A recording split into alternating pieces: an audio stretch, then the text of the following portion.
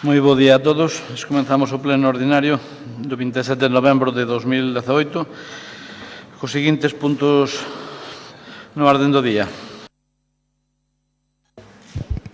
Aprobación se procede da ata da sesión ordinaria celebrada o día 30 de outubro de 2018. Non sei se hai algún comentario.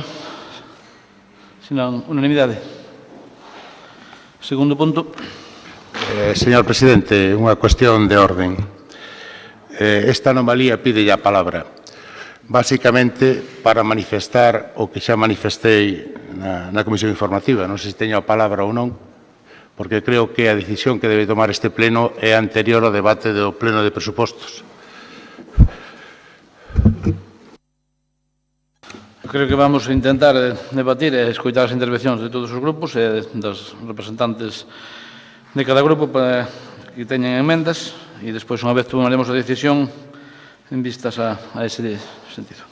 Pero, señor presidente, mire, en función do artículo 108, 109, 116, 117, eu creo que teño dereito a utilizar a palabra para expoñer unha cuestión de orden previa á deliberación dos presupostos. Non sei se unha vez máis, pois usted fai unha interpretación estilo compadre, elimina este debate ou esta proposta deste presidente, porque eu creo que o dice claro. Eu creo que xa de túa palabra pode falar. Non lle dixen, non lle quitei a palabra, usted falou, empezou a falar e... Non, dixen se me daba a palabra ou non para eso. Ten a palabra, ten. Gracias, señor presidente.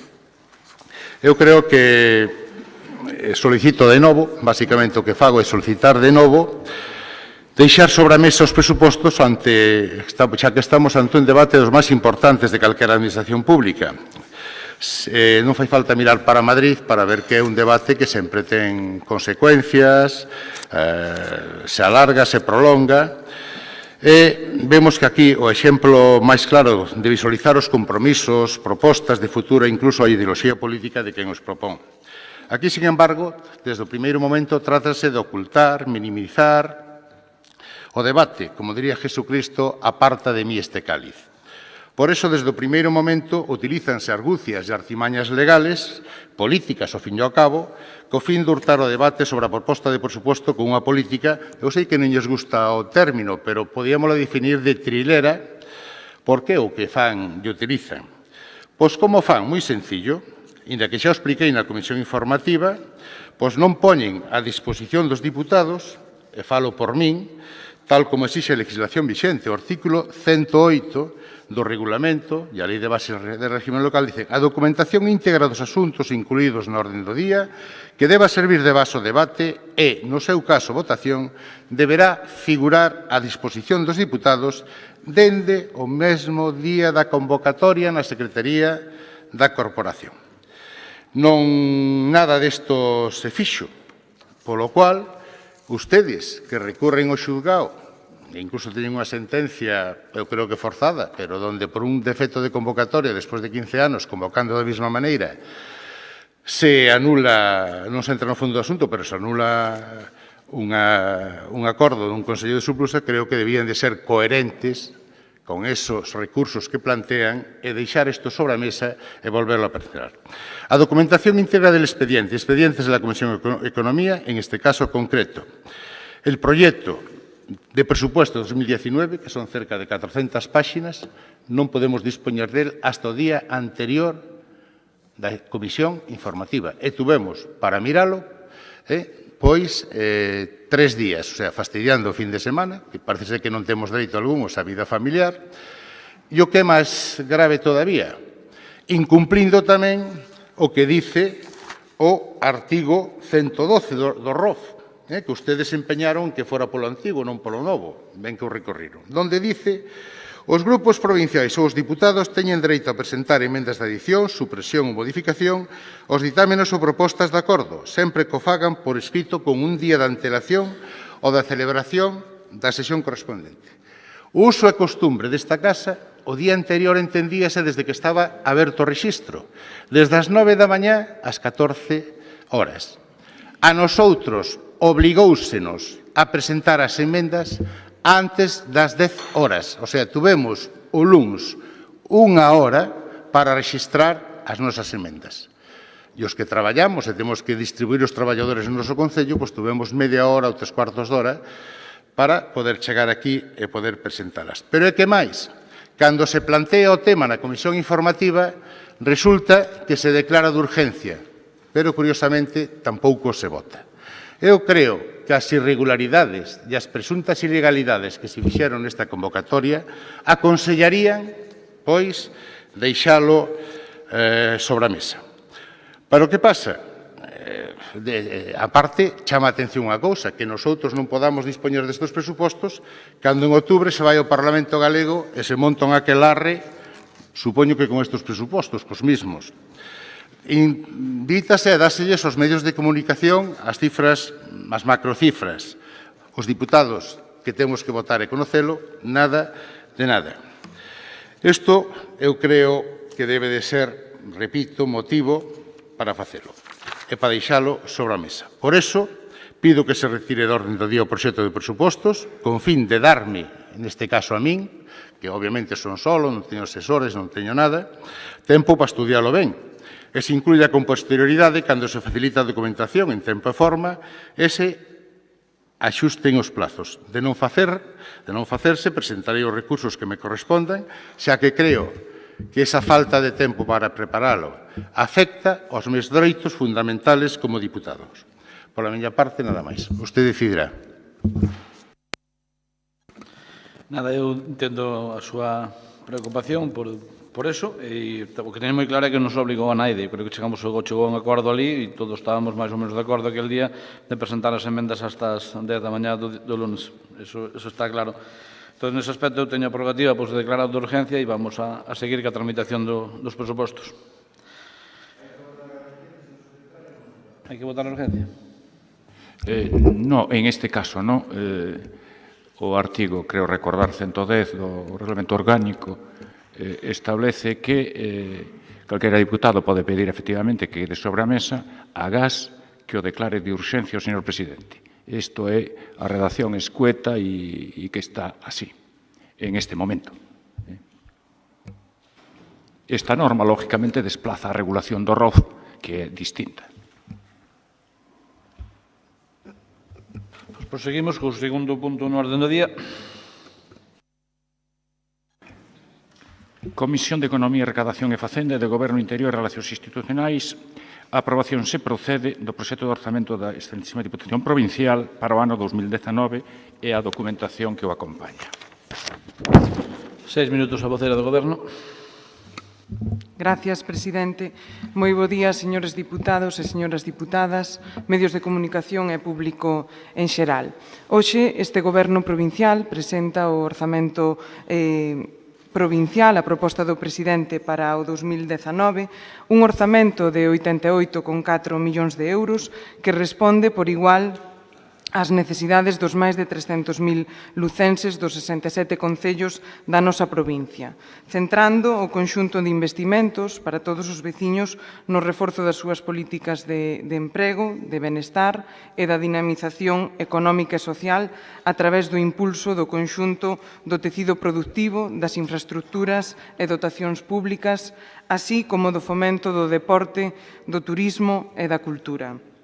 O aumento destes 4,7 millóns de euros con respecto ao ano pasado é consecuencia fundamentalmente do incremento da participación nos ingresos do Estado previstos para o 2019, así como da implantación da prestación dos servicios nos centros de atención a maiores e centros de día, segundo os convenios asinados entre os concellos e a Diputación, que tamén, ao mesmo tempo, son outra forma de xerar emprego.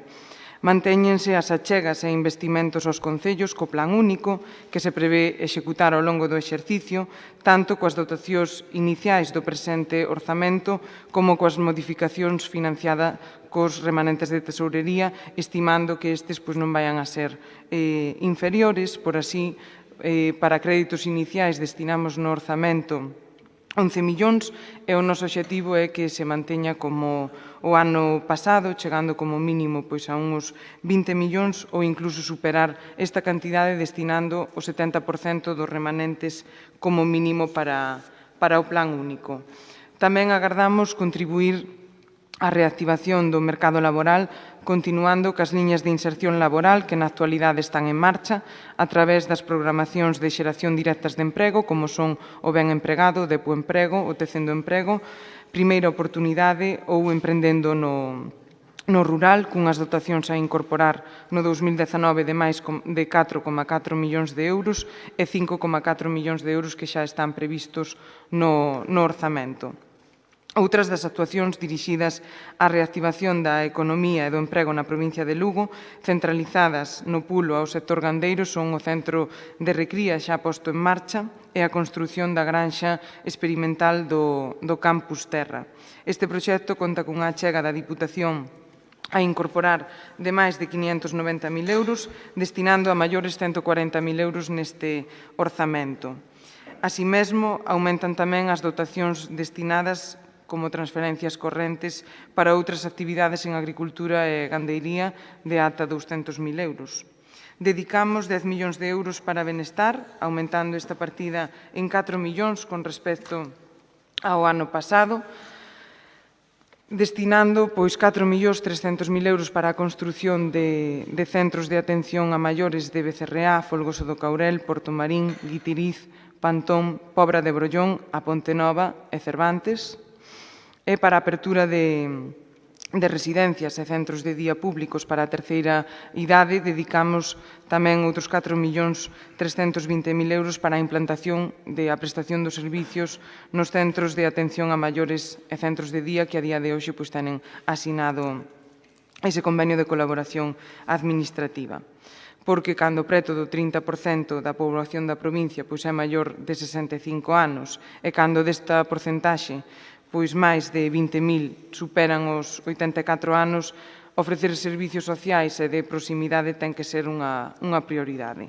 Por iso, dende a Diputación, contamos tamén coa teleasistencia gratuita que ofrecemos aos veciños da provincia, que chegamos a atender a máis de 1.600 maiores. Atendemos tamén a outros 2.300 maiores de toda a provincia a través do Servicio de Axuda no Fogar. Para elo, levamos destinado nesta legislatura máis de 6,3 millóns de euros. Para infraestructuras, neste orzamento, imos a dedicar máis de 17 millóns de euros. A execución material do Plan Extraordinario de Rehabilitación do Firme de Estradas Provinciais 2017-2019, que contaba con un orzamento de 15 millóns de euros, pois a día de hoxe se están a materializar, se ben, queda máis do 50% por incorporar, e son máis de 8,2 millóns de euros. Por outra banda, tamén estes 17,6 millóns de euros engloba ese plan único de cooperación cos concellos que está dotado con 4,2 millóns de euros, que era o pos inicial, asumindo así tamén o 1,2 millóns de euros de achegas os concellos, e tamén os convenios plurianuais que están realizados con concellos en materia de urbanismo, de pavimentación de vías públicas ou redes de sumidoiros. Inclúense fondos tamén para potenciar o turismo e rehabilitar infraestructuras tales como o proxecto da tirolina na Ribeira Sacra, o mirador de Mondoñedo ou a casona de Oincio, aos cales se achegan 800.000 euros. En materia de educación pública, a Diputación destina 1,6 millóns de euros para a prestación das actividades e servicios que viña realizando ca Fundación TIC, 48.000 euros a centros docentes de ensinanza secundaria, mantén a colaboración tamén co Campus Universitario de Lugo, colaborando ca USC con casi medio millón de euros, e colabora tamén coa Fundación Rof Codina e a Facultade de Relacións Laborais e a UNED. Destinamos tamén máis de 4 millóns de euros ao deporte, incluímos 140.000 euros para a construción do rocódromo, 5,4 millóns para a cultura e museos ou 1,2 millóns para o Centro de Artesanía.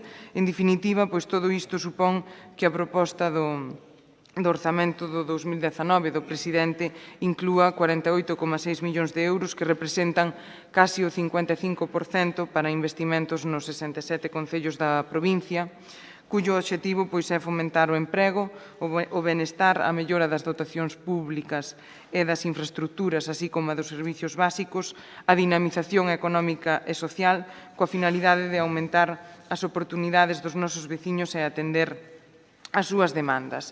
A prioridade do presidente sempre foi aprobar as contas provinciais e así o podemos corroborar cos acordos chegados ao longo desta legislatura, con todas as dificultades que isto supón cando contamos con un goberno en minoría e cunha complexa composición tamén na corporación provincial sen precedentes, pero honestamente creemos que con diálogo e con paciencia que sexamos capaces de conseguilo. Eu creo que é importante chegar a acordos cas demais forzas políticas porque os veciños desta provincia necesitan, cando estamos a falar de que dedicamos máis do 55% do noso presupuesto precisamente a investimentos, necesitan este presupuesto para atender as súas demandas, porque falamos de plan único, falamos de infraestructuras, falamos de servicios e, ao final, son moitos os exemplos en todos os concellos, as melloras das carreteras, melloras de equipamentos, puntos de atención á infancia, residencias, ao final son servicios que se traducen en mellorar a calidade de vida fundamentalmente no rural, porque a provincia de Lugo é rural. De aí, de pedirlles a todos os grupos que en uso da súa responsabilidade colaboren precisamente para aprobar este orzamento e para poñer a disposición dos nosos veciños os fondos provinciais. Nada máis e moitas gracias.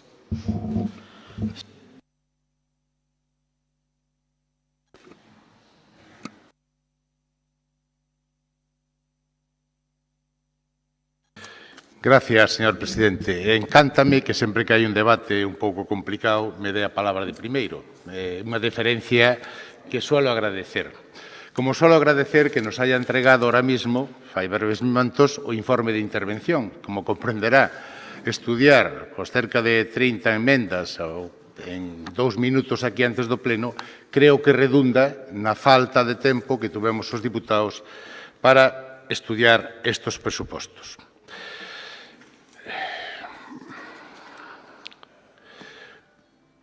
Tamén hai unha cousa a favor dos presupostos, despois de escutar esta exposición bucólica e pastoril da diputada de Facenda, onde parece ser que vamos a solucionar os problemas de toda a provincia, cando o que nos trae aquí son os presupostos de 2016, básicamente. Sacamos un par de partidas e isto o mismo que nos trae 2 anos despois. Eso sí, tratando de controlar a través das bases de execución o presuposto, porque para o ano que ven hai eleccións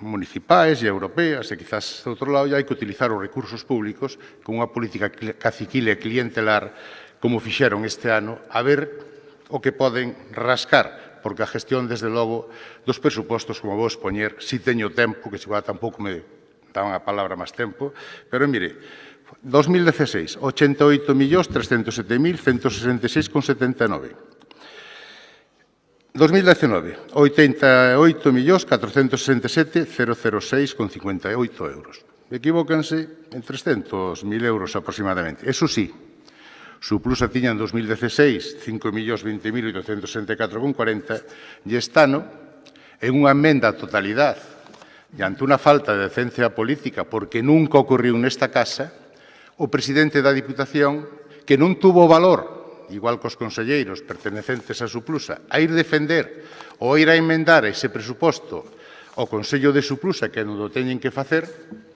pero claro, hai cousas para as que se necesita valor. É moito máis fácil, a través do Rasputín de turno, mandar notas de prensa ao periódico, dicindo e mentindo e engañando, como algunha que publicaron onte, onde decían que este diputado no escrito non había presentado enmiendas.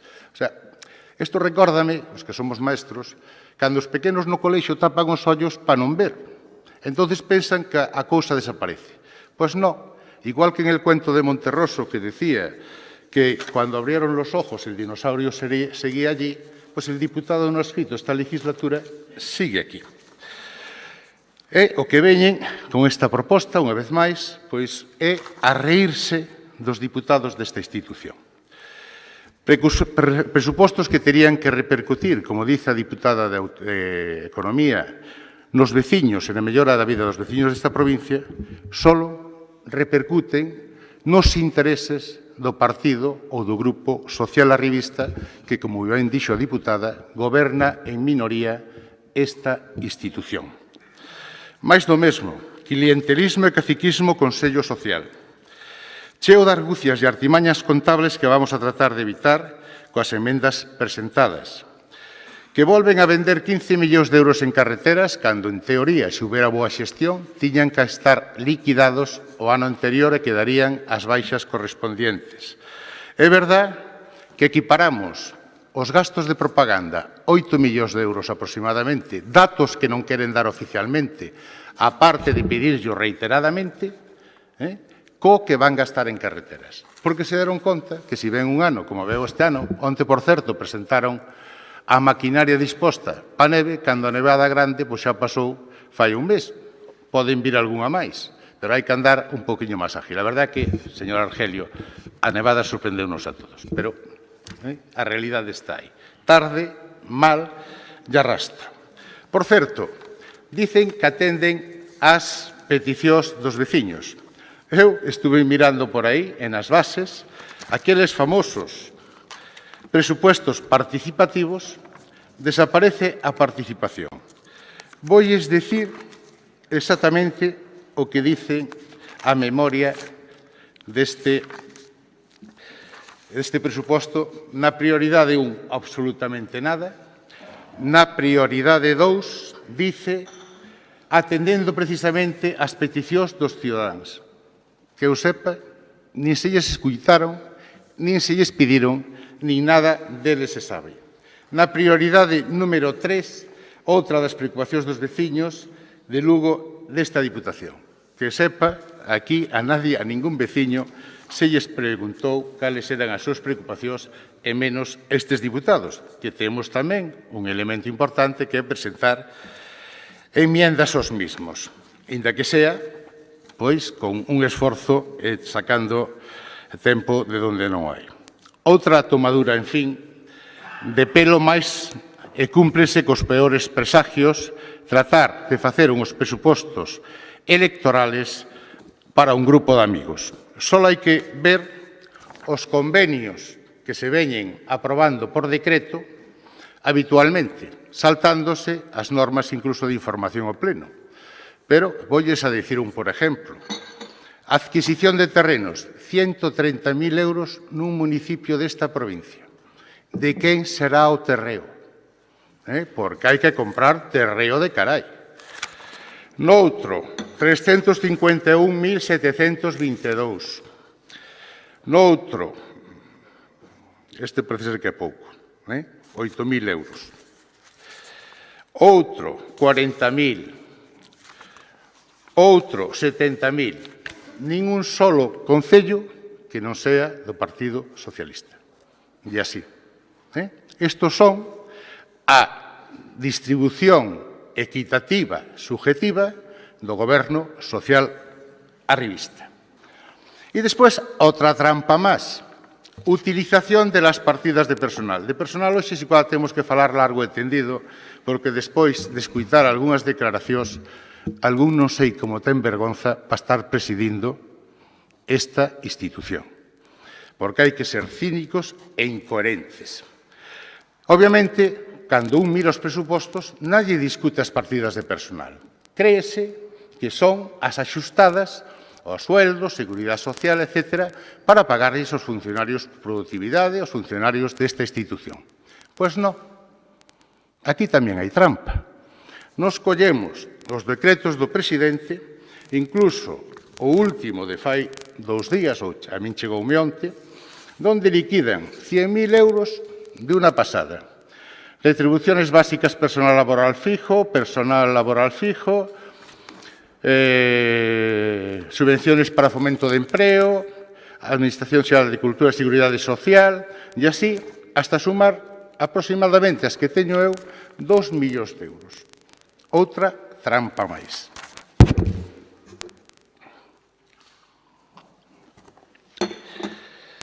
Rematando. Perdón, que? Foi sin querer,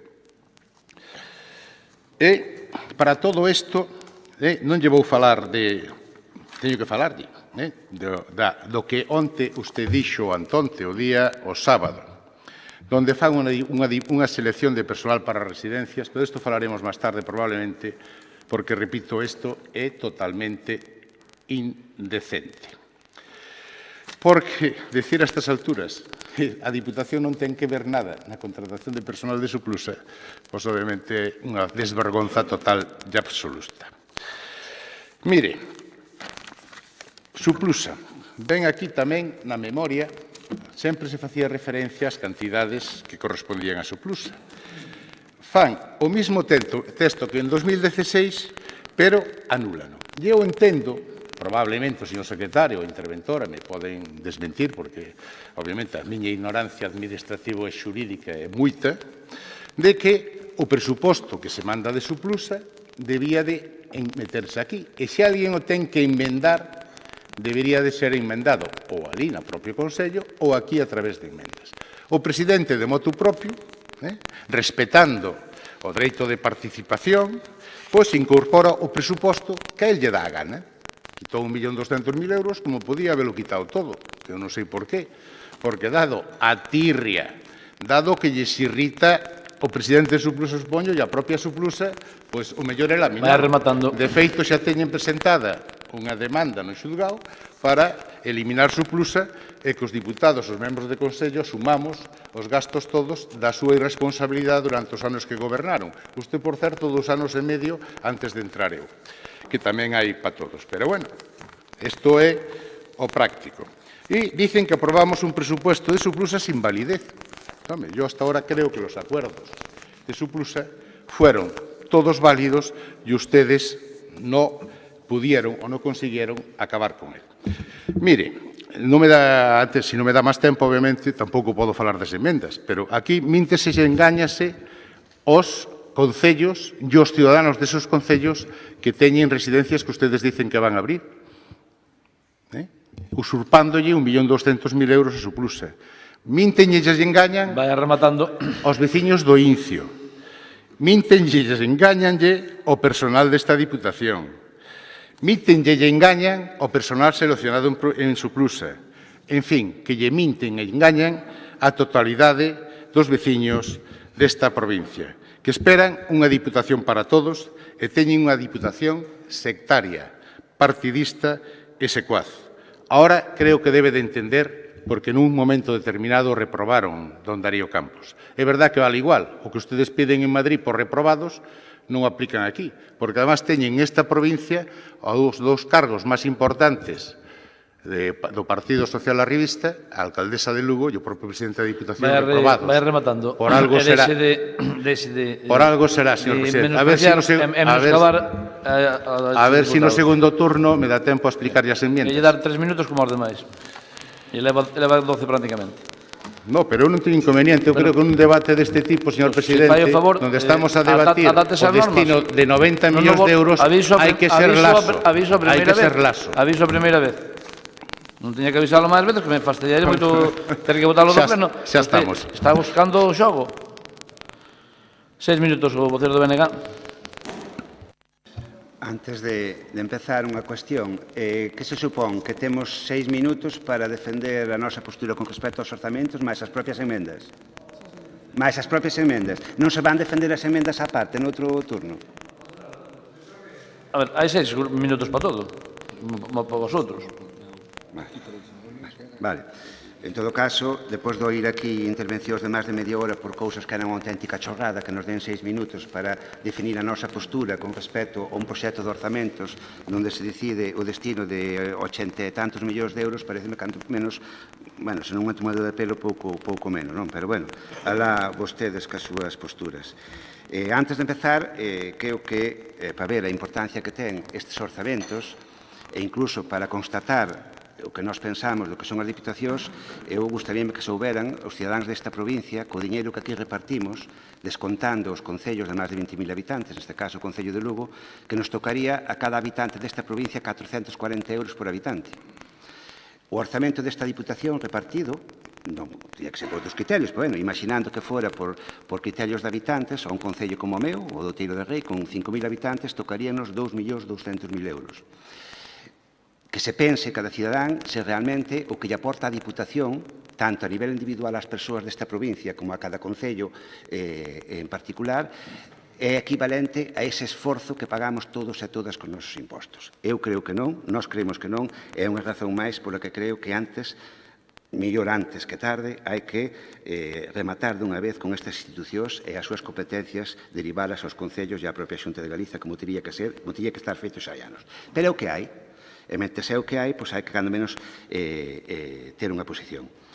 Para avaliar este proxecto de orzamento, nós tamén queremos deixar claro que, en primeiro lugar, enlazando co final da intervención da diputada de Economía, home, está moi ben pedir a colaboración dos grupos, está moi ben, pero para iso hai que pedirlles que poidan aportar algunha idea, algunha suxestión, algo, non? Neste caso, o BNG non se lle pediu absolutamente nada en ningún momento, baixo ningún concepto, non tuvemos ninguna comunicación hasta o luns pasado, onde se nos deu un pequeno resumen, e o miércoles pasado, onde se nos entregou o propio proxecto de orzamentos. E aí, non quero que sirva de precedente, pero hai que dicirlo así, coincidimos en parte ca intervención do señor Martínez, onde é totalmente imposible para aqueles diputados, para aqueles grupos que non temos medios ou grandes medios para poder traballar, pois nun fin de semana pois leernos os casi 400 folios de orzamento e preparar as enmendas oportunas. É máis, ainda é moito máis dificultoso vista a propia estrutura destes orzamentos, onde está composto por un montón de pozos escuros, totalmente opacos, onde non se sabe para nada que diñeiro hai metido. Por exemplo, 8 millóns e pico de euros para residencias, para abrir residencias. Que residencias? Cantas? Cales? De que maneira? Para que? É imposible saberlo. Totalmente imposible. E moito menos, incluso nun fin de semana, onde non se pode acudir, cando se pode facer, que nós teríamos difícil, pero, bueno, os propios servizos técnicos da Diputación para poder preguntalo. O cal é completamente imposible facer un traballo que, en todo caso, dende o punto de vista do BNG, merecerían as 26.000 persoas que nos votaron para estar aquí. E, sinceramente, non temos ou non vexo posibilidade de poder defender os seus intereses, neste caso, co tema dos orzamentos. Non? En todo caso, é unha decisión política, neste caso, do Partido Socialista, tomar ese sistema, decidir que, neste caso, o BNG, que apoiou ou facilitou a aprobación dos últimos 2 orzamentos desta institución, este ano non contar con el para nada. É unha decisión política que asumimos. É perfectamente lexítima e totalmente dentro da liberdade que ten o Partido Socialista pode facer o que considera oportuno, pero, ainda así, que se ataña as consecuencias e logo non veñan dicindo, apelando non, a responsabilidade dos grupos o que poden apoiar esta proposta de orzamentos. E logo está o fondo dos propios orzamentos. O fondo tampouco podemos compartilo. En primeiro lugar, porque xa, de entrada, xa non cumpre nin os acordos anteriores, nin tan sequera se contemplan as partidas económicas para aqueles acordos que tomou este pleno, que se aprobaron este pleno e que siguen sin dotación económica nestes orzamentos. Non? Xo dixemos moitas máis veces, non hai un proxecto global para onde se quere chegar con estes orzamentos, un proxecto de provincia, por así decirlo.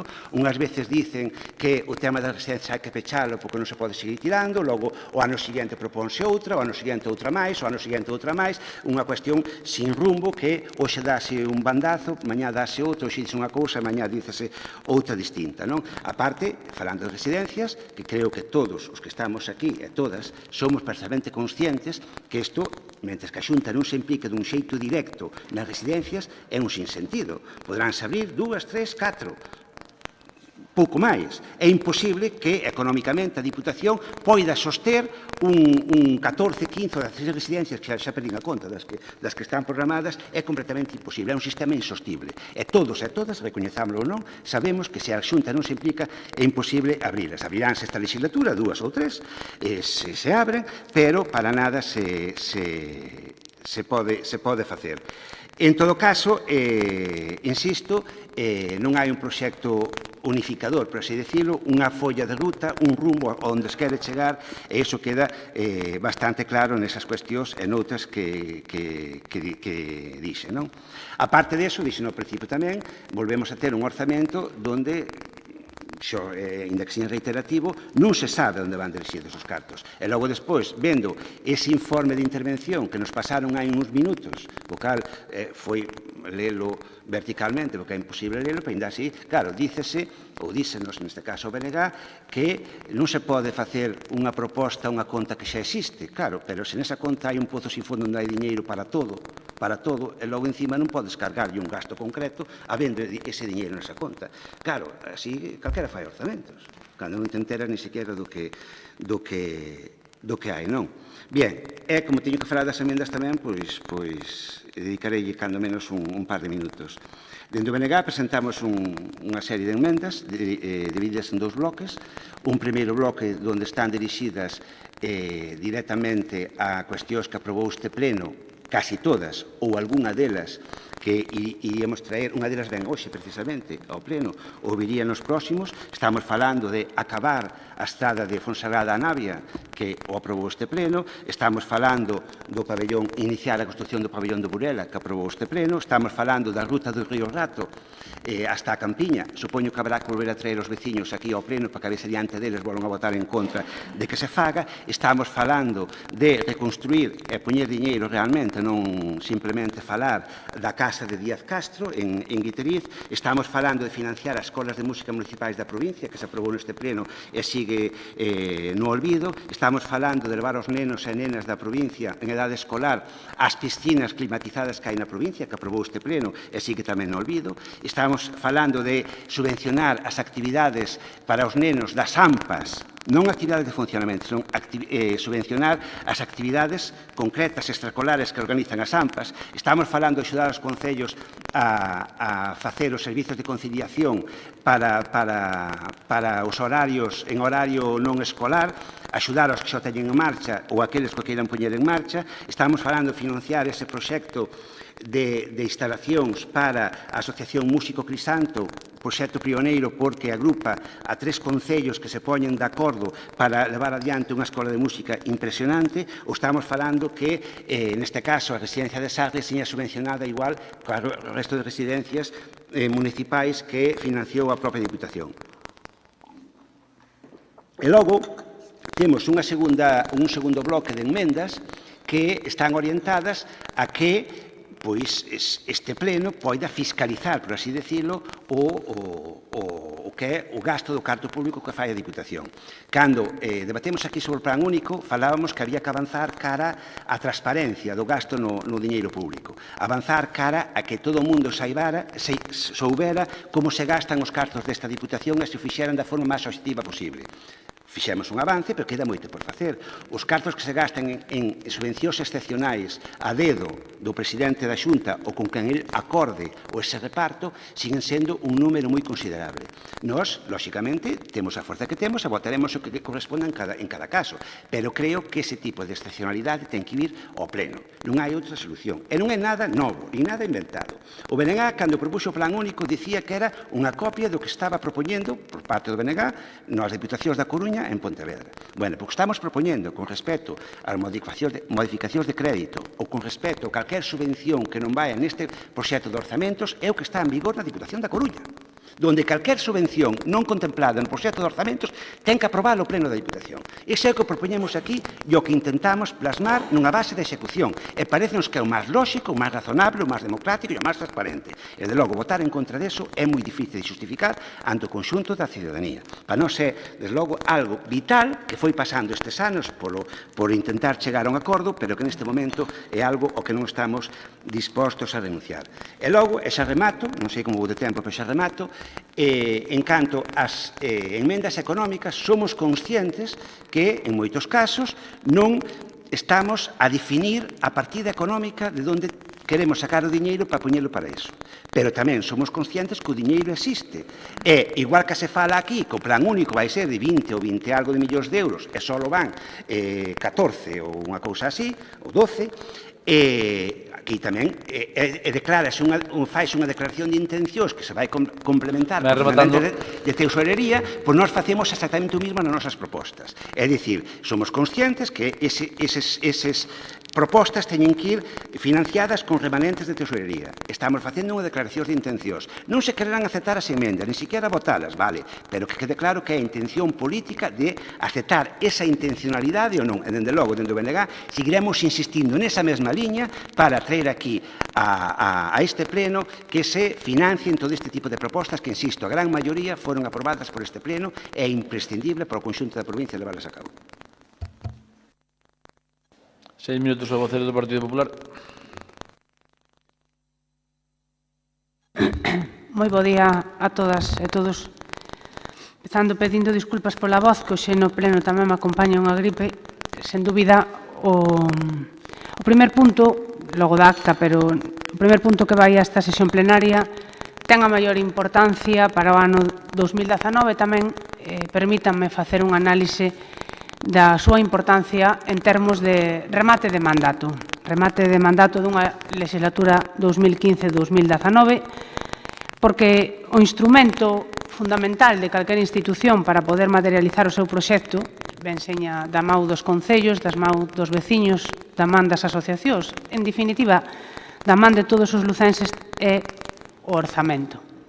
85 millóns, dos cales 28 se destinan en torno a 28, en torno a un 31% a gastos de persoal e o resto é diñeiro público que dunha maneira acertada ou desacertada se inxecta na provincia para responder ás necesidades dos nosos concellos, como decía, e dos tecidos asociativos. Dicía o deputado non adscrito que o orzamento se semellaba moito, ou prácticamente era idéntico ao orzamento do 2016. Hasta parezco interpretar das súas palabras como que botaban falta un avance, unha evolución ou un crecemento ao que non debemos renunciar como administración que queremos innovar e facer mellor as cousas. E certamente é así. Este orzamento prácticamente é idéntico ao do ano 16. O ano 16 marcou un antes e un despois nese acordo que hoxe, cada vez que debatimos os orzamentos, volvo a acompañarme do mesmo, un documento que permitiu que a sinatura dos voceiros, tanto do presidente como o vocero do Grupo Provincial Socialista, a deputada que lles fala, representando o Partido Popular e o deputado non adscrito, marcaba un desterramento da época do besteirismo, un desterramento da época do reparto máis sectario que tivo esta institución. Isto é unha opinión persoal, pero creo que a podo refrendar con un número. Empezaba con un reparto equitativo e máis ou menos con criterio. Ese reparto, ese compromiso para un plan de obras e servicios, ese compromiso para o servicio de axuda no fogar, que dende o ano 12 estaba absolutamente abandonado por parte desta institución, ese compromiso para políticas de investimento en emprego, todo iso, con os mínimos, cúmprese neste orzamento do ano 16. Pero é verdad que o día a día neste mandato, como todos coñecemos, bastante convulso, foi marcado por novos compromisos, compromisos que fomos adquirindo uns e outros, uns con máis coherencia que outros, pero en todo caso neste pleno ten especial importancia o asunto no que agora vou a profundizar e que marcou a emenda número 1 do grupo que represento. Nomeadamente, tamén permítanme que saúde as persoas que foron seleccionadas para traballar nas residencias por parte da Sociedade Provincial Lucense, que creo que algunha delas se encontra entre nosotros. Este debate de orzamentos ten que centrarse moitísimo no investimento que esta institución fixo para construir residencias. Un investimento que superou os 15 millóns de euros. Vemos na memoria, eu non sei se a exposición foi bucólica ou pastoril, pero sí que coincido en que foi excesivamente positiva, un pouco alexada da realidade, especialmente se analizamos o que estou a analizar, o investimento en residencias. Hasta agora, esta institución demostrou que sabe construir residencias. Dependendo do momento, a uns gustanlle máis como quedan rematadas, a outros gustanlle menos. Vimos episodios bastante desagradables cambiando pechaduras como se estiveramos máis cerca dun escenario do lexano oeste que non de administracións democráticas e respetuosas, pero dentro do que cabe, creo que ninguén dubida hoxe de que esta institución sabe construir residencias. Do que dubidamos e do que temos que blindar nestes orzamentos é que sepa xestionalas. Asumeuse un compromiso no ano 2010 para dotar destes servicios aos concellos. Aínda que moitas veces se utilizou este proxecto única e exclusivamente, e sobre todo agora nos últimos capítulos, tamén nos últimos capítulos de Besteiro, porque máis ou menos o enfoque de todo isto ven mudando dependendo que nos acerquemos ou nos alonxemos de citas electorais, foi a arma arroxadiza principal en contra da Xunta de Galicia.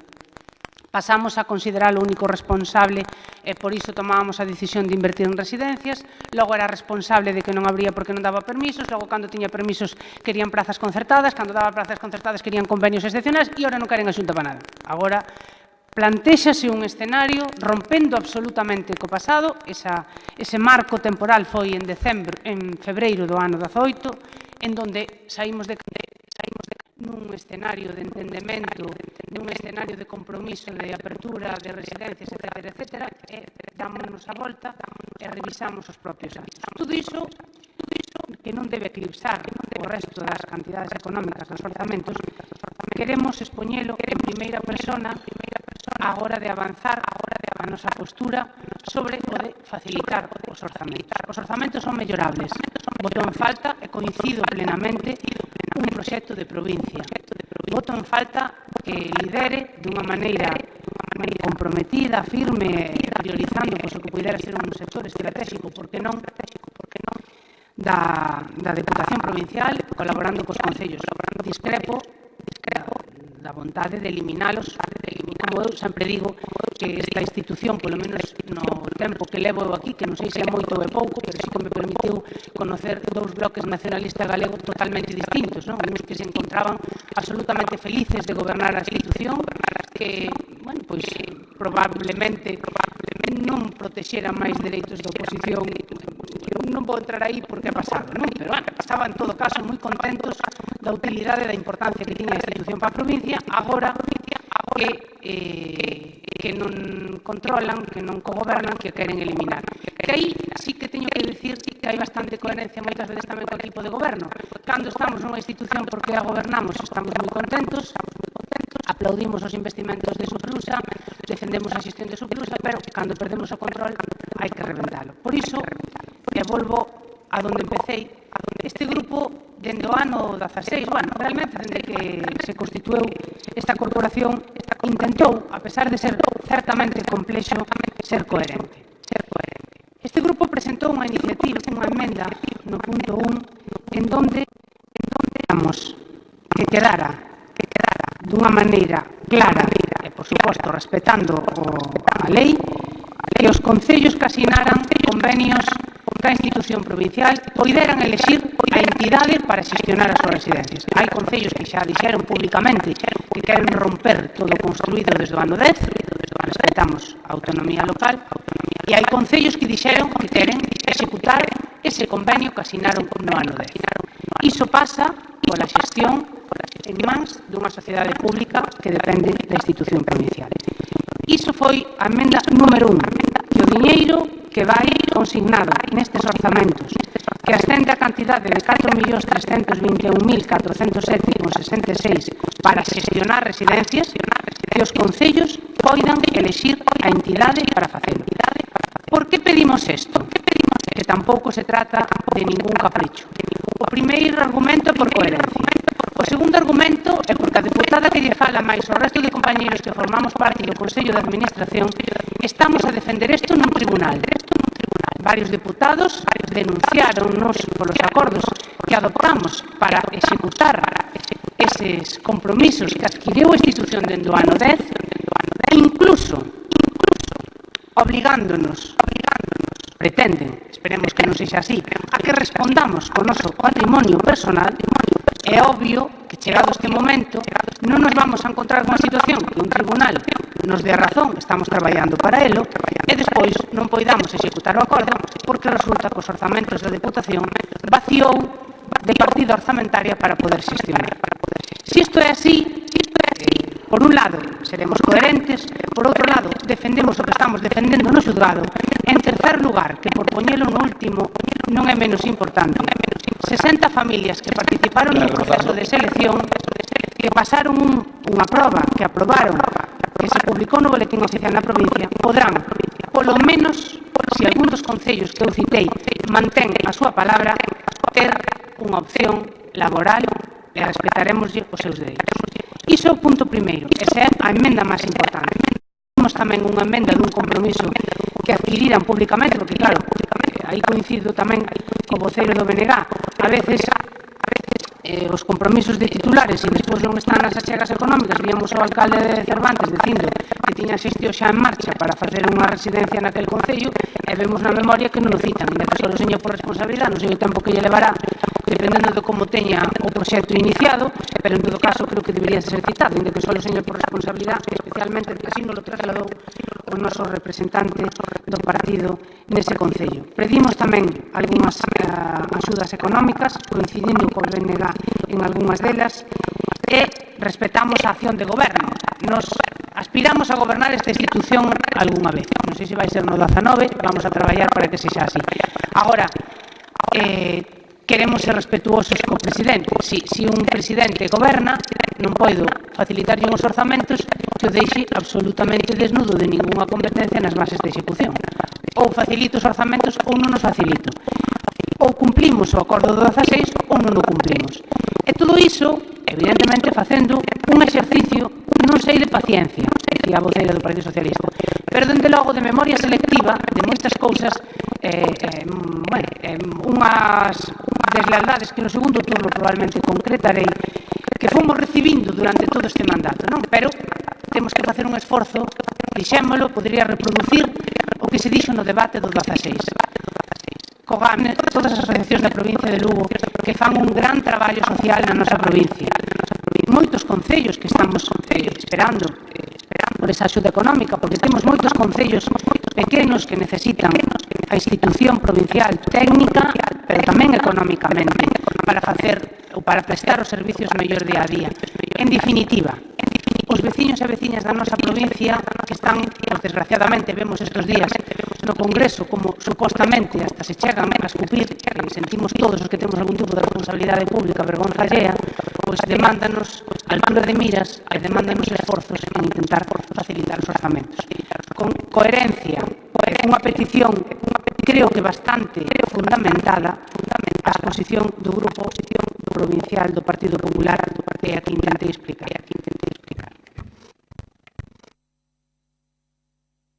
3 minutos o voceiro do Goberno.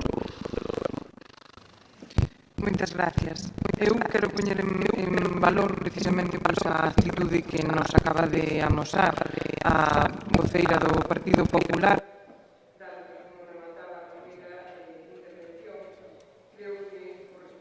De todos os que estamos aquí e dos que temos responsabilidades do goberno ou dos que fomos elegidos polos nosos veciños pero estamos na oposición, pois precisamente por esa responsabilidade adquirida cos nosos veciños favorecer que o diñeiro público que pagamos todos cos nosos impostos pois chegue a eles e vexan melloradas as súas infraestructuras e os seus servicios. Eu quero poñer en valor aquí o traballo feito durante estes últimos 3 anos. Non foi unha situación fácil para ninguén, pero para o goberno tampouco. E a día de hoxe, pois, estamos orgullosos tamén do traballo feito. Fomos capaces de poñer a disposición dos veciños desta provincia máis de 221 millóns de euros. Eu creo que iso que é tamén un traballo feito gracias aos traballadores de esta institución, porque moitas veces aprobando o orzamento pois xa casi a mediados de ano fomos capaces de batir récords de execución orzamentaria chegando todos os anos a un 80%, e iso, pois, sin duda, tradúcese en beneficio de todos os veciños. Comentaban tamén, falaban de trampas, falaban de opacidade.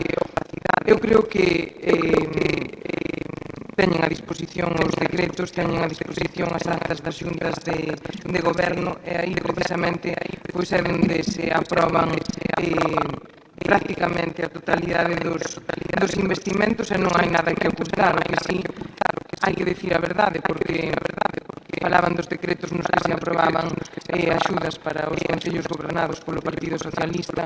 Eu formo parte da Xunta de Goberno, precisamente nestas últimas xuntas de goberno pois foron varios os convenios que se aprobaron con diferentes concellos do Partido Popular. Eu creo que aquí houve un antes e un despois, sin duda pois é a forma de facer política de este presidente, contando con todos os concellos, facendo unha distribución equitativa e gobernando para toda a ciudadanía con independencia de quen goberne nos seus concellos. Todos os veciños temos as mesmas necesidades con independencia desde onde vivamos e desde aquí, desde a Diputación, pois traballamos por intentar satisfacer algunhas das súas necesidades.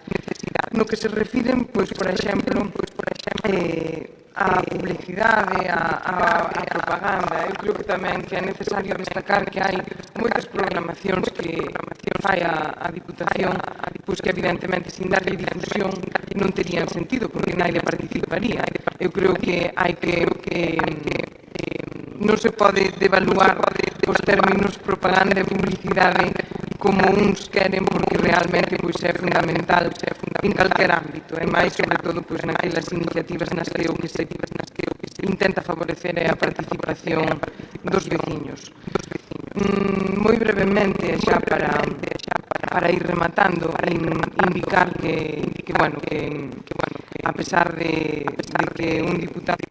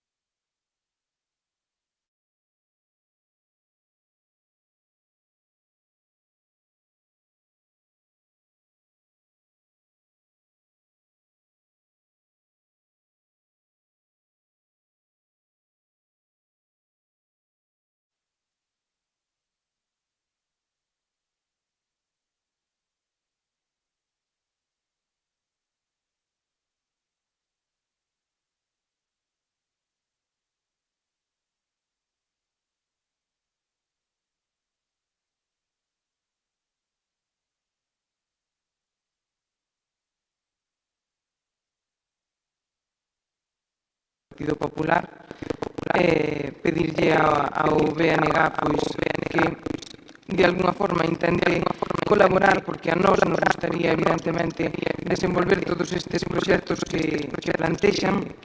Moitos deles, pois como a estrada de Navia a Fonsagrada, xa se invertiron 2 millóns de euros, e no Paseo do Rato pois está a elaborar o proxecto e xa se falou coa Confederación, pero evidentemente cando un goberna, pois o que está claro é que non podemos os políticos entorpecer e intentar retrasar calquer trámite para sometelo a unha votación plenaria, porque eu entendo que estaríamos pois perdendo a agilidade e xa pois os trámites burocráticos moitas veces non los botan en cara como ainda encima ralentizarlos. Por a miña parte nada máis. 3 minutos o diputado Norrindo. Gracias, señor presidente. A ver si puedo resumir de maneira rápida e urxente as emendas que se presentaron. Comigo non falou nadie, pasoume como falou nadie. Tamén entendo que os diputados que somos putativos, por así decirlo, perdonen a expresión, pois non conte nadie con eles, pero tampouco me preocupa. O que si sugeriría a diputada de Economía e Facenda é que buscara no dicionario da RAE a palabra equitativa e que o mirara ca realidade do que fai, porque creo que hai bastante disparidade. E despois, preocupación polos veciños, que dixo veciños 53 veces. Pois tenos aí arriba, porque ustedes acaban de conculcar os seus dereitos desde fai meses. Unha política que non sabemos a onde os leva, nin que motivos move. Emendas. Voume a centrar naquelas que teñen algún problema. O informe da interventora, que obviamente el por arriba, algunha, quizás que a premura tampouco expliquei correctamente, pero na número 1, 6, 7, 8, 19 non hai nada rexentado, o cual dou por feito que están ben. Díceme na número 2 que hai un motivo legal para eliminar, entonces retiro-a. E despois na 3, 4, 5, 9, 10 e na 11, 12, 13 e 14, pues, desde o meu punto de vista, danse disculpas, non dice que son ilegales, pero danse disculpas para que o Pleno non as aprobe, como son maior lapso de tempo, maior carga de trabajo, onde moita carga de traballo non debe de haber, cando desde aquí van funcionarios de intervención do outro lado a outros concellos. Se houbera carga de traballo aquí, probablemente tuveran que facer primeiro daqui e despois a de fora. E despois dice que son a 10 reiterativa e a 15, 16 e 17.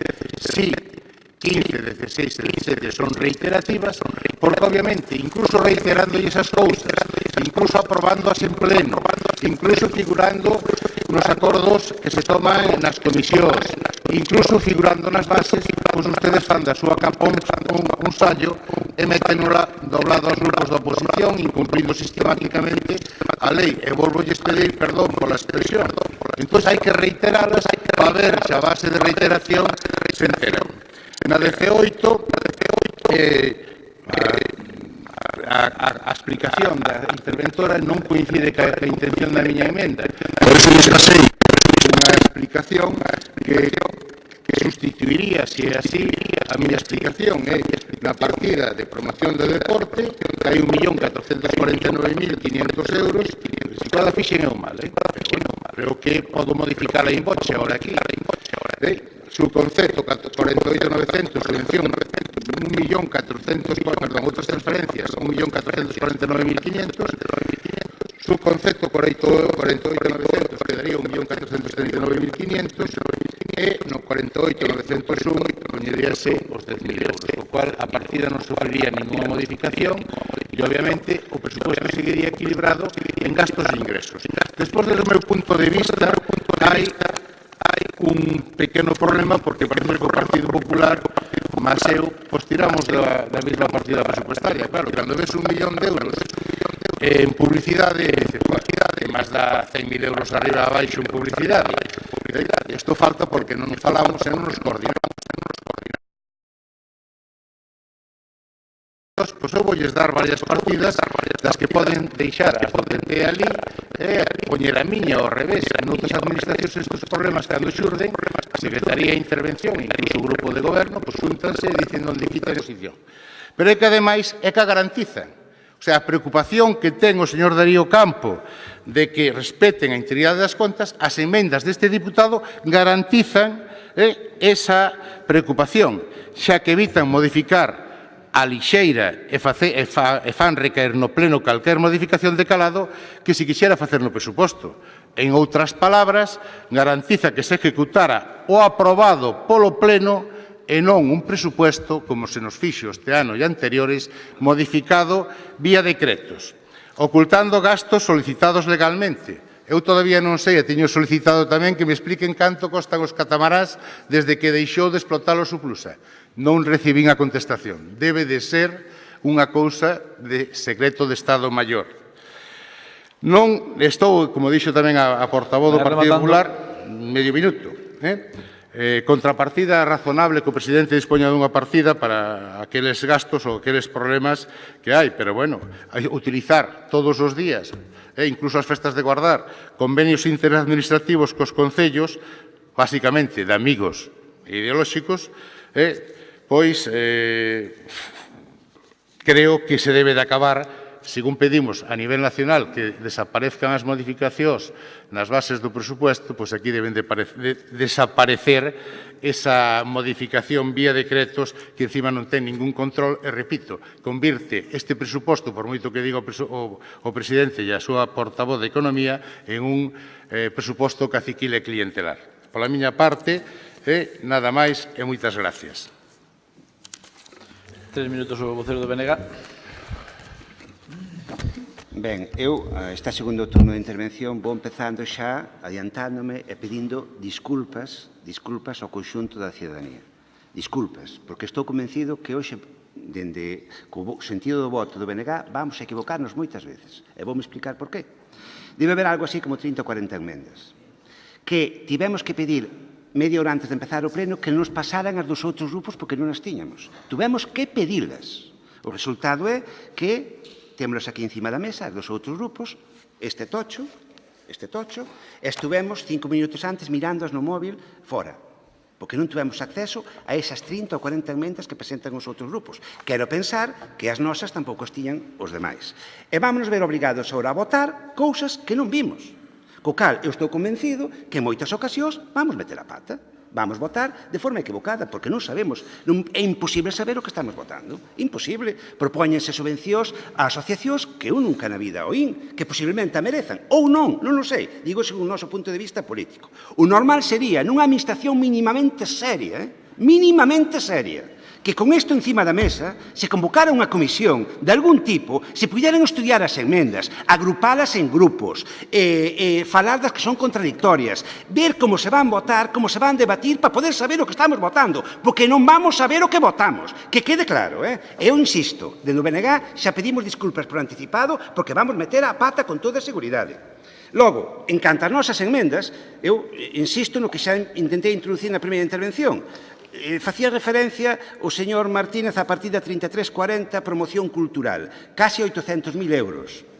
Claro, ahora dícenos que non podemos aí cargarlle unha proposta a 300.000 euros a maiores, cando nesa partida se lle asignan cantidades de subvencións excepcionais, que non van aquí no orzamento. Pero é que máis, como esas subvencións asígnanse con diñeiro do museo, das partidas vinculadas se chaman, non? Cousa que é unha auténtica, vamos, toleada, é dicir, non podemos só dicir que se gaste algo máis concretamente desa partida, e posiblemente se nos impida, pero resulta que desa partida gastan dinheiro do museo, por poñer un exemplo, e doutras, a maiores, non? É unha tomadura de pelo todo este sistema. Estáse tomando pelo aos veciños e as veciñas desta provincia, como as diputacións en xeral, que é o concepto xa de diputación, pero aquí en particular é unha auténtica barbaridade. Logo, despois de oír a intervención da diputada de Economía, eu creo que o pescado xa está vendido, como decíamos nós hai unha semana, non? Que os acordos previos xa estaban feitos, non co BNG, insisto, non se falou en ningún momento, nin se nos pediu que fixéramos suxestión siquiera, a pesar de ter facilitado nos últimos 2 anos a aprobación dos orzamentos. Non pasa nada, decisión política do Partido Socialista, preferiu pactalos co Partido Popular, incluso estiveron reunidos agora unha hora antes de vir para aquí, teñen toda a legitimidade, todo o dereito do mundo a pactar o que desexen oportuno entre os dous. Alá vostedes e cada un fará as súas valoracións políticas, co cal imagino que se fará o paripé, de que son moi malos e tal, pero ao final aprobarase, non? Hai que recordar que no ano 2006, cando fixeron o mesmo, ninguén propuxo un plan único, 2016, perdón. Ninguén propuxo un plan único. Repartíronse o diñeiro entre eles, pero ninguén puxo encima da mesa un plan único. Sí, que foron diñeiro a todos os concellos, sí, pero quen decidiu canto e a cales? 2 persoas na soledade do seu despacho, como acostumbramos a dicir. E outra cousa tamén quero que quede clara. Nós non dicimos que se eliminen as subvencións excepcionais, Non dixemos eso, para nada. Só dixemos que había que poñer orden na excepcionalidade das subvencións. E propoñemos o que está facendo o BNG no goberno da Diputación da Coruña, igual que o tema do plan único. Non é que o faguemos agora porque estamos na oposición. É unha decisión política que se topou no seu momento e que estamos executando onde estamos no goberno e tamén propoñemos, por suposto, onde estamos na execución, na oposición. É o razonable, é o transparente, é o que hai que facer. Máis cousas. Sin estar en contra, por suposto, de que Pantón teña unha residencia, o que de logo compartimos con nosos compañeiros e compañeras de Pantón, é que estamos a falar dun pelotazo urbanístico, total e absoluto, donde dá má impresión que hai connivencia, ademais. É un pelotazo urbanístico. Comprarse unha parcela por 90.000 euros e non sei que máis, porque incluso se fala de comprar outro ao lado. No centro da vila, cando se hai os terrenos ao lado do centro de día, únicamente pode responder a intereses económicos de persoas concretas, con nomes e apelidos. Estamos convencidos. Pantón necesita unha residencia con urxencia, pero estamos pagando un pelotazo urbanístico con cartos públicos. Que quede claro, decímoslo aquí, alto e claro. E supoño que, ao final, acabará saindo de onde sale todo isto, non? En definitiva, se non que se aproben as emendas que temos presentado ou os compromisos que van nesas emendas, nós non vimos, ainda así non veríamos tampouco, pero bueno, que as persoas desta provincia estes orzamentos lle produzan un beneficio equivalente a 440 euros. Nós, eu a miña familia, unha familia de 4 persoas, e de logo non vemos que a Diputación nos aporte 1.300 euros, que é o que nos tocaría de beneficio pola Diputación. E de logo, ao meu concello, onde son concelleiro, non vemos que a Diputación nos aporte 2.200.000 euros, que é o que teríamos que ver, de alguna maneira, ou cantidades similares, por suposto, de beneficios para o propio concello. Non o vemos e, por tanto, non vamos en principio, senón que se aproben en definitiva, en resumen, as nosas enmendas, non vamos a votar estes orzamentos. 3 minutos ao vocero do Partido Popular. Ben, da intervención do primer turno interpreto que esa emenda nos termos que reproducín é aceptada polo Goberno. Cando aludíamos a espírito de consenso e cando este grupo remataba a primeira intervención dicindo precisamente que era o que nos intentaba discernir o que nos separaba do que nos unía, comentaba que outras institucións que abandonan o debate político e se entenden como realmente de cooperación e asistencia aos concellos sin maior debate ou sin maior discrepancia. Moitas veces poñemos de exemplo a Deputación da Coruña. Creo que neste último pleno tamén houve algún inconvinte porque se recortaban dunha maneira injustificada fondos aos concellos. Pero, bueno, en todo caso, si é ben certo que este goberno durante a súa última estrutura quedando en minoría, requireu moitas ocasións, ou polo menos nos asuntos máis importantes, do apoio do grupo que represento. Creo que con total humildad está e procede recordar que a proposta para o investimento en estradas de 15 millóns de euros foi unha proposta que asinou, rexistrou e debatiu o grupo que represento. Dice o Bloque Nacionalista Galego, o voceiro, que presentaron o Plan Único no ano 16, iba un reparto por áreas, equitativo cunha cantidade económica. Eu non sei se o Bloque Nacionalista Galego tiña a intención de facer un plan único. É certo que puido hasta darlle o nome e que nos gustou a todos, e cando alguén fai unha aportación que nos gusta, pois debemos de suscribila. Pero si sabemos que nos 8 anos anteriores non fixo ningún plan único para ningún concello. E eu, que ademais residía nun concello que gobernaba o Bloque Nacionalista Galego, disfrutaba e beneficiábame de importantes e cuantiosos convenios excepcionais que se firmaban desde esta institución co alcalde de Mondoñedo, co exalcalde de Mondoñedo do Bloque Nacionalista Galego. Non en vano coincidía co deputado en repetidas ocasións polas rúas da miña maravillosa cidade de xestionar ese tipo de cousas. Tamén se reunían, e iso digo en positivo, porque aínda que electoralmente non o rentabilizaron no ano 15, si é verdad que para os veciños foi unha aportación positiva, non? Eu lle agradezco, ademais, creo que ademais, aquí poido dicilo, agradezco todo o traballo que tivo o deputado do Bloque Nacionalista Galego por Mondoñedo a través dos convenios excepcionais ou dos convenios nominativos que redundaron no beneficio de Mondoñedo. Eu, con total humildade, lle dou as gracias. Foi un proceso tamén de debate para que a provincia tivera canceiras, e tamén foi unha iniciativa que levou este grupo, por non decir que se liderou a xestión pública do Consorcio de Bombeiros, con unha moción que apoiaron todos os grupos e cambiando, dende logo, unha folla de ruta no que entendíamos que tiña que ser unha xestión mellorada. Houve moito debate neste mandato sobre un servicio tan importante como era o Parque de Bombeiros, e tampouco nos deron prendas en liderar un cambio de rumbo, a veces incluso con criterios que non eran compartidos por outros compañeiros. Entendíamos que era o mellor da provincia e así o fixemos. Pero, mentres que todo iso era así, e o intentábamos defender da mellor maneira posible, pois moitos alcaldes nosos, eu mesma, atopábanos, cando víamos os medios de comunicación, pois con titulares e con fotos, pois mire, tan desleales, tan pouco institucionales, tan pouco elegantes, pois a Diputación investeu 1,5 millón de euros para mellorar a calidad de vida da Taboada. Ui, que curioso, están todos menos o alcalde. Seguramente, hasta a foto, pois a mellor ainda andaba por ali.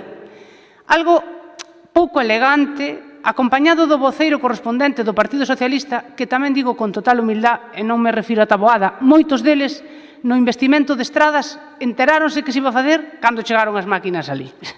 Entón, este tipo de falta de respeto, se me permiten, institucional, porque podo citar Taboada, podo citar Bóveda, que aproveitamos para conocer a voceira do Partido Socialista, tampouco vexo alcalde por ningún lado, podo citar Carballedo, podo citar as Nogais, bueno, en definitiva, todos aqueles concellos en donde ustedes non gobernan, vou citar Río Torto, collían e despois de este escenario de consenso da aprobación de plan único, non sei que, a veces iba o presidente, outras veces era sustituído polo secretario xeral do Partido Socialista e dábase un paseiño co voceiro de turno dicindo que foi todo gracias ás súas xestións. Iso, aparte de faltar a verdad, pois, como decía, é dunhos exemplos de deslealtad que, como digo algunha vez, teñen unha actitud na negociación do seguinte xeito, non? Cando nos sentamos na mesa, por riba sorríen e intentan dar a mau e por debaixo intentan dar patadas. Iso é pois un escenario, difícil, pouco elegante e eu creo que, ademais, con total humildade o digo, non creo que lle saque moita rentabilidade política. Pero xa centrándonos no que é responsabilidade e xestión, a realidade, estes son os últimos orzamentos deste mandato. Eu creo que os veciños merecen ter unha foto fixa do que pasou aquí. Algúnas cousas xa as viron, algúnas incluso as sufriron e outras as aplaudiron. Eu son das que opino que a aprobación dos orzamentos os veciños as aplauden porque interpretan que é diñeiro para resolver problemas e nós tamén o interpretamos así. Pero a realidade é que o presidente desta institución colleu a Deputación Provincial con débeda cero. Deixai cun 19%. Non o digo eu, dio a memoria dos orzamentos. A realidade é que aprobamos un plan de estradas de 15 millóns de euros e reconoce que falta de executar pois máis do 50%, que todo hai que decir, era o primer paso, porque de feito a nosa moción era máis ambiciosa, se non recordo mal, eran 30 millóns de euros en varias anualidades. De pouco sirve poñer no papel millóns e despois a execución e a xestión pois reduce pola mitad e o que estaba previsto que se executara nun ano, vamos no segundo e ainda non se chegou á mitad. E a realidade é, porque non, que tamén merecen ter un recoñecemento xa aquí, a Casona do Incio. Dende o ano 2008 veñen prometendo 200.000 euros nos presupuestos. Un día din que van tirar.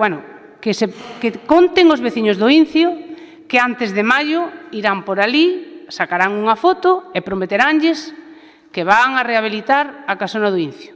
Fixérono no 11, fixérono no 15 e van a facer no 19. Pero iso é a foto. É o titular. Antes iban unhas persoas, agora irán outros, o mensaxe será o mismo. E a realidade é que no 2008 chegan a esta institución adquirido ese inmoble, comprometidos con un territorio, porque é indudable que xa só seña pola ubicación, se se fai ben, pode ser un bon elemento dinamizador para un concello como Incio. E resulta que en vez de ir a máis foron a menos. Os orzamentos do 8 tiñan en torno a 240.000 euros e agora volven a prometerlles 200.000. Polo medio pasaron algunhas cousas. Un día iban tirar todo cunha pala dicindo que iban a reconstruílo. Outro día decían que non, que se iba a rehabilitar. Outro día pretendían que se apoiara, pois, en definitiva, que pasaron 10 anos, a Casona está moito peor, como comprenderedes, pois os edificios que están en ruínas, ca nosa climatoloxía, e agora poñen na memoria como un exemplo en positivo que lle quitan 40.000 euros dos que tiñan no 208.000 euros dun edificio que está moito peor. Cerro co exemplo da Casona porque podía cerrar co das residencias que van 15 millóns de euros, acordo do ano 10, 8 anos despois hasta a fecha, ni unha praza creada. Tamén 2 días antes intentarán, no 15 inauguráronse, no 19 intentarán dicir que están abertas. A pesar de todo iso, pero que nós temos a obligación de decir a verdade á xente, evidentemente pedirlles que rectifiquen este tipo de prácticas, creemos que a provincia necesita orzamentos. E se as nosas enmendas son aprobadas, nosoutros, como dixemos na primeira intervención, como fixemos no ano 16, acordo que, ademais, non o tomou en solitario o grupo que represento, senón tamén incluso unha xunta directiva, porque creo que os acordos desta envergadura teñen que dárselle participación a todas as persoas que forman parte do noso proxecto político. E, cas nosas aportacións, intentaremos rematar un mandato absolutamente excepcional, e non dende o punto de vista positivo, pero que nós, dende que tomamos posesión no 15 hasta cando rematemos no 19, só nos vamos a mover por moito que lles pese por unha máxima, que é a coherencia, e non decir donde dixen digo, digo Diego. De feito, a posibilidade de enmendar este orzamento permítenos incrementar na partida de ingresos, se os concellos o elixen, o orzamento que previamente aprobamos en Suplusa. Dito isto, seguiremos traballando por defender os intereses dos nosos veciños e tamén intentaremos traballar para que o Goberno corrixa aquelo que entendemos que debe de mellorar. Son uns orzamentos que non faría o Partido Popular, pero tamén entendemos que non podemos deixar a provincia sin orzamentos porque teñamos exclusivamente un goberno minoría ou un goberno que non é capaz de chegar a eses 23 dos 25 que refrendaron ese acordo do 16. Un minuto para rematar. Bueno, eu destacar que as emendas que estaban a disposición dos diputados en actas desde onte e en canto á xestión que estiveron describindo do que facía o Goberno, se a Diputación ten débeda a día de hoxe é precisamente porque se están arreglando as carreteras. Todo non é compatible, ou temos as carreteras sin mellorar e sin facer o seu mantemento e a súa mellora, ou nos endebedamos para mellorarlles estas infraestructuras aos nosos veciños. Eu aquí quero destacar o traballo feito tanto no Servicio de Vías e Obras, porque todos os proxectos se fixeron cos técnicos desta Diputación, e tamén no Servicio de Contratación. Son 67 proxectos, hai que despois tamén elaborar novos para destinar esas baixas e, desde logo, é un traballo inxente que estiveron a facer moitos dos técnicos desta casa. Pero quédome co positivo, que é que os veciños desta provincia van a contar co orzamento para o 2019, do cal lles vamos a chegar precisamente en investimentos casi un 55% dese orzamento. E, evidentemente, non me queda máis tamén que agradecer a postura do Partido Popular. Eu creo que é importante poñer en valor tamén a política e a responsabilidade que asumimos cando nos elixen os veciños e deixar de marxen actitudes partidistas e que sexamos capaces de, aínda que haxa diferentes cuestións que nos separan, chegar a acordos. Eu creo que iso tamén é algo a destacar do presidente da Diputación, a vontade de acadar acordos e, polo tanto, agradecerlle ao Partido Popular tamén esa capacidade para que entre todos podamos facer posible poñer a disposición estes 88,4 millóns de euros a disposición dos veciños. Nada máis e moitas gracias. Ben, unha vez debatido pasamos á votación. Eu creo que hai que votar as emendas, non sei se en conxuntos e por separado cada unha. Eu entendo que se debían de votar de forma separada, pero... Independientes, claro, unha a unha. Eu entendo que debe de facerse así, pero como a interpretación aquí da lei e do regulamento é bailona, depende do día e da hora, usted verá. Bueno, votamos unha por unha. Empezamos polas... O diputado non ha escrito. No, empezaremos por orden de... Pois non sei, como está? Non sei, está... Por registro? Por número de registro? Pois non sei. É que eu a uso, a costumbre, nos rogos, nas preguntas, é respondelas por orden de presentación. Ora, se queren, dada a deferencia que me deu hoxe, que me deixou empezar o debate, que me tratou con tanto cariño, eso sí, fastidioume algo de tempo comparado con outros, pero, bueno, hoxe creo que pode levar un cum laude. Gracias. Non sei, por orden de registro. Quen nos votou primeiro? Eu, se non tivera inconvinte, señor presidente, prefería que as nosas enmendas se votaran en primer lugar. Vale, votámonos en primer lugar, non hai problema ningún. Ten a primeira emenda por separado, non? Están todos o mesmo día, únicamente mirar o registro por número. Temos un documento que imagino que sería feito por orden de entrada, non sei. Que? non digo para meter os grupos, para non mezclar unhas con outras. A min tampouco me preocupa votalas todas xuntas, pero eu retirei a dúas, pero un criterio claro que, repito, probablemente estos presupostos sean recorridos por este diputado para que non haxa problemas. O que avisa non é traidor. Empezamos do Partido Popular. Eu creo que... Señor, por a nosa banda, tampouco temos inconveniente en votalas todas xuntas, o que son as emendas do BNG. Eu creo que as do Partido Popular, en principio, son aceptadas polo Goberno se corrigen, certos detalles que estaban aí xa máis ou menos, non? Entendo que sí. Vai no termo que a lei insa. Entón, votamos o do Partido Popular, votos a favor. Perdón, Como?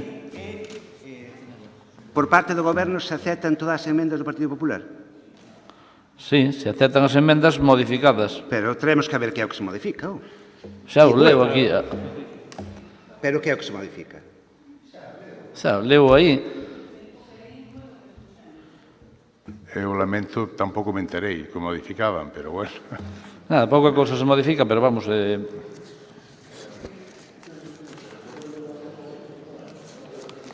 A ver, votos a favor das emendas corrixidas do Partido Popular. Abstencións? Como? A ver.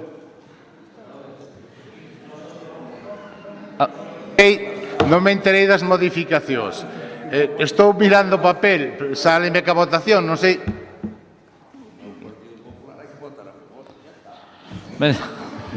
Se mo pide Don Lino, non lle vou a faltar. A ver, votamos todos a favor entonces, unanimidade. A ver, vamos a repetir. Votos a favor das emendas do Partido Popular corrixidas con eso. Hasta o Partido Socialista vota as emendas do Partido Popular. Don Lino, teña que estar feliz. Abstencións? 23-2. Quedan aprobadas. As do BNG votámoslas en conxunto. Sí, quero que conste en acta que neste caso o BNG astémonos porque non temos nin idea o que estamos votando. Sabrán os dous que estiveron reunidos antes de entrar aquí. Os demais non temos nin idea. Hai que entendelo. A ver, votos a favor das emendas do BNG. Abstencións. A ver se nos aclaramos. En contra. Quedan rechazadas. Votos a favor das emendas do deputado non adscrito. Abstencións. En contra. Quedan rechazadas. Entón, agora votamos o presuposto que as emendas do Partido Popular que son as aceptadas. Me entendo, non? Perdón, eu insisto que no caso BNG tamén nos abstivemos nas emendas do deputado non adscrito porque por a imposibilidade material de saber o que poñen. Bien. Entón, agora votamos o presuposto que as emendas do Partido Popular corrixidas. Votos a favor do presuposto? Abstencións? Votos en contra? Queda aprobado inicialmente o presuposto. Terceiro punto.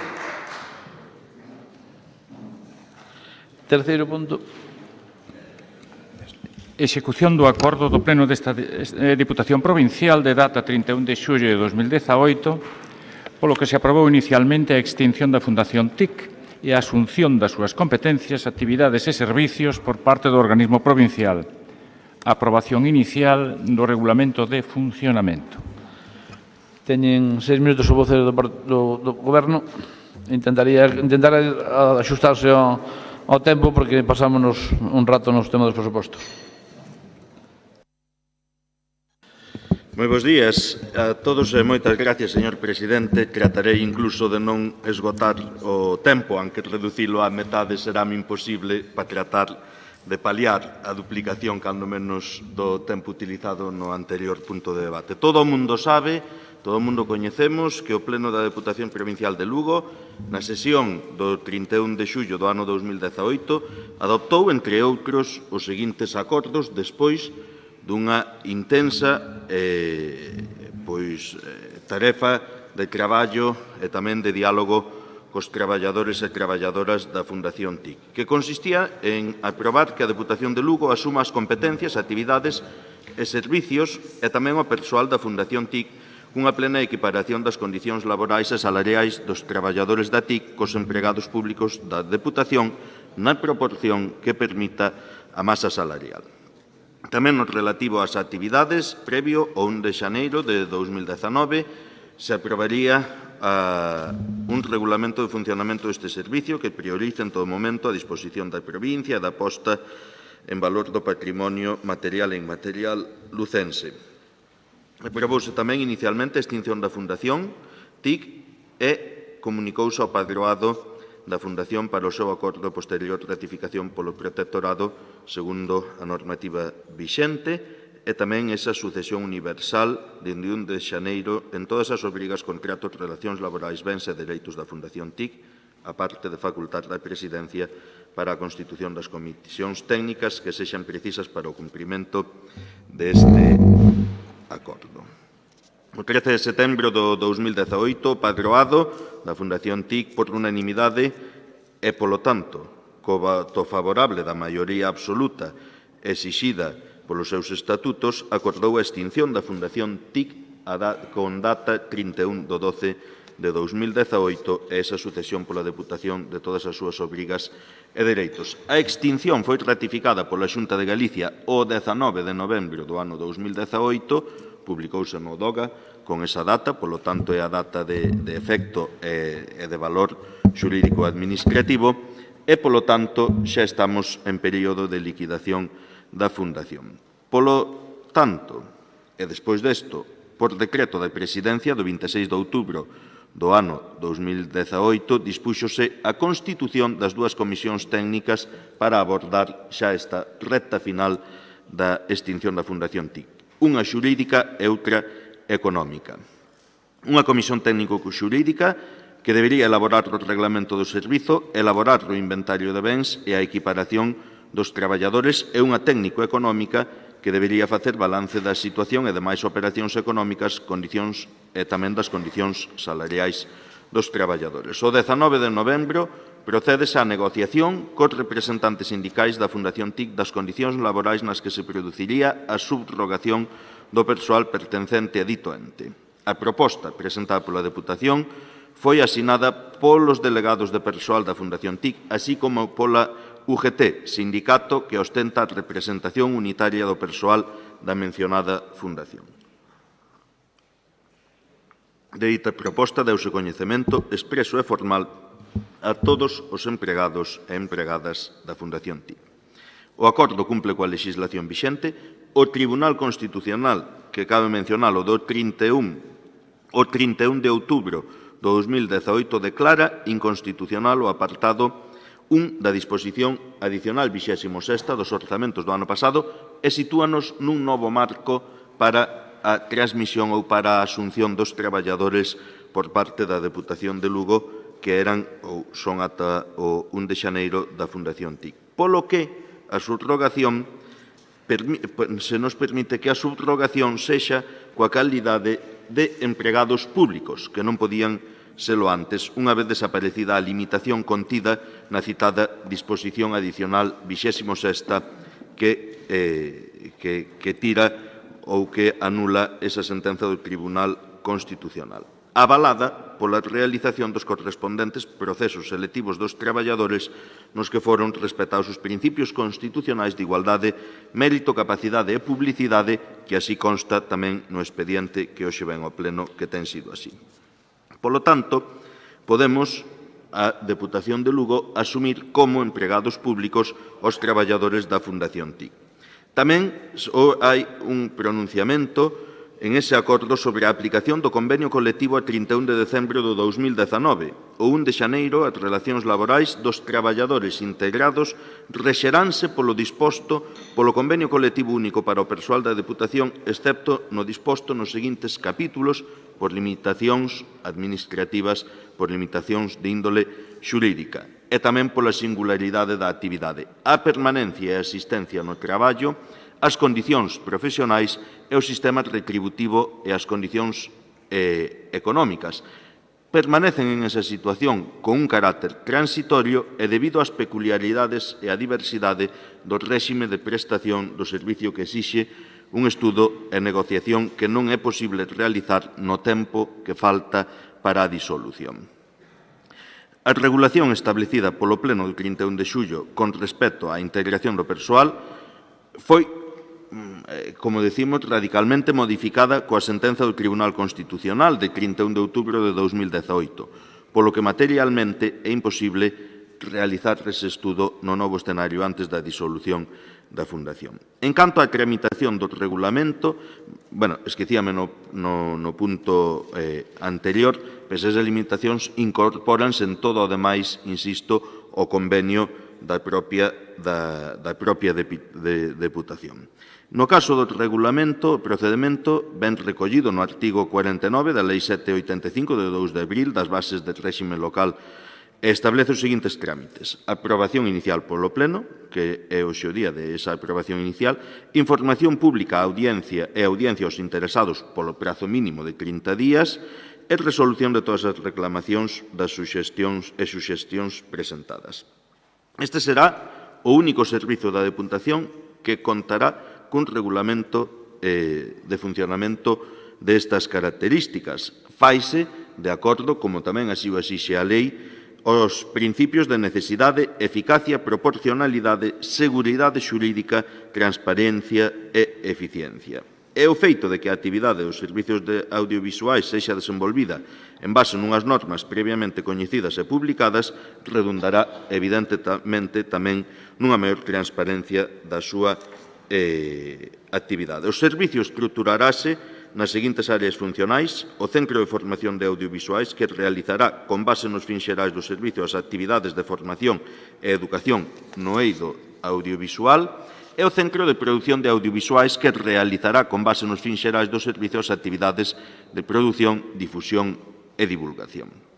Os destinatarios da actividade serán, en relación coa formación regrada, os solicitantes que reúnan os requisitos, como toda agora, e en relación coa non regrada, alumnos e exalumnos da Escola de Imaxe e Son da Fundación TIC, así como persoas maiores na forma que se determine en cada unha das convocatorias.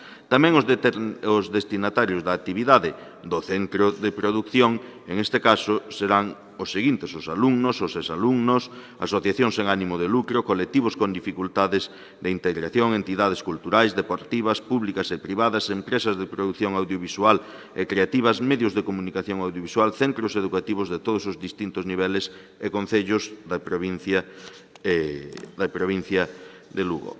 Hai unha emenda presentada a esta proposta na que se solicita unha serie de cuestións, fundamentalmente que todos os meses se aprobe polo Pleno a actividade a desenvolver polo servizo que se crea coa asunción por parte da Deputación de Lugo da actividade do persoal da Fundación TIC, que creemos que non é axeitada para un correcto desenvolvemento da actividade que se pretende o propio servicio e, polo tanto, invitamos aos membros da corporación a rexeitala no momento da votación. Deixando claro que este será un servizo máis da Deputación, a primeira pregunta que surxe é desde cando o traballo dun servicio vai a unha comisión informativa ou a un pleno con carácter mensual. Non sei se a idea pode ser que traamos a cada pleno o traballo de todos os servicios e aquí o diseñemos a un mes vista.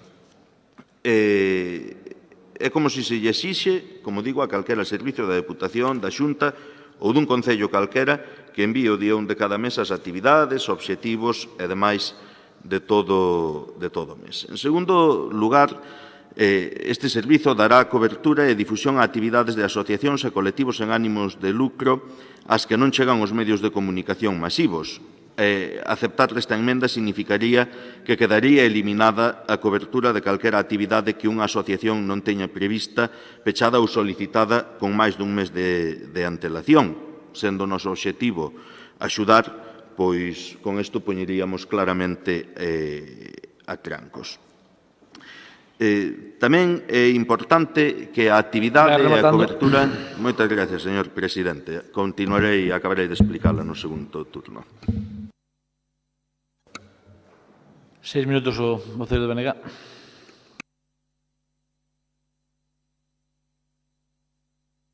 Seis minutos o voceiro do Partido Popular. Sí, bueno, moi rapidamente, con respecto a esta proposta que se nos trae a pleno, en principio a intención deste grupo é facilitar ou continuar o procedimento que foi aprobado no pleno do 31 de xullo pasado con respecto a esa transformación da Fundación TIC. Con respecto á enmenda, acabamos de coñecela, non sabemos exactamente nin a procedencia nin o contido dela, salvo que acabamos de oír o señor representante.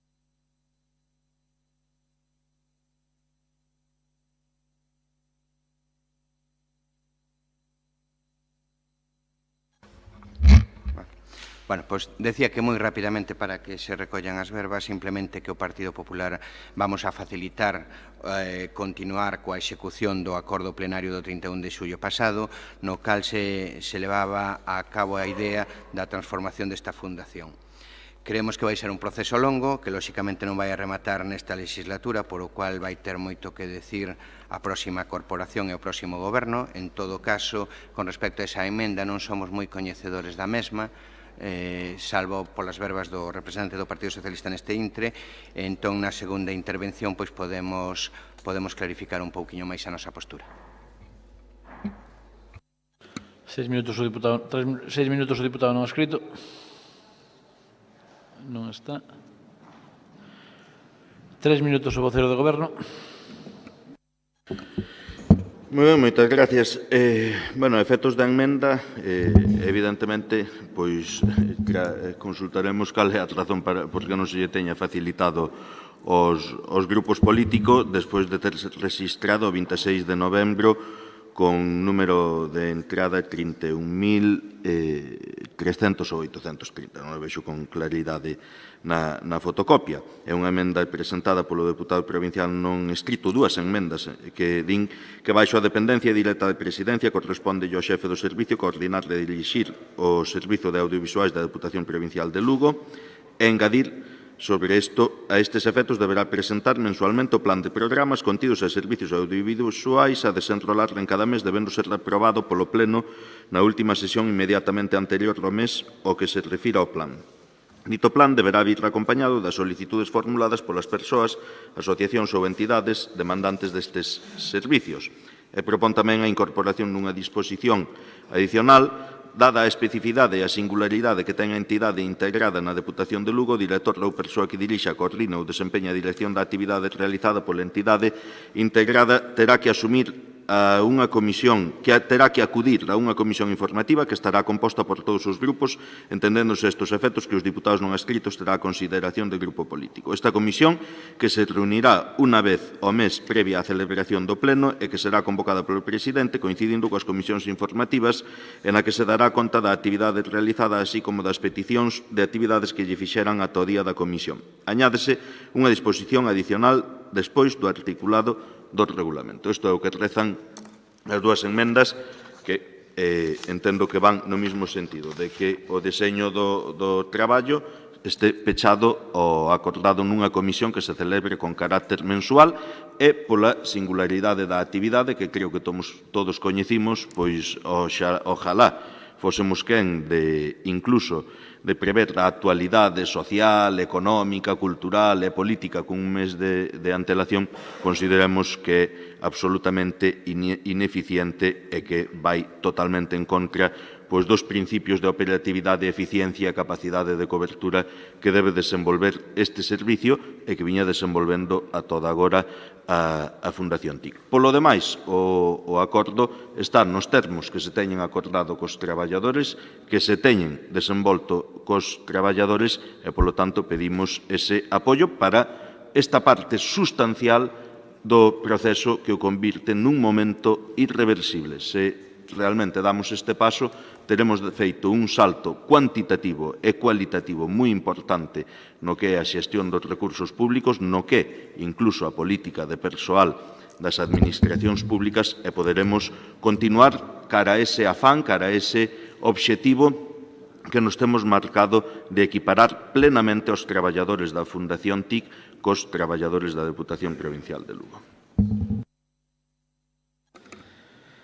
3 minutos o voceiro do BNG.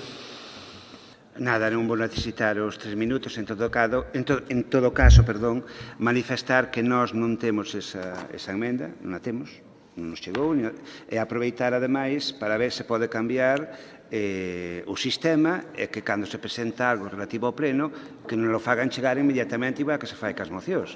Eso sería todo tipo de enmendas, preguntas, rogos, etc. Eu creo que sería o mínimo e non costa moito traballo, estou convencido que culpa dos funcionarios do Departamento de Actas non é, en todo caso é a decisión política de decir que todo o que chegue referente ao pleno que se nos mande a todos os grupos políticos. Non é tan difícil nin tan complicado, creo eu, non? En todo caso, manifestar o noso voto favorable a esta proposta. 3 minutos o voceiro do Partido Popular. Sí, bueno, no mesmo sentido que a primeira intervención, a intención, lóxicamente, levar adiante e colaborar coa execución do acordo plenario, en ese sentido anunciamos a abstención. 3 minutos o voceiro do diputado non escrito. Gracias, señor presidente. Simplemente para decir que presentei 2 emendas con fin de que todo este proceso, descartando xa o apoio aos traballadores e a proposta, pero, bueno, 2 emendas para conocer como este servicio funciona e que teñamos información todos os membros da corporación sin problema algún. Algo que hasta ahora non dispoñemos nin das decisións que se toman, nin porque se fan, nin incluso nin quen as toma. Nada máis e moitas gracias. Un minuto para rematar o voceiro do Goberno. Moitas gracias, señor presidente. Insisto, evidentemente, a emenda, como ten que ser sometido ao criterio da corporación, do pleno, consideramos, polas razóns expostas nos puntos anteriores, que debe ser rexeitada en aras de perseguir unha mellor eficiencia do servicio. En canto á proposta, creo que se vai a conseguir materializala e, polo tanto, creo que vamos a ser exemplo de que cando se ten un diálogo honesto, sensato, e perseguindo obxectivos comuns cos traballadores, as administracións públicas, tamén os traballadores poden sair beneficiados desta situación, sin lesionar, sin colisionar tampouco con ningún outro dereito ou con ninguna outra capacidade de prestación de servicios. Por lo tanto, eu creo que hoxe é un día para felicitarse non só polos traballadores e traballadoras da Fundación TIC, senón de felicitarse pola capacidade que ten o diálogo como instrumento para mobilizar e para dinamizar a nosa sociedade. Bueno, pois debatido, pasamos a votación. Acepta a emenda, hai que votar a emenda, non? Podría darlle lectura á emenda? Sí. ¿Qué? Podría darlle lectura á emenda?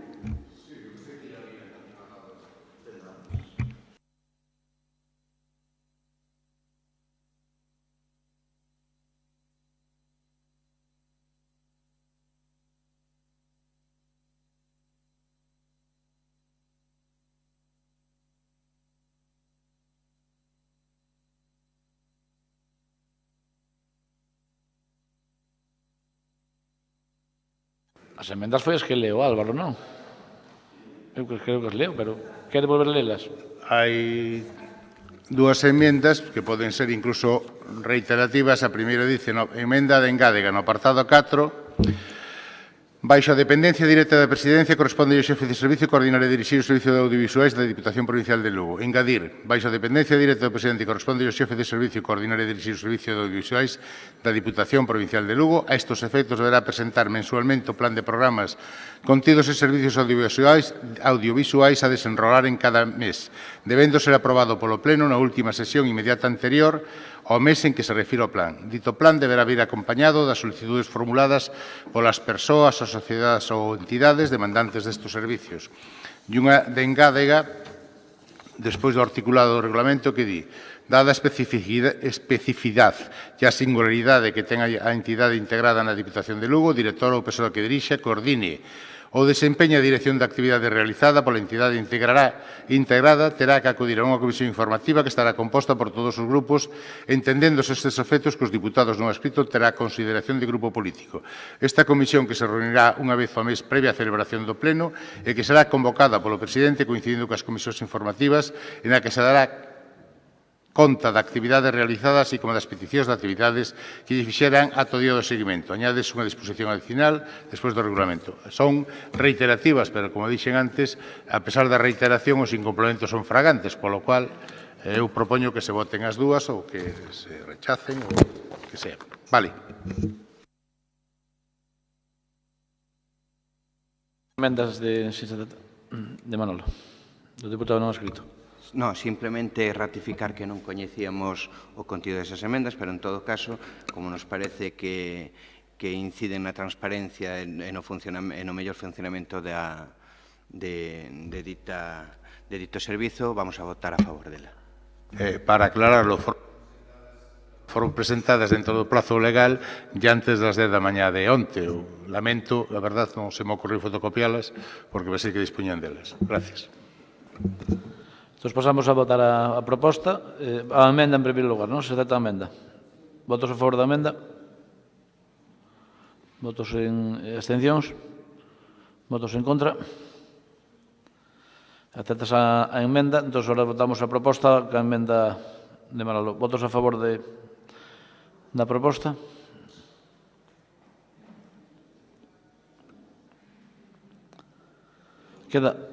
Queda aprobada a proposta que emenda. Queda aprobada a proposta emendada.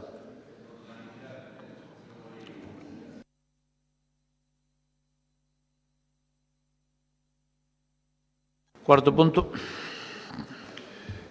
Proposta de modificacións puntuais na relación de postos de traballo da Deputación Provincial de Lugo como consecuencia da modificación do cadro de persoal.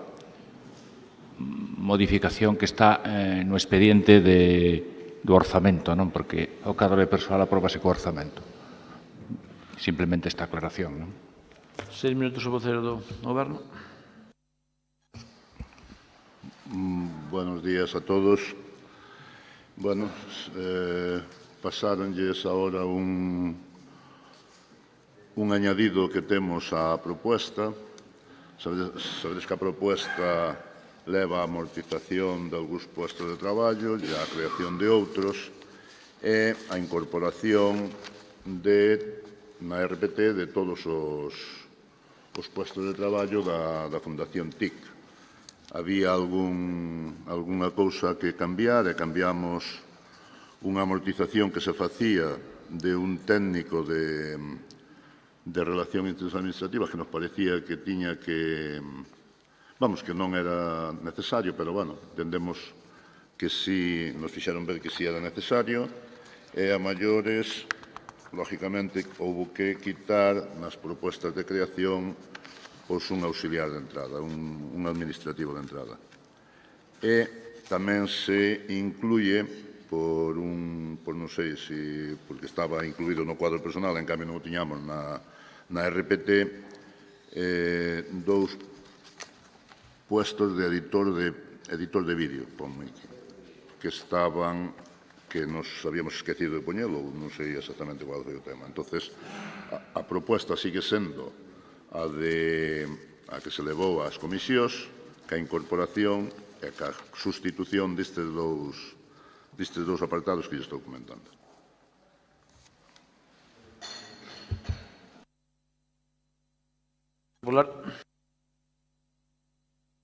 moi brevemente, vamos a favorecer a aprobación ca abstención, facendo fincapé na importancia desa rectificación.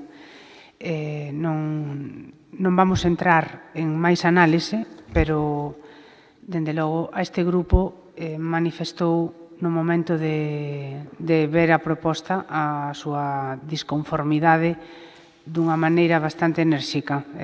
Rectificar é de sabios, unha vez correxido, pois facilitamos esa organización que vostedes plantexan hoxe aquí.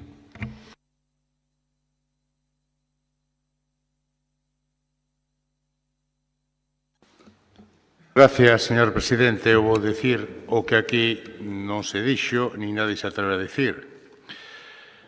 A actuación e a presentación de esta modificación puntual que discutimos outro día nas comisións informativas é unha mostra máis da política e actuación barriobajera, rencorosa e mafiosa do Grupo Social Arribista. Outra cousa que se cheguen a compromisos de última hora, lexítimas e claras, e a compomendas de eu che dou isto e quitasmo outro, e tú dasmo outro. É o seu problema. Porque, mire, é unha demostración clara de que aquí a proposta iba a facer unha purga política. Probablemente añoren as checas, algo que funcionaba fai tempo, por desgracia, neste país. Gústaslles xugar co pan das persoas. Se non fora porque ten mal concepto ahora, eu calificaríaro de rufianes. Rufianes políticos, que non dudan en xugar cos intereses das persoas, co pan e as necesidades da xente. Eu pregúntome como poden xugar de forma tan impúdica con estas necesidades. E tamén me pregunto onde están os sindicatos. Porque se é certo que aprobaron a proposta que agora ven modificada, obviamente algo ule a podrido nesta institución. E aproveitando que o miño pasa por aquí e tomando esa selección de persoal para as residencias, donde unha vez máis, repito, non lle minten os veciños de Incio, non lle minten ao personal desta institución, non dudan utilizar todos os medios que teñen para políticamente actuar dunha forma que os que seguimos sendo socialistas de corazón non damos entendido. Probablemente ustedes se remonten á época do comunismo, onde había un comisario político, un primer ministro, algún deles como Beria, que se dedicaba a purgar a xente e a eliminalos non só políticamente, sino incluso físicamente. É duro, pero é así. Como poden decir que hai cuestións legales polos cuales non poden contar ca lista seleccionada na Sociedade Urbanística Provincial canda hasta o mes de febreiro todos ustedes, todos, estaban de acordo e que había que contratalos, emplealos. Bueno, o Bloque anduvo bailando de Suplusa para a Diputación, da Diputación por Suplusa, e así lle foi.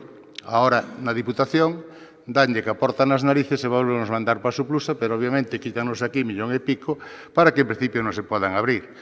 Pero repito que hai que ser cínico, hipócrita, mala persona para negar que estas persoas non teñen nada que ver ca Diputación, nin está ben feita a selección. Mire, convocatoria do Consello de Administración, por orden do señor presidente, convócase o día 13 de novembro de 2014 ás 13h30 na entidade.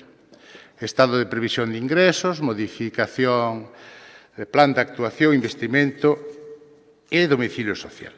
E ali estaban, non sei se eran do Partido Socialista xa daquela ou non, un tal don José Ramón Gómez Besteiro, unha tal doña Pilar García Porto, unha tal doña Sonsoles López Izquierdo, e ya está aquí un don José Fernández Fernández, que está ausente, pero este aquí que tenemos a don Miguel Ángel Sotuela Veiga, delegado de personal desta institución. Obviamente, o non se acuerdan, o non saben, o son unos hipócritas, unos cínicos e unos mentirosos políticamente hablando. Porque, mire, na páxina da acta que estará a súa disposición, visto o organigrama del personal que acompaña os orzamentos de capital, ven, personal de oficios, director centro de atención a maiores, administrador centro de atención a maiores, médico, cociñeiros, xericultor auxiliar de enfermería e xeratría, 24 postos nada máis, limpiadores, 30 postos, conductor, he visto informe emitido pola intervención, o Consello de Administración, co voto a favor de todos os conselleiros presentes, a excepción de don Jesús Carreira Ferreiro e don José Manuel Yáñez Quinzo, que se abstiveron de votar, acordou prestar a aprobación.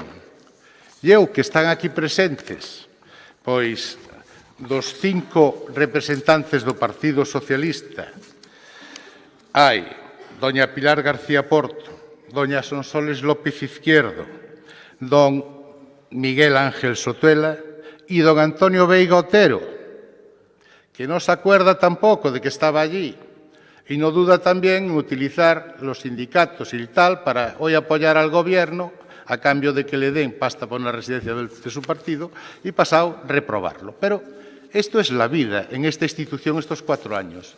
Mentira, hipocresía, falta de palabra, falta de verdad, da igual que lo firmen, que no lo firmen, estos señores se pasan todas esas cualidades por donde les parece. No mientan más, no engañen y no digan que la Diputación no tiene responsabilidad.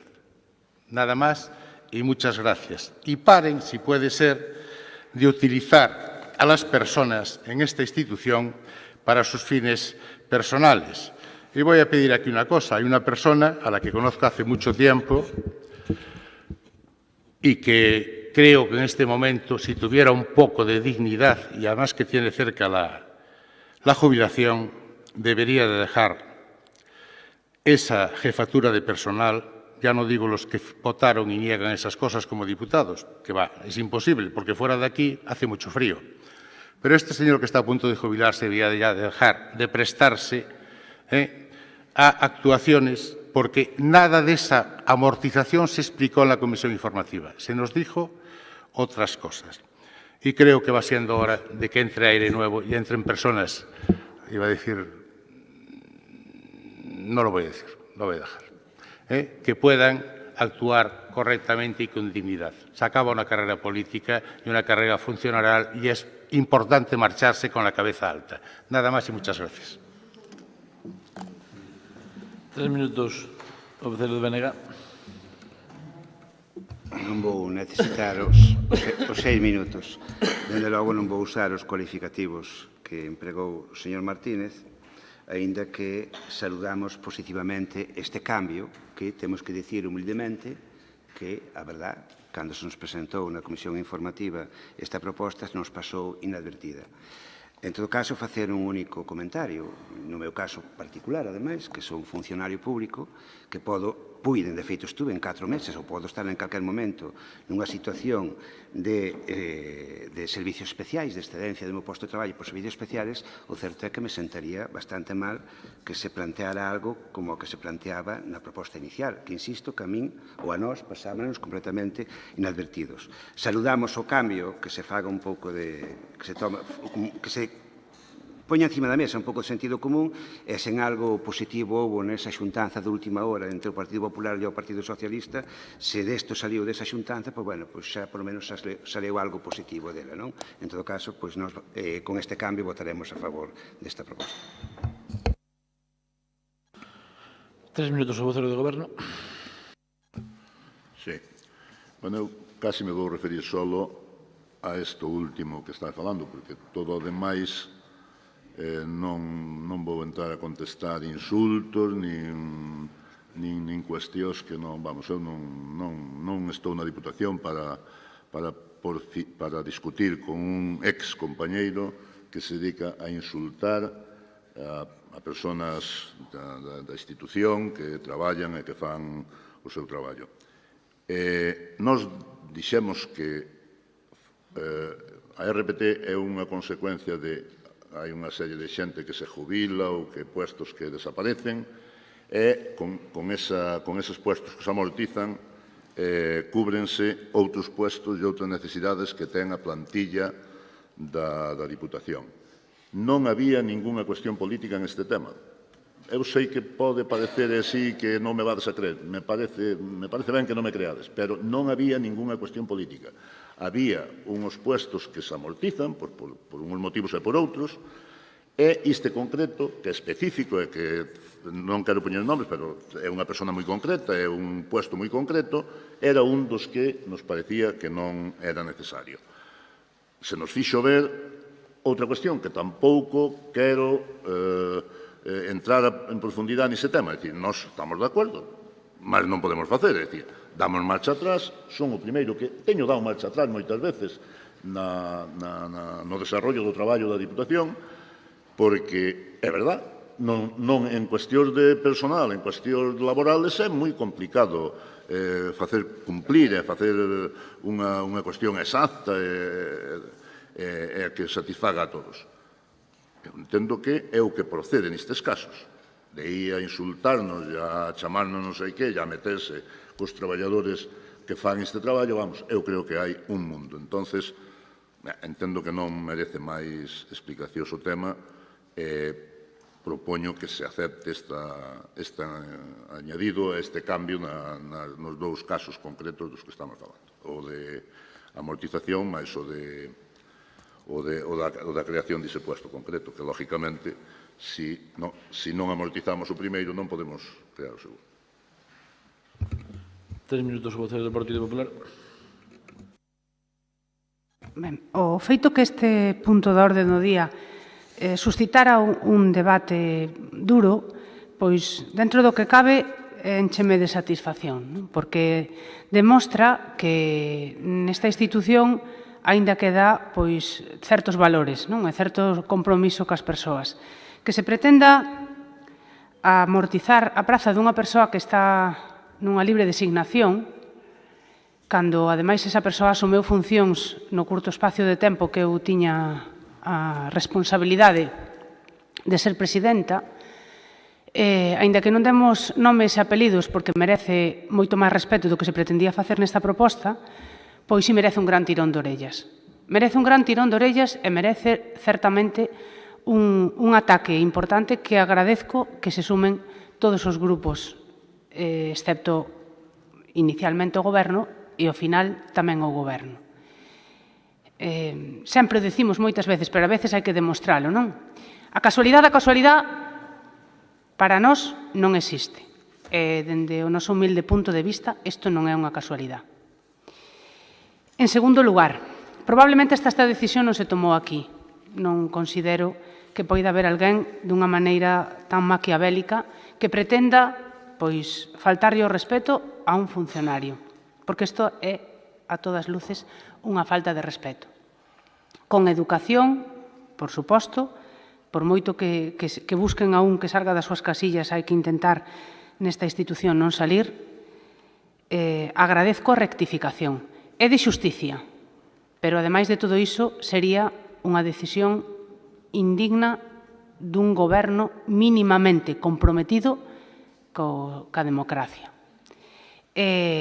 Non lle vou ocultar que hasta se nos puido pasar desapercibido. É un pleno certamente denso, en donde iban asuntos moi importantes, en donde requireu de estudio e de traballo. Nós somos o grupo con máis deputados, temos a obriga de traer os traballos máis estudiados, porque somos máis, tamén poderíamos dicir outras cousas, pero só polo menos pola mera matemática temos a obrigación de traer os asuntos moi traballados. E intentamos traelos. Pero isto, rematarei a sesión. Iniciei-na, mesmo cando onte nos advertiron con un asesoramento que agradezco, e que poño en valor, ademais, señal de que a xente que traballa con nós estudia minuciosamente a documentación que se lle entrega, pero entrei esta mañá nesta institución pensando que se nos estaba intentando enganar ou colar un gol. Agradezco que rectifiquen, pero neste segundo turno sí que me gustaría facer a advertencia ao Goberno de que así non, así van mal. Hoxe estamos no Goberno, mañá estamos na oposición. Pero os funcionarios desta casa, a marxen de con quen traballan co Goberno. O Goberno seña do PSOE, seña do Bloque, seña do Partido Popular. Son funcionarios desta casa. E non digo que se lles premie.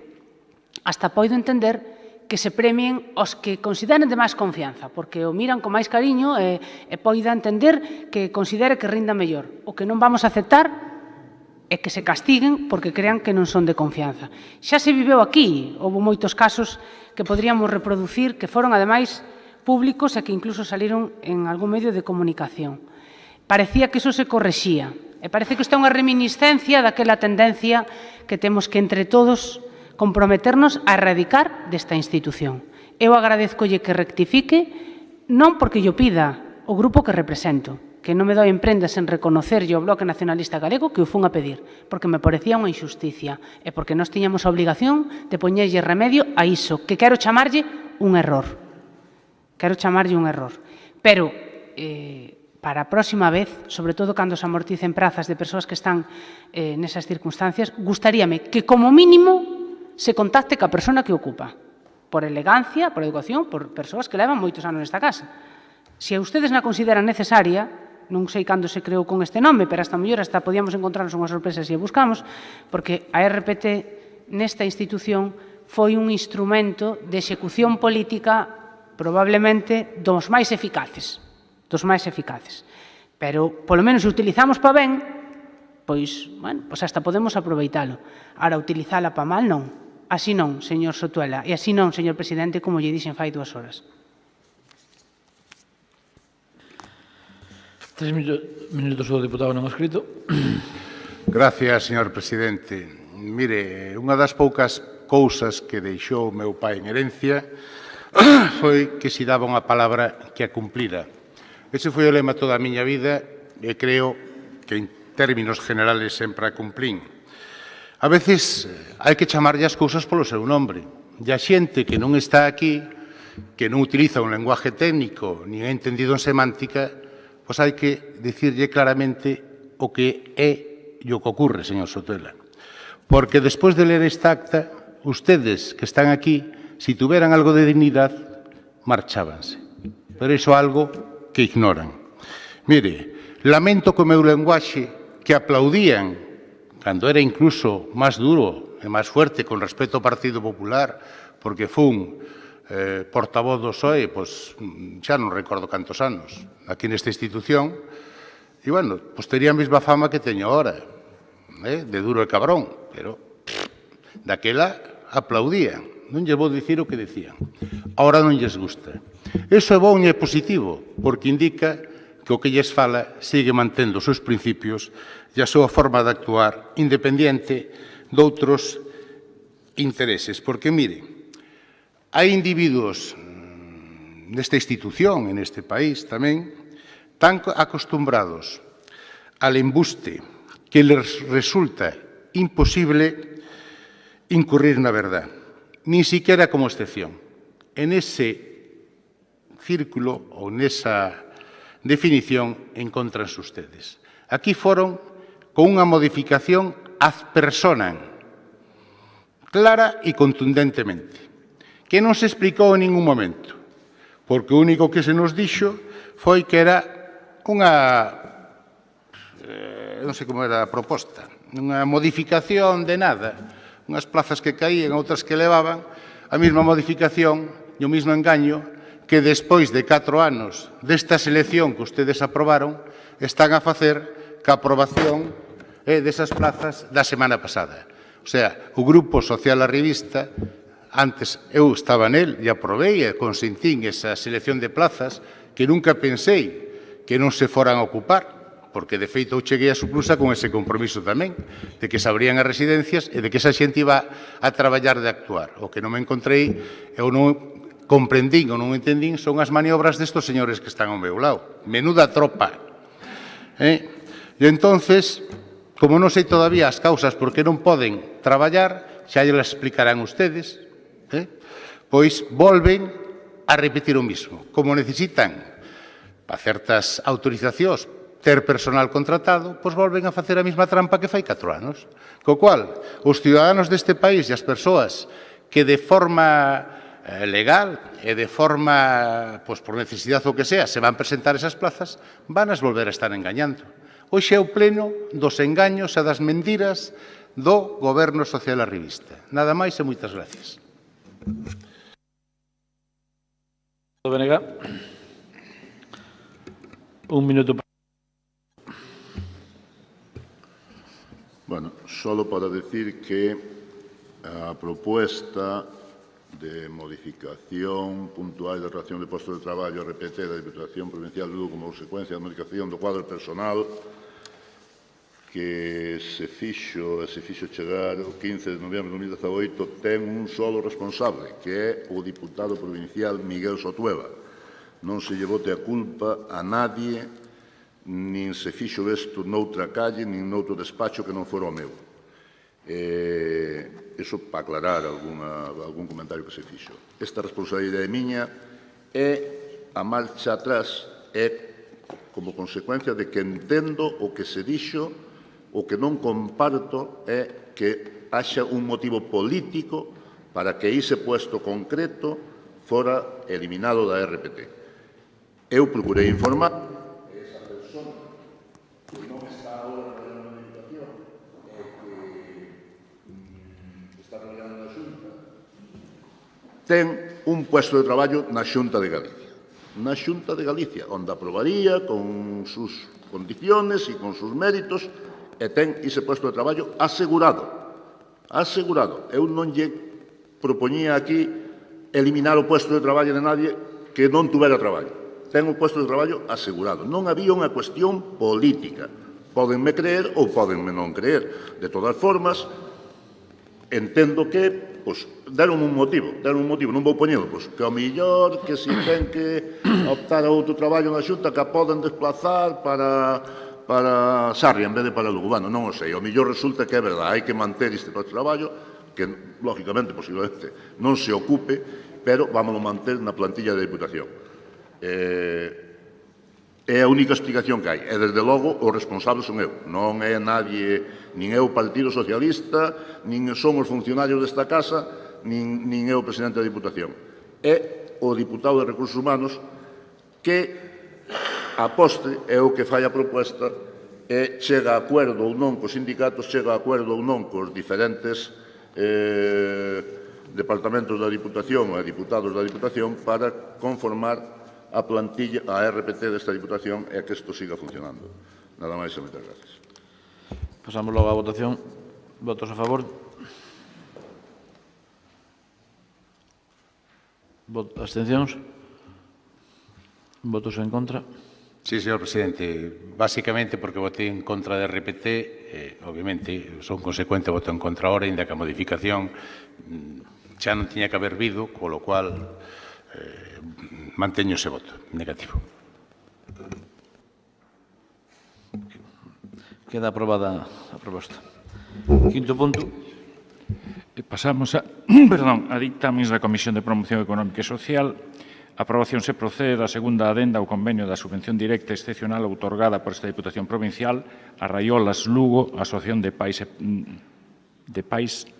de persoas con trastornos generalizados do desenvolvemento, co obxecto de colaborar na financiación da legalización e adecuación do edificio para centro de día para persoas con TEA.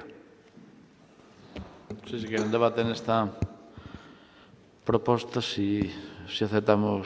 É unha prórroga por algún problema co edificio e da obra, todos. Aceptamos a unanimidade? Sexto punto. Pasamos ao apartado de mocións. Moción do Grupo Provincial Socialista con motivo do día 25 de novembro, Día Internacional contra a Violencia de Xénero.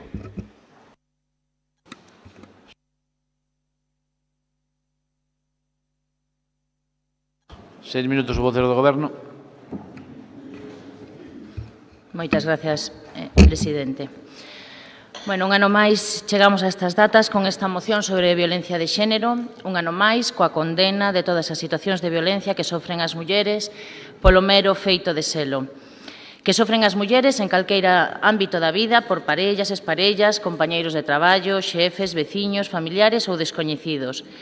É evidente que o rexeito e a loita ten que abarcar todos os tipos de violencia do mundo, por moito que nos tentemos estes días na que sofren as mulleres. E esa loita contra a violencia, contra a desigualdade que nos leva á violencia, contra un modelo de sociedade construído sobre un capitalismo despiadado e patriarcal, é parte da loita do feminismo.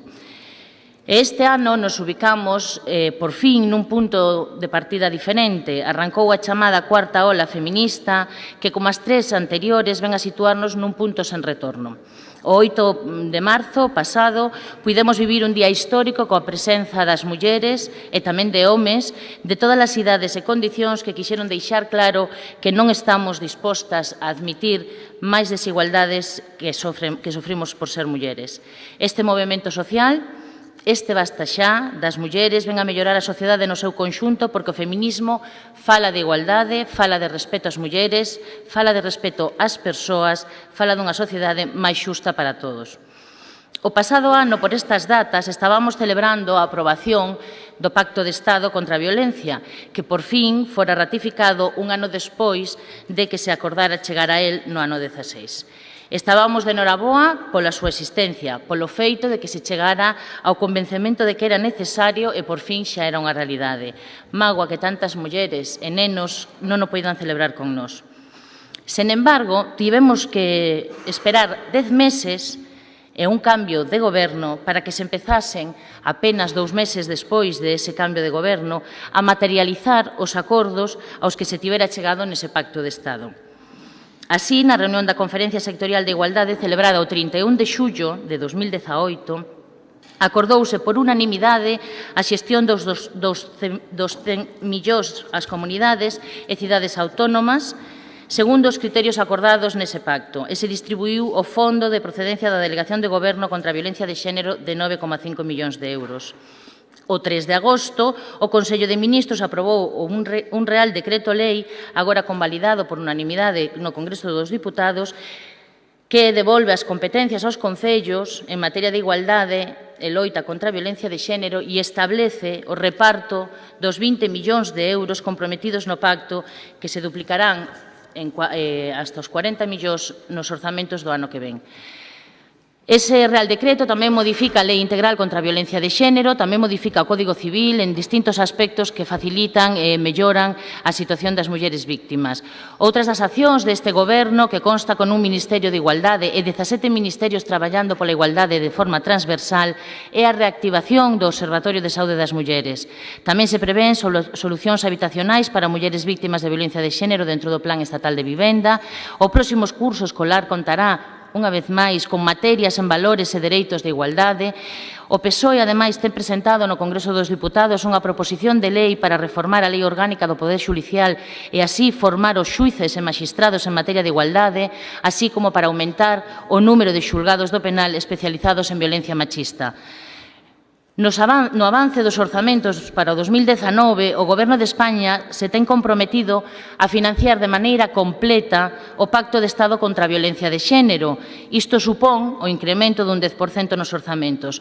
Pasaríamos dos 200 a 220 millóns, polo que os concellos pasarían a percibir 40 e non 20. Por todo este camiño andado e por todo o que queda por facer, é polo que a través desta moción pedimos que se continúen impulsando estas e outras medidas no ámbito educativo, social, xurídico, económico, de seguridade, concienciación e sensibilización social.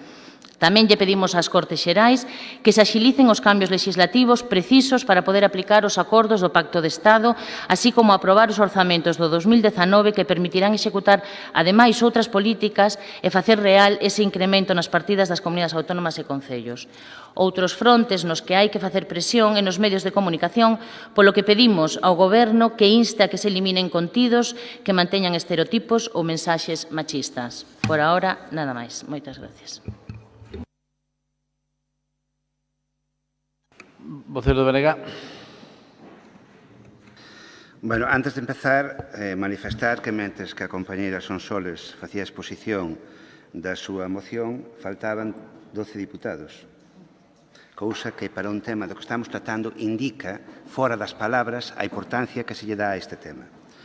E non estou falando de ir ao baño como temos que ir todos de vez en cando, senón que durante toda a exposición faltaban 12 diputados, que non é unha broma, que non é ninguna broma.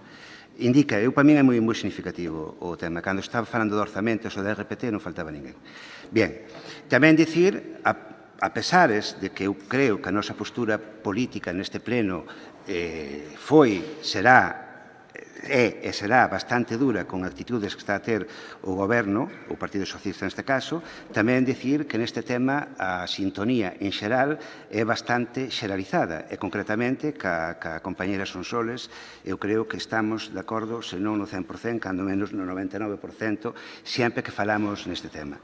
Dicir tamén que cando se nos convocou unha xunta de portavoces para intentar consensuar unha declaración conxunta, a postura, neste caso, do BNG, que tamén coincidiu, ademais, que a postura do deputado non escrita foi deixar, neste caso, as dúas portavoces, as dúas mulleres que había na reunión, no caso de Sonsoles e Mari, polo Partido Popular, a que se puxeran de acordo e ambos manifestamos que se eles se poñían de acordo ou que decidiran íbanos valer. Bien, dito eso como preámbulo, e xa un pouquiño a cuestión. Teño que dicir, tamén advertir, que todo o que poida dicir para nada vai contra ninguén en particular dos presentes, nin poido opinar que se poida interpretar das miñas palabras que estou insultando, faltando ao respeto a ningún dos presentes. Xa teño dito outras veces que somos fillos da sociedade na que estamos, por moi sensibles que intentemos ser ante o problema da discriminación e da igualdade das mulleres, fomos educados nunha sociedade machista, sobre todo os homes, co cal ás veces temos comportamentos que non serían os desexables para traballar a prol da igualdade. Que, insisto, que ninguén se sinta ofendido nin afectado polo que vou manifestar. Deste ano, neste caso BNG, levou adiante unha campaña, creo que moi agresiva, para sensibilizar a sociedade do problema que están a ter as mulleres, que non se soluciona, ao contrario, vai a peor, e usou un lema que para min foi dos máis acaídos que ten feito o BNG no que é a publicidade das súas campañas. A manada é o sistema. Dicía outro día, noutro ámbito, que estou convencido que o que foi o comportamento que tuveron estes homes, os denominados manada, e a sentencia correspondente reflite moi ben o que está a pasar co tema do machismo incrustado na sociedade. Pero eu estou seguro, ademais, que esta xente, antes ou despois, van ser condenados. Antes ou despois van estar diante de uns xuíces que, con vergonza ou sin ela, porque queiran ou porque os obliguen, van a dictar unha sentencia que acabe con eles na cárcel como deberán estar desde o primeiro día. O problema radica que os xuíces que os puxeron en libertad siguen dictando sentencias. Hai poucos días ditaron outra sentencia tamén dun corte totalmente machista e completamente inaceptable. Siguen dictando sentencias e seguirán. Co cal, os comportamentos de manada non só son esas 5 persoas que fixeron esta actuación, senón son os comportamentos que de forma diaria se dan na sociedade e que permiten que estas manadas existiran e seguirán existindo por desgraza. Fálase, por certo, comportamentos que se dá en todos os ámbitos da sociedade, en todos. Na xudicatura, como vimos claramente, na política, nas empresas, en todos os ámbitos que esteñamos hai comportamentos que se poden asimilar perfectamente ao comportamento da manada ou que facilitan que poidan existir esas manadas de trato que traten desa maneira as mulleres. E todos somos conscientes, todos, sobre todo os homes, que vimos ou participamos ou oímos comentarios ou actuacións que se poden perfectamente asimilar a este tipo de comportamentos. Todos, sin excepción. Bien, fálase dun pacto de Estado contra a violencia de xénero. Queda moi ben falar de que estamos en contra das víctimas, de que haxa víctimas, non en contra das víctimas, por suposto, que estamos a facer o posible para evitalas, pero logo pasa o que pasa. Pacto contra a violencia de xénero. Está moi ben, pero o diñeiro onde está? Realmente estáse facendo o esforzo económico necesario para realmente loitar contra esta lacra? Eu poño sempre un exemplo, ten que disculparme que me reitere, pero parece moi bon. Cando se decidiu que o terrorismo no País Vasco era un problema grave que había que atallar, fíxose un pacto de Estado contra o terrorismo. Pero non se lle puxo límite aos investimentos para pelear contra esta lacra. Púxoselle gardas de seguridade día e noite a todas aquelas persoas, 24 horas diarias, a todas aquelas persoas que eran susceptibles de ter o problema. Policías, guardias civiles, funcionarios de prisións, concelleiros do Partido Socialista e do Partido Popular, e ninguén o critica. Ao contrario, había que facelo probablemente. Diñeiro sin tasa. Bueno, por que non se fai o mesmo ca violencia de xénero? Aquí, neste pleno, cando o BNG defendeu que se instara a crear un xulgado de violencia de xénero nesta cidade, que sigue sin existir a día de hoxe, o deputado do Partido Popular que falou como portavoz dixo, é que vai pasar, é que pois van a pedir en todos os sitios, é que e se hai que facer un xulgado de violencia de xénero en todos os sitios, cal é o problema? Un problema económico. Estamos limitando por cartos o loitar contra a violencia de xénero, que é o que está ocorrindo, co cal non señemos hipócritas. Digamos, estamos en contra da violencia de xénero, pero non estamos dispostos a poñer o que hai que poñer para combatila. E non digo que con cartos acabe con ela, axúdase.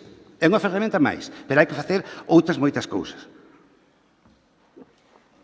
E non quero rematar, espero non pasarme de tempo, se non recorto na seguinte intervención. Non quero rematar no que é a situación das mulleres do rural, donde eu, personalmente, creo que teñen unha doble discriminación polas súas condicións e polo seu entorno. E non quero tampouco, e poño como exemplo, tocou o Partido Popular, non digo que non poida pasar con outro goberno, do que pasou cas oficinas de I+D, cas técnicas de igualdade que durante o bipartito tamén coincidiu, que os puxo o bipartito. Neste caso, baixo unha área do Bloque Nacionalista Galego, puido ser perfectamente, baixo unha área do Partido Socialista naquele momento, con cartos europeos, puxose unha rede de oficinas polo conxunto do país, onde había unhas técnicas, eran mulleres, que eran abogadas, incluso algunhas traballadoras sociales tamén, que asesoraban e informaban as mulleres do ámbito rural. Unha das primeiras medidas que tomou o señor Feijóo cando entrou no goberno, como se acabaron as subvencións europeas, foi despedilas. Non só eso, senón como estaban os contratos mal feitos, gañaron os xuicios, foi declarado o despido improcedente e indemnizaros e foronse á rúa. E desapareceron as técnicas de igualdade, que, insisto, era unha rede que iba cubrindo todo o país, das oficinas de I+D daquela que pertencían ao Consorcio Galego de Servicios Sociales. Non é, agora non estou botando en cara, porque creo que non é o día para eso, pero poño exemplos de que non só hai que pedir a loita contra a violencia de xénero, que hai que facelo, senón que hai que actuar en consecuencia. E non se está facendo para nada hasta onde debería chegarse. E logo, outro problema, deixarino para o segundo turno, é o tema da educación, que tamén, por suposto, é imprescindible se queremos algún día, a medio plazo, ir, xa non digo acabar, cando menos, que se revirta a tendencia no que son as vítimas de violencia de xénero. 6 minutos o diputado non escrito. Simplemente para expresar o meu apoio á proposta do Grupo Socialista. 6 minutos o vocero do Partido Popular. Sí, moi ben. Bos días. Moitas gracias, señor presidente. Ben, señora Sonsoles, eu lamento profundamente que non quixera vostede manifestar de forma conxunta co resto dos grupos que formamos esta corporación ese compromiso que di vostede que ten o Partido Socialista coas vítimas da violencia de xénero, tal e como se lle propoñía dende o Partido Popular mediante a elaboración dunha declaración institucional na que esta Deputación dixera non á violencia de xénero dunha forma conxunta. Mire, este grupo propúxolle ao Partido Socialista e ao resto dos grupos que a corporación desta Deputación Provincial mostrara un fronte de unión, un acordo unánime na loita contra a violencia de xénero e na loita contra a violencia machista. Propúxolle unión, propúxolle ante un problema de Estado como é a violencia hacia as mulleres, en definitiva, o que pide a ciudadanía, non? Un fronte común para olvidar, de alguma maneira, o partidismo e remar todos na mesma dirección. Nese sentido, na Xunta de Voceiros a que aludía o compañeiro do Bloque Nacionalista Galego, o pasado xoves, creo que foi, o Partido Popular lle facía entrega dunha proposta de texto para elaborar unha declaración institucional na que nos mostrábamos abertos a incorporar calquera outro proposta que puderan ter tanto os outros grupos, que agradezo a súa xenerosidade e a súa confianza na que, como decía o compañeiro, pois nos deixaron a nosoutras dúas poder chegar a un acordo ao que non se puido chegar pola súa negativa. Eu lamento moito que se negara, porque en ningún momento lle puxen cortapisas, lle dixen que se podía negociar, que estábamos dispostos ao consenso. E a iso era o que viñamos, a consenso. Non vimos nun día como este a confrontar nada. Se o seu partido, o Partido Socialista, pensa que o vai a facer mellor, ojalá o faga mellor.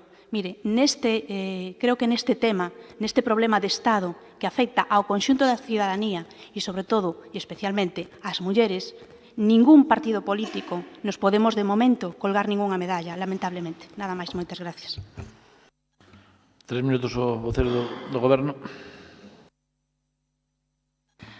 Bueno, pois este día, que é un día exactamente igual que os outros 365 que ten o ano, ou 64, non vale rasgarse as vestiduras, señora Teijeiro. Ese é o problema. E ese é o motivo polo que non aceptei cubrirlles co paraugas dos feitos que non lle corresponden a vostedes. E non é porque o diga eu, porque eso sería ideal, que fose só unha paranoia miña. É a realidade.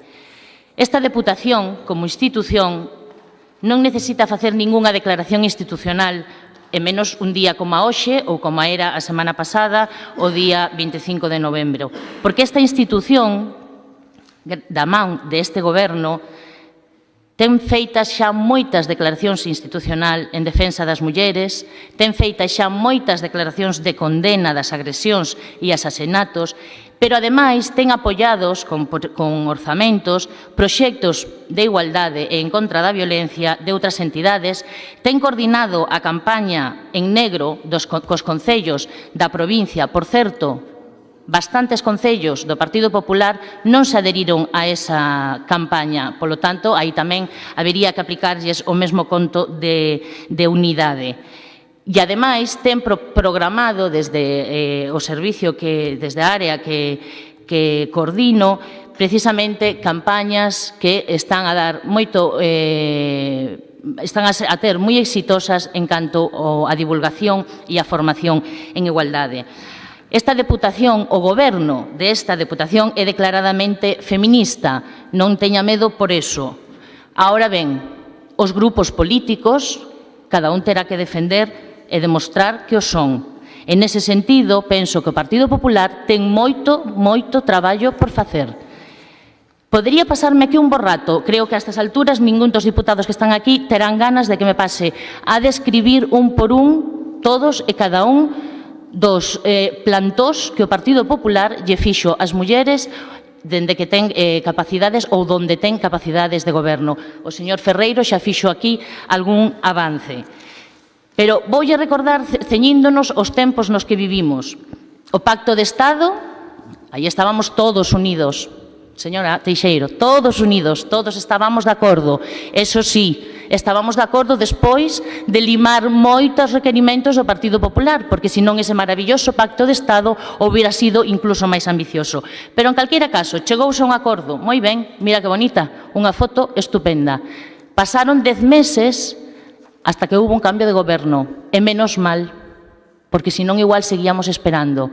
E foi gracias a ese cambio de goberno, por certo, presidente socialista, que por fin se empezaron a tomar medidas. Porque, miren, é curioso que falemos e que nos rasguemos as vestiduras con esa protección e esa defensa, pero despois de aquel 8 de marzo que vostedes non só negaban, senón que despreciaban, e tuvemos que escoitar moitos comentarios moi curiosos ao respecto.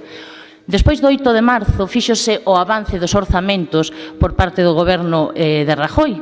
En eses orzamentos non tuvo o Partido Popular ningún problema, nin lle deu ningún rubor, sisar 120 millóns dos 200 millóns que estaban comprometidos no Pacto de Estado.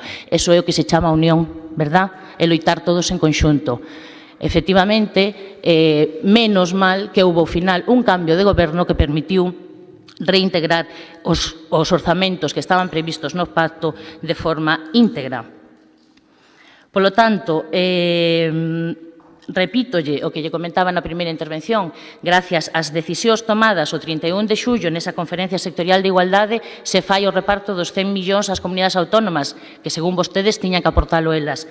Foi no Real Decreto do 3 de agosto cando se fixeron a reintegración desas competencias en igualdade na loita contra a violencia que vostedes, vostedes, os que están preocupados están polas mulleres, lles quitaron os concellos, que veñen sendo os primeiros sitios, os primeiros puntos os que teñen, e moitas veces os únicos, os que teñen as mulleres a onde acudir.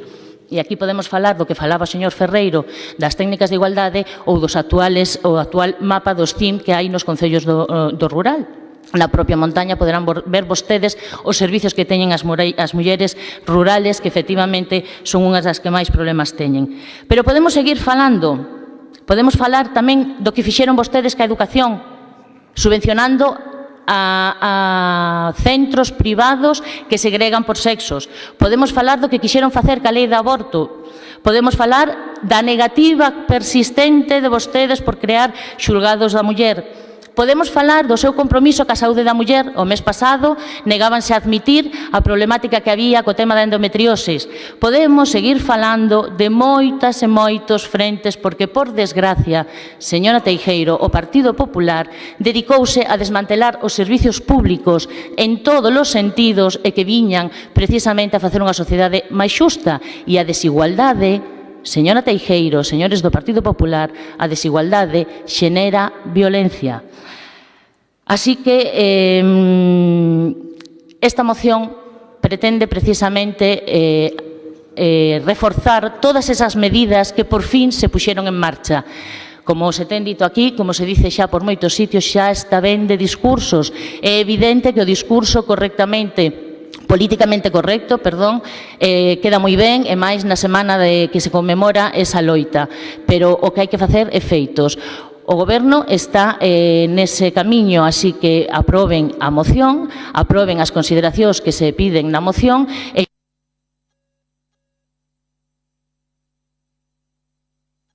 Tres minutos o vocero do BNG. Dicía antes, cando rematei a primeira intervención, que non só con protección se soluciona o problema. É necesario para protexer aquelas persoas que son susceptibles de ser atacadas na súa integridade física. Hai que facelo con recursos ilimitados, se se quere realmente pelear contra o que temos diante, pero non chega. Hai tamén que legislar. Hai que legislar, hai que facer leyes moi duras a prol da igualdade, como decía ahora Sonsoles. A desigualdade xenera violencia. E desde o momento que unha persoa, un home, pensa que unha muller, polo feito de ser muller, ten algún dereito menos que a outra persoa por ser un home, por exemplo, estáse xenerando ou estáse facilitando ou estáse promovendo que aí poida haber violencia de xénero, violencia machista. Hai que legislar e non podemos protestar, e os homes somos os menos indicados para facelo porque somos maioritariamente os agresores. Non podemos protestar porque se legisle en positivo para favorecer a igualdade das mulleres. Non podemos protestar. Temos que aclarar a boquiña, en todo caso, incluso ás veces avergonzarnos polo que fan os nosos conxéneres moitas veces. Hai que gastar cartos e legislar en educación. Non se pode dicir que se está a ideoloxizar os alumnos porque se intenta meter unha materia onde un dos eixes vertebradores, un dos eixes centrales, é promover a igualdade. Non se pode dicir ese tipo de afirmacións. É moi grave ese tipo de afirmacións. É moi grave. Non se poden facer recortes en educación porque se se recorta, estáse recortando tamén na posibilidade de que as novas xeneracións teñan unha sensibilidade maior cara a este tema.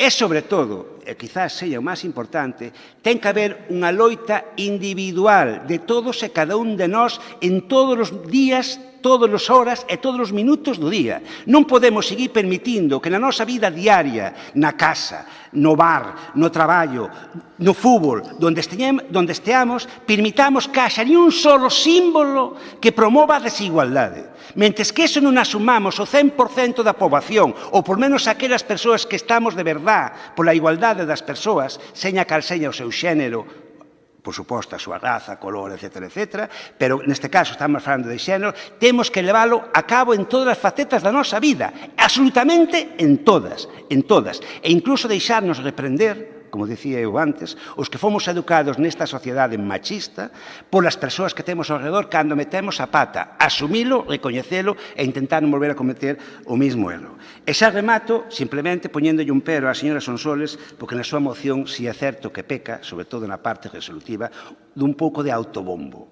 É dicir, cando se intenta debatir sobre un tema tan importante e tan grave como este, hai que ser un poquinho máis, non sei se a palabra é xenerosos, pero errores cometémonos todos, e non todo o mundo fai todo o que se podría facer para evitalo. Por exemplo, voto de menos, no caso de Lugo, que non se incluía exixir unha vez máis a creación do xulgado de violencia de xénero que tan necesario é nesta cidade. Noutros sitios tamén, pero nesta cidade concreto. É dicir, un pouco de menos autobombo e un pouco máis de humildade, por así decirlo, neste tema que necesitamos todos, o BNG e eu primeiro. 3 minutos o diputado non escrito. Gracias, señor presidente. Despois de escutar as intervencións dos grupos maioritarios, lamentar que non se houbera chegado a un acordo nesa comisión informativa, non sei, xunta de portavoces, e, desde logo, tamén lamentar o tono, porque nun tema como este, no que estamos todos os días sufrindo, que está, por desgracia, na prensa con actuacións graves para as persoas que afectan, o tono que se utilizou aquí, desde logo, creo que non é de recibo, pero, a pesar deso, vou a votar a favor. Nada máis e moitas gracias. 3 minutos, Partido Popular. Ben, como decía o señor Ferreiro, o que pretendía a señora Sonsoles con esta moción era alardear, presumir de políticas e ese autobombo, non? O que pretendían, de alguna maneira tamén, supeditar a loita contra a violencia de xénero á aprobación dos orzamentos xerais do 2019. Pero mire, para que vexa que realmente este grupo buscaba consenso, buscaba acordo e lle houbera incorporado texto, calquera texto do que vostede propuxera, xa lle adianto que non imos impedir que saia adiante esa moción.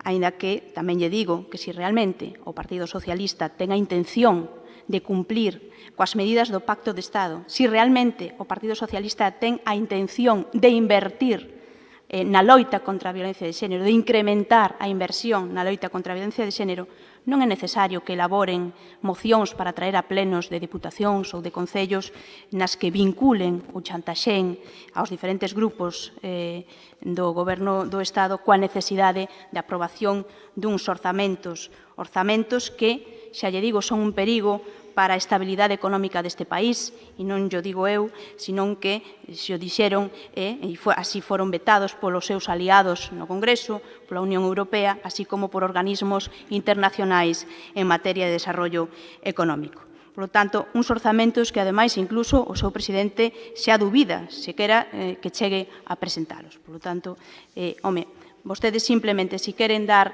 cumprimento a ese Real Decreto que aprobaron en agosto, no Consello de Ministros, independentemente de que se aproben ou non os orzamentos teñen medidas legislativas suficientes sin necesidade de traer, como lle dicía, ningunha moción a ningún pleno. Non olvide, señora Sonsoles, que quen promoveu o Pacto de Estado co traballo do Congreso do Senado foi un goberno do Partido Popular e quen deixou as contas feitas e os orzamentos para que ese Pacto de Estado se pudera cumplir foi tamén o Partido Popular. Nada máis, moitas gracias. Un minuto para rematar.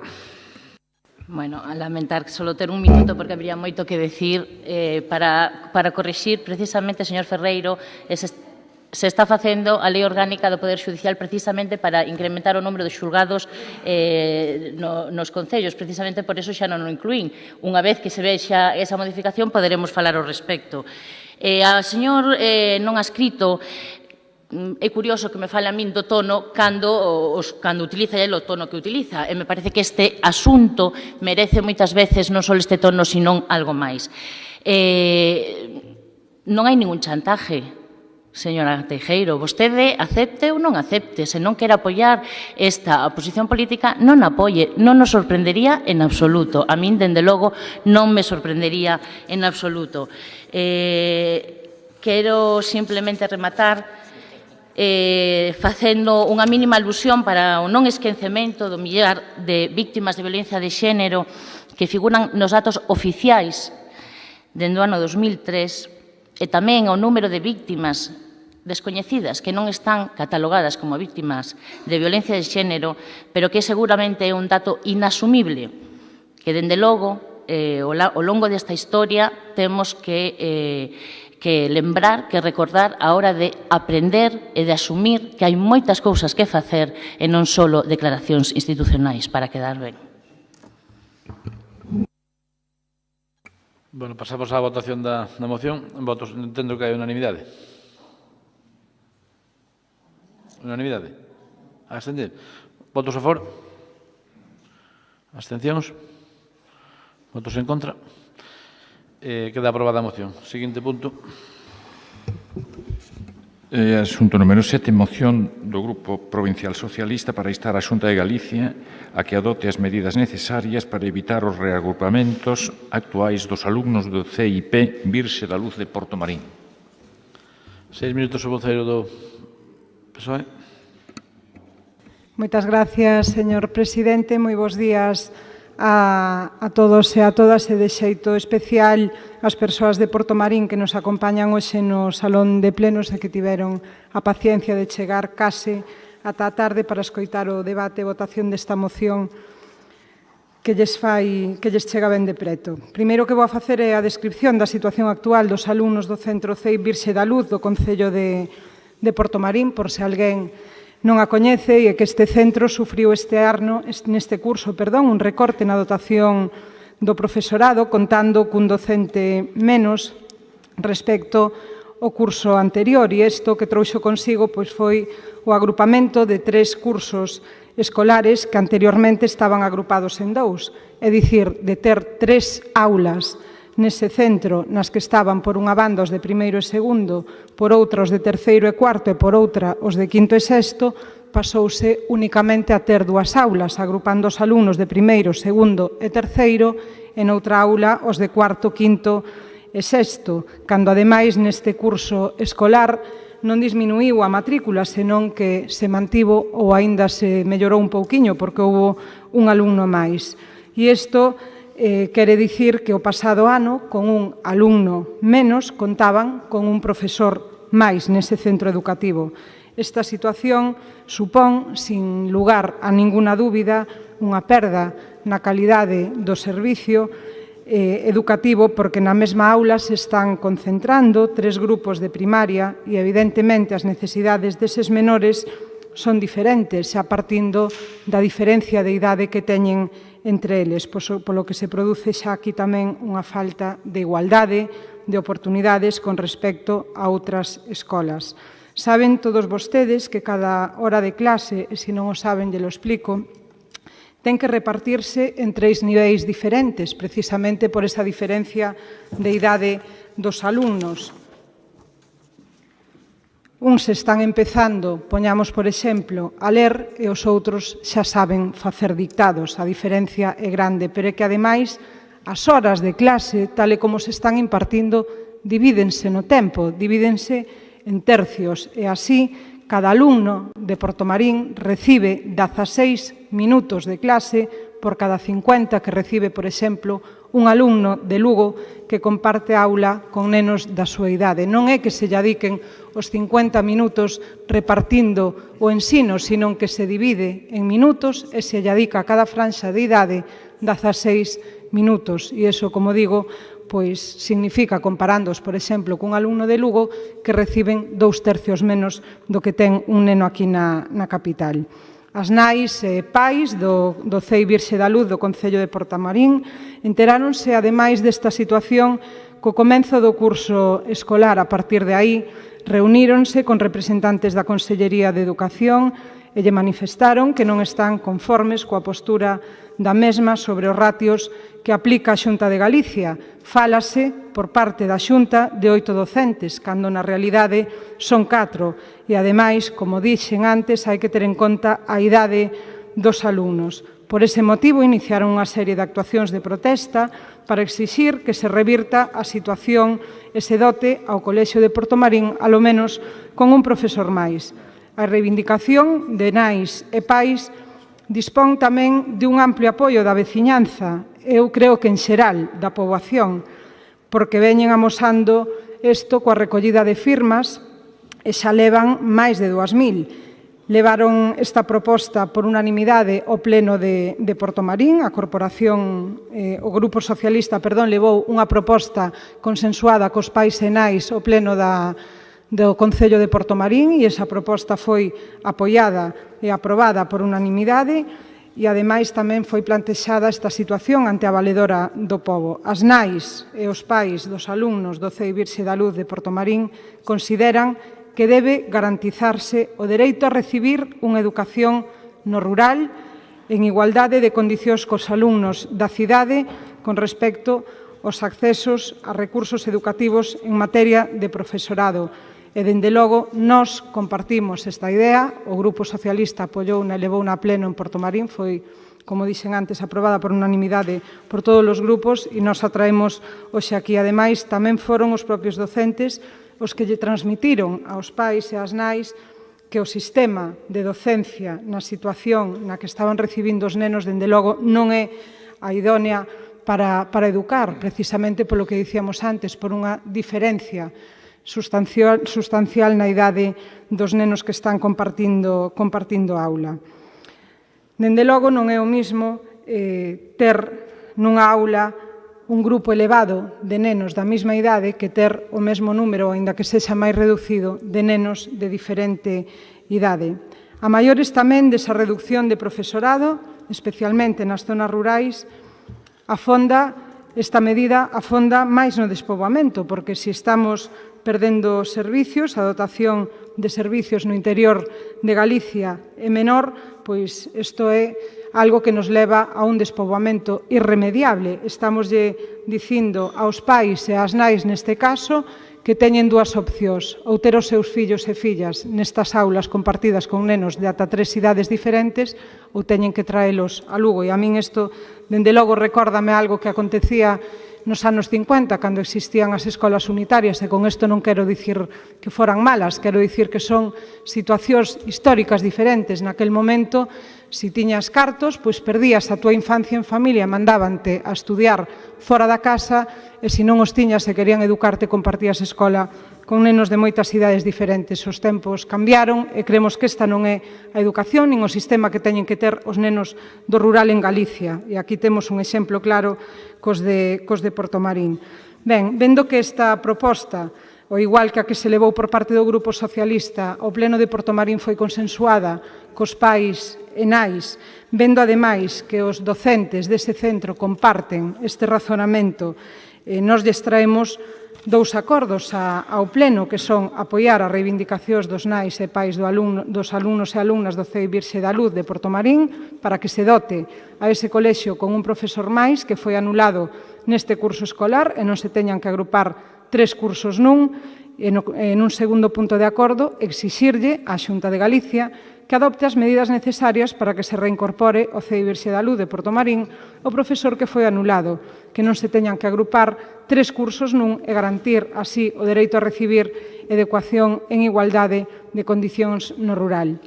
O Partido Popular vemos que nos presenta unha emenda de sustitución que entendemos que é para sustituir os 2 puntos de acordo. Se non é así, pois corríxannos, e aínda que poderíamos falar de plagio, permítanme a ironía, non o imos a facer, porque a emenda que vostedes presentan é un copia e pega exacto da que levou do punto de acordo que tiña o Grupo Socialista no Pleno de Portomarín. Polo tanto, a nós nos vale, falámolo cos pais e coas nais, a eles tamén lles valen, porque entendemos que máis alá desa corrección, vamos a chamarlle así, detrás de todo isto está, sen dúbida ninguna, pois velar polo interese dunha educación de calidade no rural, en este caso, o apoio aos pais e nais de Portomarín. Polo tanto, aceptada a emenda, pois despediríamos o apoio para a moción.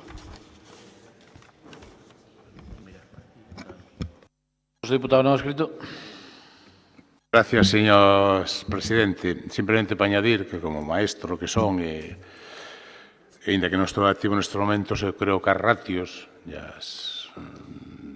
os esforzos en educación, sobre todo en zonas onde, por desgracia, hai tamén desplazamentos, hai que apoiar todos aqueles pequenos que teñen que desplazarse, pois anunciar o meu voto a favor, nada máis.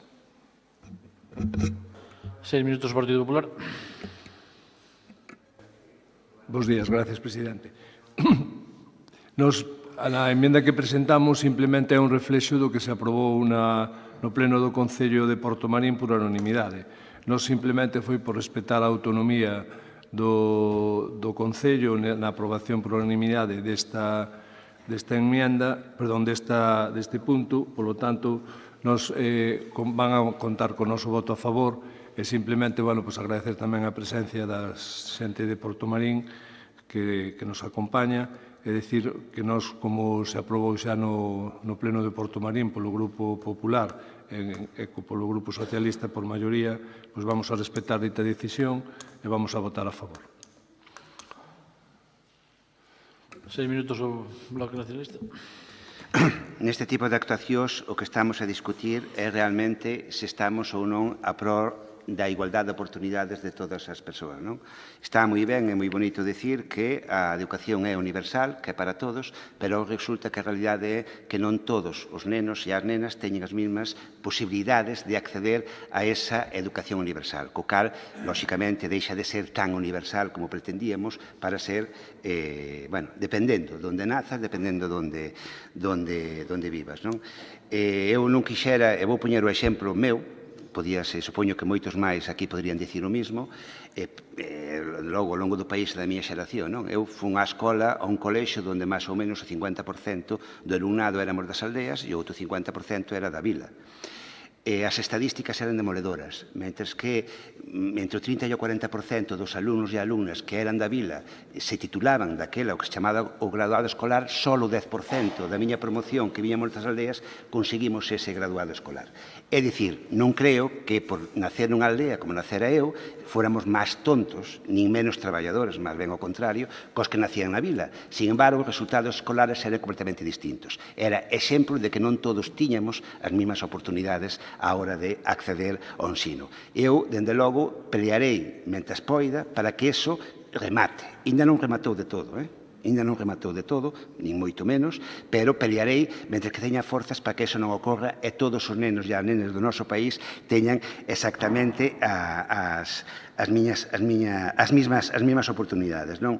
Aquí non estamos a discutir, non se pretende, imagino, que seña millor que se agrupen 3 cursos ou teñan en grupos de 2. Non é esa a discusión aquí. Aquí a discusión é que se quita un profesor. É dicir, é un concepto mercantilista do ensino público. É dicir, quítase un profesor.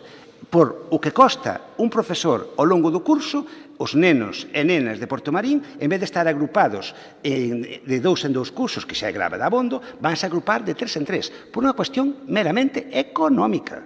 Non hai falta de espacio no centro, nin siquiera baixou a matrícula no último ano, non. É que simplemente a Consellería de Educación decidiu facer un recorte, esa palabra que tanto asusta no Partido Popular, acordou políticamente, tomou a decisión de facer un recorte e eliminar un profesor. Eso leva automáticamente consigo que os alumnos e alumnas haxa que agruparlos de 3 en 3 cursos. Non hai historias. Nin se pode disimular de ninguna maneira. É unha decisión política da Consellería de Educación, da Xunta de Galicia, de sacar un profesor de Portomarín. E, por tanto, os pequenos e as pequenas dali teñen que agruparse de cursos de 3 en 3. Dicía a compañera do Partido Socialista que se volvían ás escolas unitarias. É certo, é o concepto, pero unha diferencia moi grande. Eu fui a unha escola unitaria os primeiros anos da miña etapa escolar, pero tiña a escola ao lado da miña casa. Cuestión que, en parte, compensaba o feito de estar agrupados nenos e nenas de distintas edades, aparte de que era outra época, hai que dicirlo así. Pero aquí non, aquí convertimos os centros escolares do rural en escolas unitarias e moitos nenos e moitas nenas teñen que estar unha hora no autobús. Que aí está a diferencia, e aí está a clave do asunto. Non, ojalá, incluso en algúns casos, se volver ás escolas unitarias, que as tiñamos ao lado da casa, e se levaban os nenos andando ao colexio. E iso acabouse. Pásanse unha hora no autobús e logo agrúpanse 3 cursos nunha única clase, onde, como moi ben dicía, a atención a cada neno ou cada nena é a terceira parte do tempo. Lóxicamente, non é o mismo. Cando van os pequenos de Portomarín, van, creo que, ao San Xillao, ao instituto, non teñen a mesma formación que pode ter un neno, non sei, dun colexio de Lugo que teñen un profesor en cada curso. É imposible, porque a dedicación non foi a mesma, para nada. Para nada. Estamos rompendo, unha vez máis, o que é a igualdade de oportunidades. E insisto, non porque seña inevitable, simplemente por unha cuestión de que se toma unha decisión política de recortar un profesor nun colexo sin que incluso houbera un descenso de matrícula neste caso. Ben, e xa remato. Eu creo que se realmente non somos hipócritas, igual que dicía no tema da violencia de xénero, e queremos apostar por a universalidade da educación e a igualdade de oportunidades de todos e de todas, pois teremos que deixar de facer estes recortes por cuestión económica e priorizar. Evidentemente, os recursos non son ilimitados, pero trátase de priorizar. O mellor temos que abrir un debate neste país que é máis imprescindible, que todas as nosas nenas e nenos teñan unha educación igualitaria de calidad ou ter un magnífico AVE. O mellor hai que discutilo. Ou que o AVE chegue 2 anos máis tarde para ter unhas escolas en condicións. Hai que debatilo e hai que ter o valor político de facelo. O que non pode ser, baixo ningún concepto, e recuperaremos o debate logo ca sanidade, con outra moción que hai ao final, se acepta a urxencia dela, é que por cuestións económicas haxa persoas que teñan menos oportunidades que outras por nacer nun sitio distinto. É totalmente inaceptable. Estáse facendo por unha decisión política, e non me canso de dicilo, por un goberno que toma a decisión política de discriminar, neste caso, aos pequenos de Portomarín, pero pode estender a outros moitos ao longo do país. 3 minutos o vocero do Goberno. Ben, pois comparto moito do que acaba de dicir o voceiro do Grupo Nacionalista Galego e a verdade é que lamento profundamente que o Partido Popular nesta casa nos apoie únicamente nesta moción aceptando a súa emenda de sustitución por respetar a autonomía ou o que se votou no pleno de Portomarín. Eu de verdade que creín que moitos de vostedes, sendo alcaldes, pais, nais, de nenos, iban a ter a sensibilidade suficiente para apoiar esta moción por unha mellora de calidade nos servicios. A min pareceme moi ben que respeten o alcalde de Portomarín, que en definitiva é a conclusión que chego despois da súa intervención, a autonomía local, pero que nos trae aquí é algo bastante máis profundo que todo iso. É unha disminución na prestación dun servicio básico para as persoas que vivimos no rural, en este caso no concello de Portomarín, e dende logo vostedes con isto non axudan demasiado a que estes pais e nais se vayan apoiados. Vale que non deixaran ese punto de acordo, que era o de dar o apoio aos pais e nais. Nos entendemos que isto estaba detrás, pero vostedes manifestan claramente que é un apoio a ese acordo do Concello de Portomarín. Eu espero que na seguinte intervención pois o voceiro do Partido Popular sexa capaz de correxir isto, porque nos parece que ten que haber unha convicción profunda de creer no servicio da educación aos nenos e nenas deste Concello, aparte de outros. Ademais, como ben dicía tamén o voceiro do Bloque Nacionalista Galego, a base fundamental de todo isto é que non se respeta a igualdade de oportunidades. E eu entereime recientemente a raíz desta moción precisamente de que os nenos que cursan os últimos estudos en Portomarín a veces, non no último ano, no inmediatamente anterior, ven as materias que terían que estar dando no último ano. E no último ano ven as materias que lle corresponderían ao anterior. É dicir, en sexto ven o de quinto, en quinto viron o de sexto. Eses nenos non se incorporan. Cando van ao seguinte centro educativo non se incorporan en igualdade. Non se incorporan en igualdade co resto de alumnos. E iso é polo que temos que traballar para que os nenos e nenas da nosa provincia, en este caso de Portomarín, teñan igualdade de oportunidades. Vostedes poden creer que non estamos no acertado, pero a verdade é que as persoas que están aquí sentadas detrás de nós saben que isto é o que están vivindo nas súas casas e cos seus fillos. Polo tanto, nós entendemos que vostedes apoian a moción, é algo que entendemos que non é o peor que podía pasar, pero dende logo agardábamos que ese apoio a esta moción fora por convicción e creenza de que o servicio educativo tiña que mellorarse, neste caso, no Concello de Portomarín, a vez que isto fose un respaldo para os pais e nais cando novamente, se teñen ocasión, se dirixan á Xunta de Galicia, pois poder ir co respaldo desta corporación. Moitas gracias. 3 minutos o diputado non escrito. 3 minutos o Partido Popular. Bueno, señora Porto, mire, nós simplemente o que respetamos ao mesmo tempo é a autonomía do Concello de Portomarín na súa resolución nesta moción. Pero, bueno, nós estamos tamén non pola pérdida de servicios tamén, sino por que a enseñanza sea de calidade.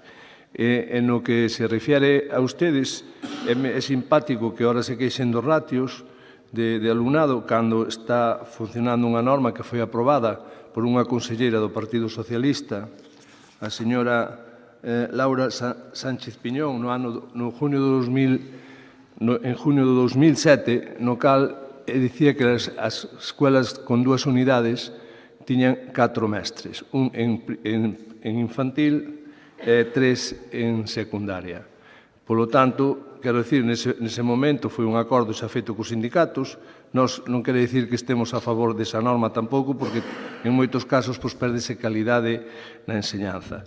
Pero o que quero dicir non simplemente non é porque por convicción aprobamos a norma e estamos en desacordo de que se recorten, neste caso, como son un mestre máis que poda influir na calidade da enseñanza. Nós simplemente votamos a moción porque nos parece que é objetiva no tema de que se reinvirta a situación no Colexio Virxen da Luz de Portomarín e simplemente por apoiar aos compañeiros, neste caso tanto do Partido Popular como do Partido Socialista no Concello de Portomarín.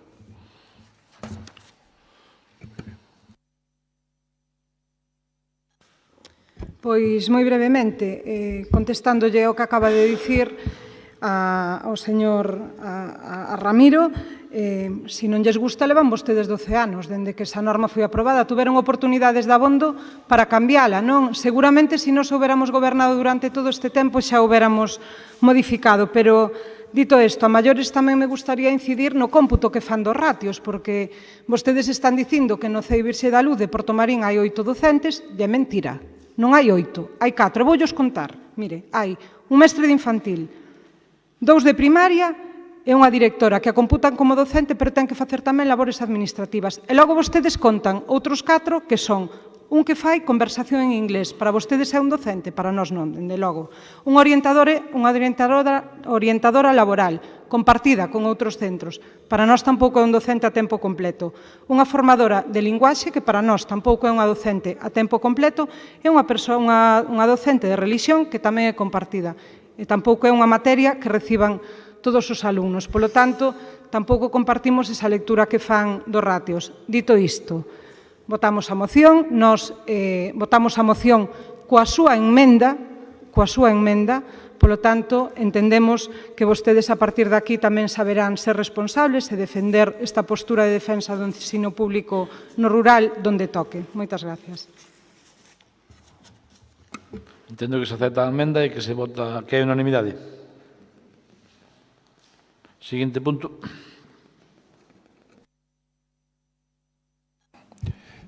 Asunto número 8, moción do Grupo Provincial do BNG para que a Diputación de Lugo promova a recuperación e posta en valor da Casa Natal de don José Díaz Castro.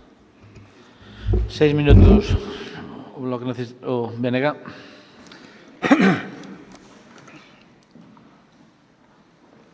Ben, o cuidado dos símbolos e das señas de identidade da nosa cultura teñen que ser unha obriga de calquera administración pública. É algo, creo que neso que podemos estar todos e todas de acordo, non? É imprescindible que unha administración teña sempre cuidado con esa simboloxía, non? Que representa todo o que son as nosas referencias culturais e o noso ser, por así decirlo, como pobo, non? Nese sentido, os ambientes donde se criaron, donde se forxaron, non? Neste caso, como escritores, as figuras literarias do noso país, pois está incluído dentro deses símbolos, non? E, por tanto, calquera administración ten que traballar nesa liña. É certo que a Deputación de Lugo nos últimos anos fixo un importante esforzo no caso concreto do que estamos a falar aquí, que son as casas onde naceron e, como dicía, se forxaron como escritores figuras moi importantes da nosa literatura. Nos últimos anos, o caso de Álvaro Cunqueiro Mondoñedo, que ainda está en marcha, ou a restauración da Casa de Manuel María en Outeiro e a axuda a posterior ao seu traballo cultural é unha realidade por parte da Diputación. Non? E máis, neste caso, que xa está funcionando ao 100%, converteuse en pouco tempo no eixe vertebrador ou un dos símbolos máis importantes da actividade cultural do que é a toda a Terra Xa e incluso incluiría a provincia de Lugo. Non? Hoxe é un referente para o que é a actividade cultural da provincia, sin lugar a dúbidas, dado, por un lado, o bon traballo que están facendo desde a Fundación e, por outro lado, as axudas económicas que, neste caso, se lle chegan desde a Diputación. Tamén é certo que unha das cuestións pendentes é a rehabilitación e a posta en valor, que é o que se trae aquí nesta moción, da Casa de Díaz Castro nos Villares en Guiteriz. Unha casa que creo que a maioría de nós antes ou despois pasamos por ali, se non deixamos constancia aquí, que está ao borde da ruína. É algo parecido ao que temos falado aquí outras veces do que é a casona do Incio. Ou se lle bota man ou dentro de pouco tempo xa non haberá que facer. Esta casa, insisto, a casa natal de José María Díaz Castro, foi deixada por a súa familia, neste caso a Asociación Cultural Xermolos, sempre que a condición de que fora posto ao servicio da cultura da Terra Xa e do país. Con esa condición se lle deixou a esta asociación que creo que ten bastante acreditado o seu traballo cultural ao longo dos anos desde que foi fundada, por así dicirlo. Desde a propia asociación, a intención que terían, no caso de que fora restaurada, é convertida en algo así como nun lugar común de todas as persoas da comarca e, por suposto, tamén, lóxicamente, dunha casa museo. A casa da xente, lle gusta decir a Alfonso que lle gustaría que fose, a casa natal de Díaz Castro en Guiteriz. Tamén temos que dicir que para este proxecto, para esta proposta, nada ten que ver os 45.000 euros que a Diputación de Lugo investiu en amañar a súa palleira. A palleira desta casa, que pertenecía a unha familia que nada ten que ver con todo isto, que accedeu, supoño que ao Concello, por un prazo, creo lembrar, de 15 anos, e que a Diputación restaurou con 45.000 euros, que, unha vez restaurada, ali está, amañada, a palleira, e non tuvo ningún tipo de actividade cultural desde que isto se fixo, cuestión que nos parece moi de recibo, mentras que, insisto, a casa natal, auténtica, a que foi deixada a Xermolos para que fora utilizada para a actividade cultural, pois está prácticamente caendo sin que se poida botar unha mão por parte de ninguén. Somos conscientes de que para facer isto hai que debera haber unha implicación de todas as administracións sin excepción. A Diputación ten que abanderar, por así dicirlo, esta iniciativa, pero, lóxicamente, ten que estar de acordo ou ten que colaborar o propio Concello de Guiteriz e tamén, por suposto, a Xunta de Galicia. E, lóxicamente, fagas o que se faga, que a Asociación Xermolos, cada parte, están abertos a calquer tipo de colaboración ou de falar con quen sexa con tal de levar adiante este proxecto. Tamén dicir que isto foi acordado, foi levado ao Pleno de Guiteriz e foi aprobado, creo que por unanimidade, que se me corrixa se non fora así. O problema é que, se matizou o proxecto e non había ningún tipo de compromiso económico para facelo. Aquí nós non só traemos a intención política, aprobar a intención política desta Diputación para levar adiante este proxecto, senón que tamén xa manifestamos que, no caso, como ao final ocorriu, estean xa os orzamentos aprobados, dicir que nas nosas emendas xa iba unha emenda para dotar económicamente este proxecto, non foron aprobadas, non pasa nada, temos unha segunda oportunidade agora para aprobar esta emenda onde se dice xa directamente que seña sufragado o seu custe a cargo dos remanentes de tesorería cando no seu momento veñan a este pleno e se aproben. Unha vez, por suposto, e ninguén dice o contrario, sacado o diñeiro que se acorde que vaya para incrementar o plan único. Deixo así e sigo na segunda intervención.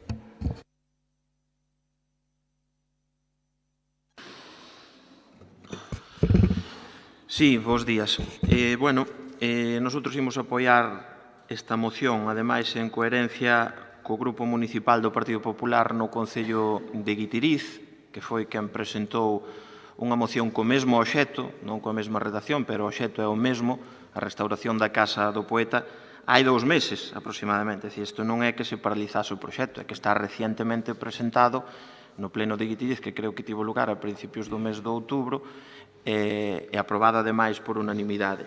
E, polo tanto, pois, nosotros, dende a Diputación, imos apoiar tamén esta moción, porque ademais vemos que é unha iniciativa positiva, pola importancia que pode ter para a cultura da nosa provincia e tamén de ámbito local e tamén para a cultura a nivel galego, por suposto. O que sí, votamos en falta é outra redacción na proposta de acordo que formula o BNG na súa moción, porque entendemos que a forma correcta sería que se deixe constancia de que se materialice a través dun convenio de colaboración entre a Deputación, se é o caso a Xunta de Galicia, e o Concello de Guitiriz, no que, efectivamente, interveña tamén a Asociación Cultural Xermolos como titular do inmoble, efectivamente é a única legitimada para levar a cabo actos de disposición ou de actuación, calquera actuación no inmoble. Neste sentido, además, a asociación, creo recordar que xa dende finais do ano 2015 manifestou ter encargado un proxecto sobre os costes da rehabilitación desta vivenda, un proxecto técnico. Por outra banda, tamén vimos que nas emendas que presentou o BNG aos orzamentos, que foron rexeitadas, pídese que a Deputación colabore con 300.000 euros. A nós tamén nos parece un pouco exagerada esta cantidade, e descoñecemos se vostedes consultaron previamente coa Asociación Cultural Xermolos, porque, insisto, se se materializa un convenio de colaboración a 3 bandas, tamén nos parece unha cantidade exagerada para que a Deputación acometa a restauración do inmoble. Entendemos que por moito menos desa cantidade se pode levar a cabo a rehabilitación.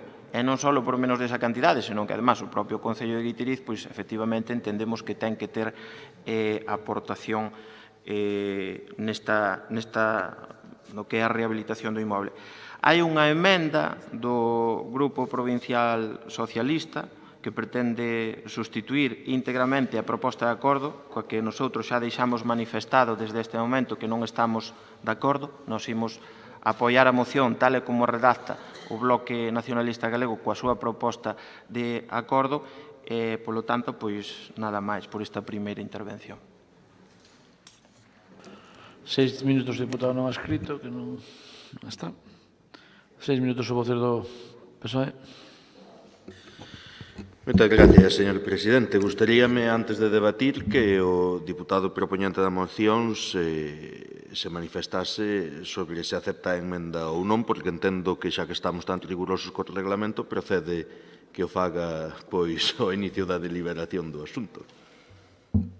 Perdón, que me despistei. Non, porque eu creo que desvirtúa completamente a proposta e darlle voltas outra vez ao tema que quede sin resolverse. Non, aquí o que se busca é unha resolución concreta e clara e que se vai a facer no próximo ano. Moi ben. Pois, sabido que o BNG non admite a proposta do Partido Socialista, vamos a explicar cal é a nosa postura e vamos a contextualizar. Contextualizar en torno á figura de José María Díaz Castro. José María Díaz Castro, poeta de Guitiriz. Coincidiulle a él, pero creo que é unha boa oportunidade para reflexionar sobre quen atesoura a titularidade sobre o patrimonio cultural, material e inmaterial do noso territorio, da nosa contorna e das nosas vilas. Parece ser que agora, de repente, só hai, en concreto en Guitiriz, só hai determinados movementos ou forzas que posúen, que atesouran a figura e o legado de Díaz Castro. Non é verdade. Non é verdade. Nin é certo que sexan tirados ese diñeiro que se investiu na restauración de unha palleira ao lado da casa de José María Díaz Castro. Non só eso, tamén se fixo unha ruta da pedra, unha ruta homologada, unha ruta habilitada, que realmente tuvo o seu investimento para pôr en valor eso. Tamén se instalou ali unha escultura de outro escultor chairego para pôr en valor aquel territorio. E todo se fixo a iniciativa, e creo que é bon dicilo, porque por moito que se trate de agochar, non será posible, da alcaldesa de Guitiriz, que é a primeira persoa que puxo o seu esforzo dende a modestia para reivindicar a Díaz Castro. E se apelamos á historia de Guitiriz e á historia do recoñecemento do nome de Díaz Castro, vámonos a topar necesariamente co nome de Regina Polín como primeira impulsora para que o nome do Instituto de Educación Secundaria de Guitiriz, que era tan simple e vacío como IES Guitiriz, acabase sendo Instituto de Educación Secundaria José María Díaz Castro. E creo que iso é importante poñelo en valor porque apreciase ou semella que se pretende solapar ou ocultar isto. E pretendes impulsar un proxecto de recuperación, que non é o mismo que a rehabilitación. Unha cousa é a rehabilitación do edificio, da edificación, e outra cousa é a recuperación para o servicio público a través da actividade cultural que é o que se presenta, o que se pretende. E iso non está cuantificado. Polo tanto, a nos parecenos excesivamente atrevido dotar económicamente un recurso, unha iniciativa que non está cuantificada, porque por non estar cuantificada non está tampouco feito con exactitude canto vai ser o coste da rehabilitación meramente dita da antigua casa de José María Díaz Castro. Para eso, a Deputación de Lugo asinará nos seguintes días, como se lle ten anunciado, pois hai recentemente a Asociación Cultural Xermolos, un convenio co que financiará precisamente a redacción, a elaboración dese estudio, dese proxecto que nos permita saber a que obra nos enfrontamos e dese proxecto que nos permita, polo tanto, cuantificar cal é o que vamos a facer. E por iso o Partido Socialista presenta unha emenda. Presenta unha emenda porque os titulares ou a administración titular da competencia en cultura, unha competencia que nace co Estatuto da Autonomía de Galicia, non ben cedida despois, é a Xunta de Galicia. A Deputación de Lugo, evidentemente, ten unha competencia de cooperación, de asistencia, de axuda aos concellos e, polo tanto, queremos formar parte dese proxecto. Agora, o Concello de Guitiriz, evidentemente, algo terá que decir, e como non, o titular do inmueble, que é a Asociación Cultural Xermolos. Pero para que vamos a rehabilitar, a restaurar ou a recuperar ese edificio? Terá que haber un plan dotacional non só de equipamentos, senón tamén de actividades. Que é o que vamos a facer, como as vamos a manter e como as vamos a sostener económicamente. Nesa búsqueda da sinerxia e da participación entre todos para o deseño do que será a utilización da antigua casa de José María Díaz Castro, vendo a implicación de todos, podemos articular un convenio. Nós que pedimos? Pois xa, que a administración máis pudiente económicamente, que a administración autonómica, que é a competente en cultura, existe, e aunque vai facendo algo por Díaz Castro, ora lle vai sendo, que participemos nese convenio, alo menos cunha financiación do 50%. 50% a Deputación, 50% a Xunta de Galicia. Nada tan diferente co que propón o propio presidente Feijóo en Foz para facer un auditorio. Ámbito cultural, moitísima máis inversión e aí non lle doen prendas en decir, oiga, non importa que a competencia sea miña, vamos a pedir diñeiro á Diputación. Pois ora que ninguén se rasgue as vestiduras, se en este caso, que é o tesouro, un tesouro cultural de Guitiriz, que só uns levan anos invertindo en poñerle en valor, pois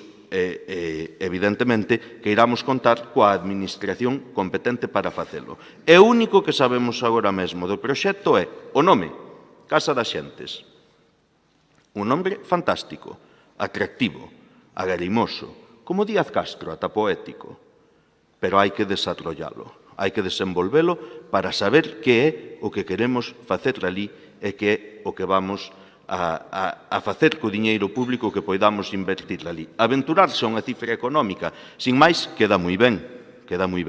Incluso algún activista de Guitiriz que se cree dueño e posuidor da verdade absoluta con bandeiras que enarbola na súa mão se atreverá a criticar a Álvaro Santos por haber defendido unha proposta pois xusta, equilibrada e que ten en conta as capacidades e as competencias de cada quen. Bueno, incluso se atreverán a decir que como unha persoa que participou moi activamente de Xermolos, que cando se estaban escribindo os primeiros cadernos de Xermolos sobre Díaz Castro, este señor, ali pasando frío no que era a biblioteca de Xermolos, axudaba a transcribilos, como pode dicir isto? Pois porque creo que ya hai que poñer sentido a isto. E unha cousa son as emocións, que todos as temos, unha cousa son o sentimento, o cariño e o desexo de que Díaz Castro sexa un instrumento cultural na súa terra e na súa comarca, e outra cuestión é a seriedade coa que debemos abordar esta cuestión. De momento, a Deputación de Lugo ten o feito investindo na rehabilitación dun espazo que a verdade é que non ten moita actividade, pero que se promoveu, que estivo atendido, que estuvo aberto e que tuvo moi escasas visitas, por non decir ninguna durante algún tempo. Para o que ninguna... Agora mesmo, señor presidente, para o que ninguna asociación de Guitiriz ten proposto tampouco desenvolver ali actividades ou solicitado para desenvolver actividades. E que evidentemente conleva unhos costes que a entorna social, a propia entorna social, non ten sociabilizados como propios. E estando de acordo en que debemos desenvolver ese investimento e aunar o esforzo e o compromiso de todas as administracións e da Asociación Cultural Xermolos, facemos esta proposta, unha proposta sensata que primeiro di, valoremos, programemos o que vamos a facer, despois sumemos todos a nosa capacidade económica e desenvolvamos un proxecto serio. Non explotemos a hora de alegría ou demagoxia con unha ilusión nun momento no que hai unha especial atención sobre este asunto por coxunturas sociais ou culturais ou políticas ou que queiramos saber e condenemos, polo tanto, o fracaso. Coa enmenda que propón o Partido Socialista que se está a tempo de admitir, somos capaces de deseñar un procedemento, de deseñar un proxecto serio, real, construtivo e materializable para que Guitiriz e a comarca da Terra Chá conten con un núcleo cultural que sexa a antigua casa de José María Díaz Castro. 3 minutos o voceiro do BNG. Ben, eu normalmente dentro do BNG, cando facemos unha proposta en positivo como esta, non queremos entrar en polémica nin en descalificacións. E moito menos, neste caso, a alcaldesa de Guitiriz. Eu creo que non dixen nada negativo na miña intervención dela. Se alguén se deu por aludido, pois é outro problema. Eu creo que non dixen nada negativo. E máis, dixose aquí que se lle debía o nome ao IES, por certo, IES no que eu traballo, no que me gano a vida, teño a honra de traballar ali, a ela, parece moi ben. É algo que, por exemplo, onde hemos conseguido un outeiro de Rico Colexio que non fomos capaces, polo veto do Concello, de poñerlle o nome de Manuel María.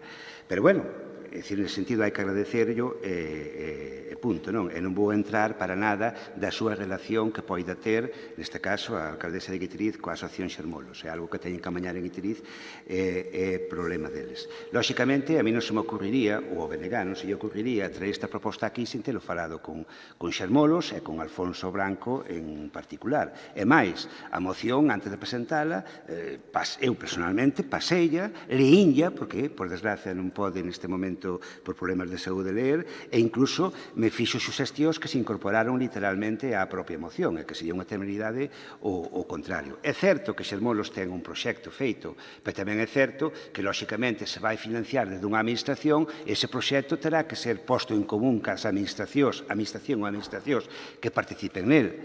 É verdad que eu non sei, recoñezo así, eu non son arquitecto, nin moito menos, que non sei se necesitan 300.000, 100.000 ou 400.000. Pero tamén é certo que hai que reservar unha partida económico para eso. Ojalá non se necesite tanto dinheiro. Eu dudo, Eu dubido bastante por outras obras que se fixeron por aí similares que non se necesiten. Pero ojalá cheguen con 150.000, ojalá.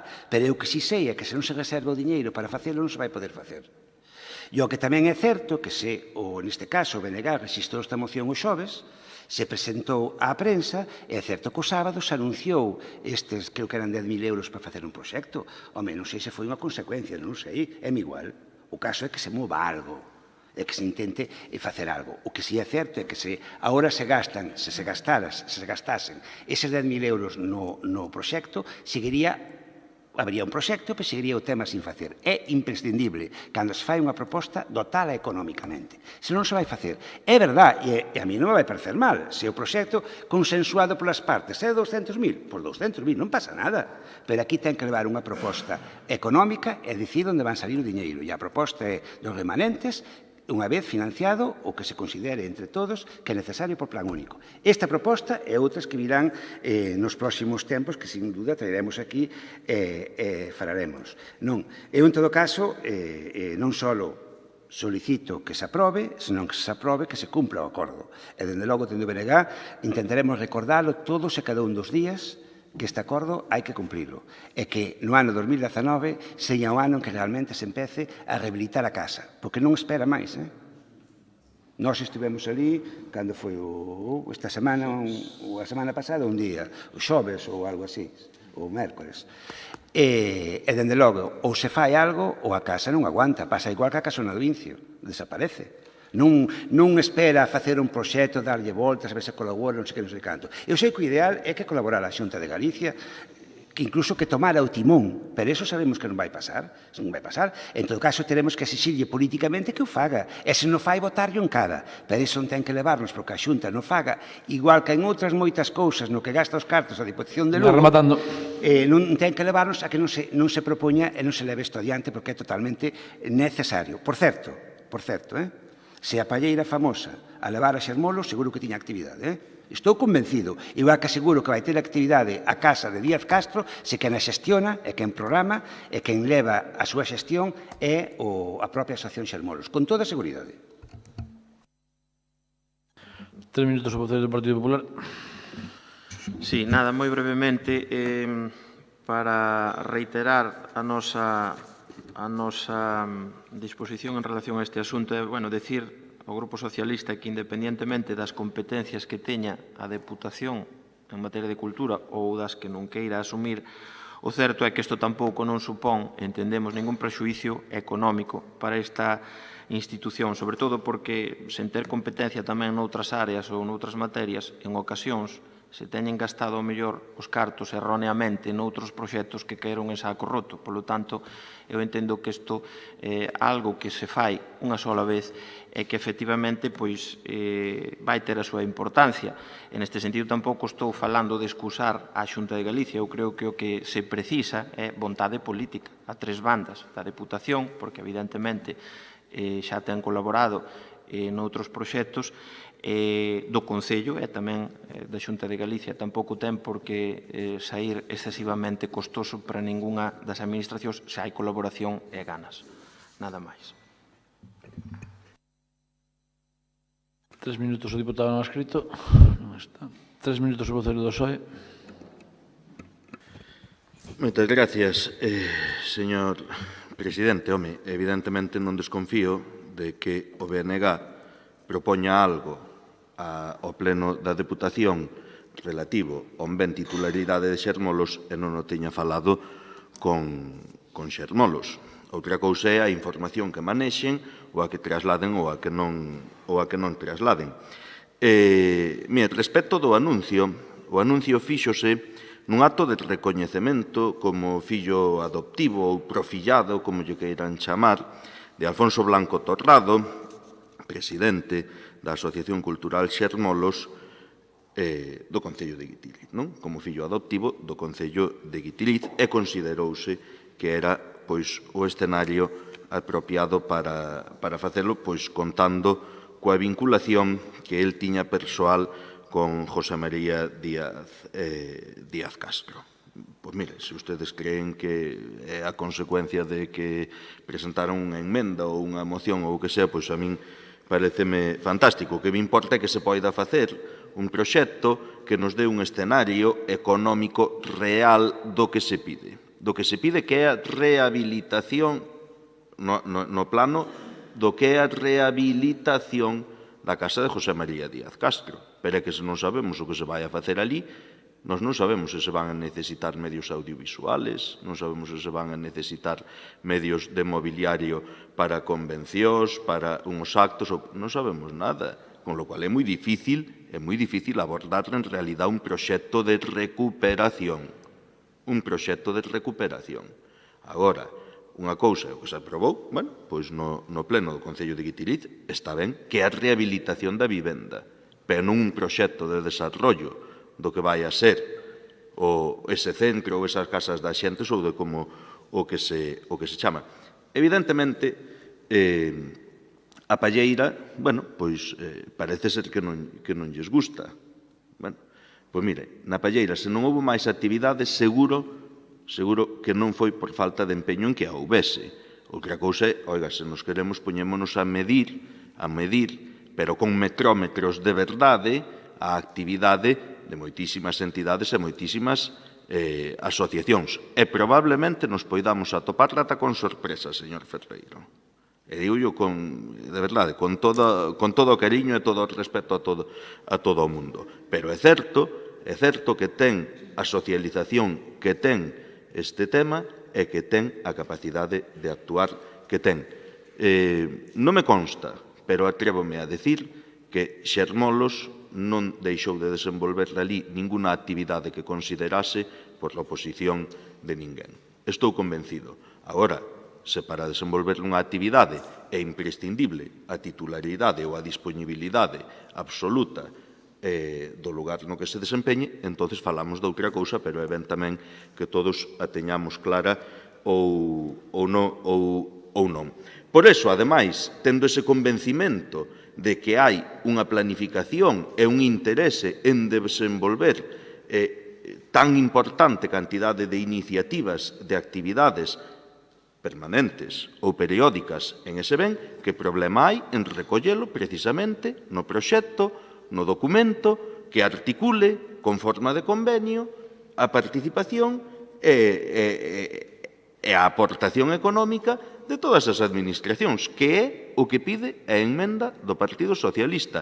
E dígollelo de verdad, independentemente de que se acepte ou non se acepte, que parece ser que a postura está adoptada xa con carácter definitivo. Aprobar a moción tal cual está presentada significa, no mellor dos casos, no ano 2019, aportar ou reter uns recursos económicos que se cifran na cantidade da emenda, e o documento que teño, e o podo enseñar despois, é unha valoración de custos do ano 2016 que non chega á cantidade que pide só para o ano 2019 o Bloque Nacionalista Galego. É información que me pasaron e que a máis se titula claramente Proxecto de Rehabilitación da Casa de José María Díaz Castro e que alcanza 280.000 euros, non 300 e pico, nin 500, nin 700, pero o que quero dicir é que podemos chegar a eso sobre algo que non ten proxecto, que non ten, polo tanto, capacidade de desenvolverse e que non se vai executar no ano 2019. Nos o que propoñemos é algo tan simple como empecemos a casa polos cementos, definamos cales van a ser os usos, cales van a ser as obrigas das partes e recollámoslo nun documento que nos comprometa e nos vincule a todos, por encima de quen, a partir de maio do 2019, estea aquí ou acolá, o que vai a estar de a casa de José María Díaz Castro. Parece ser que non se quere, que se prefiere aprobar unha proposta, bueno, pois que incluso deixe sin ningún tipo de compromiso ou vinculación con esta iniciativa a Xunta de Galicia ou a outras administracións ou institucións. Dende logo, desde o Partido Socialista, creo que facemos unha proposta seria, solvente, é a única que dá garantías de que realmente se poida desenvolver un proxecto de recuperación que inclúa a rehabilitación e unha programación de uso de cara ao futuro da antigua casa de José María Díaz Castro, e en ese sentido vai a ser no que sigamos traballando, independentemente de cantos padriños que irán apadriñar as criaturas e aquelo que vai facendo a Deputación de Lugo polo ancho e longo desta provincia. Un minuto para rematar. Sí, bueno, primeiro dicir que están confundindo dúas cousas. Aquí estamos a debater unha moción onde non hai ningún tipo de cantidade económica. Logo, esa xa lle poñeremos cando veñan os remanentes a este pleno, que se somos coherentes coa aprobación da moción, que parece que se vai aprobar, pois teremos que poñerlle unha cantidade. Aquí solamente vai a intención política que se faga a cargo dos remanentes. Lóxicamente, para saber o que se vai facer, habrá que poñerse de acordo primeiro, que é algo que eu creo que é bastante lóxico. E, dende logo, por as palabras que se desprenden do portavoz do Partido Socialista neste caso, non teñen moita intención de cumprir o acordo inda coa AXA, pois intentaremos, cando menos, que forzar políticamente a que iso se faga. E, dende logo, dende o BNG, non escatimaremos esforzos para que se faga, para que iso se leve adiante, non? E, dende logo, tamén non estou disposto aquí a polemizar pois ca figura de Alfonso Branco, nin con xermolos, para nada, nego moi redondo. Eu creo que está bastante por riba de todo eso, tanto un como a propia asociación, non? En todo caso, pois, se se aproba, pois, benvido sexa, e insistir en que non pararemos hasta que se faga. E só unha última cousa me quedaba para rematar. Nós non é que non nos guste, ni nos deixe de gustar que se mañara a palleira. Para nada. É máis, hasta me tocou a mí firmar o último tramo, que por lealdade institucional tuven que darlle para diante cando os uns pouco tempo que estuve en Cultura. Tocoume firmar o último convenio, como se chame, non? Para nada. Só dicimos que non parece moi lóxico que se amaña a palleira, que por 15 anos, e logo pasará aos seus donos e acabouse, e non se lle toque a casa. É algo que non nos parece moi normal. Se alguén o ve normal, pois, bueno, vale. A nós non nos parece normal para nada, non? Sin ánimo de agora aquí a botarlle en cara nada a ninguén, ni moito menos. Falemos en positivo e poñamos a traballar todos e todas para sacar adiante este proxecto. Gracias. Bueno, pasamos á votación. Se non se acepta a emenda, votos a favor da moción. Abstencións. Votos en contra. Queda aprobada a moción. Seguinte punto.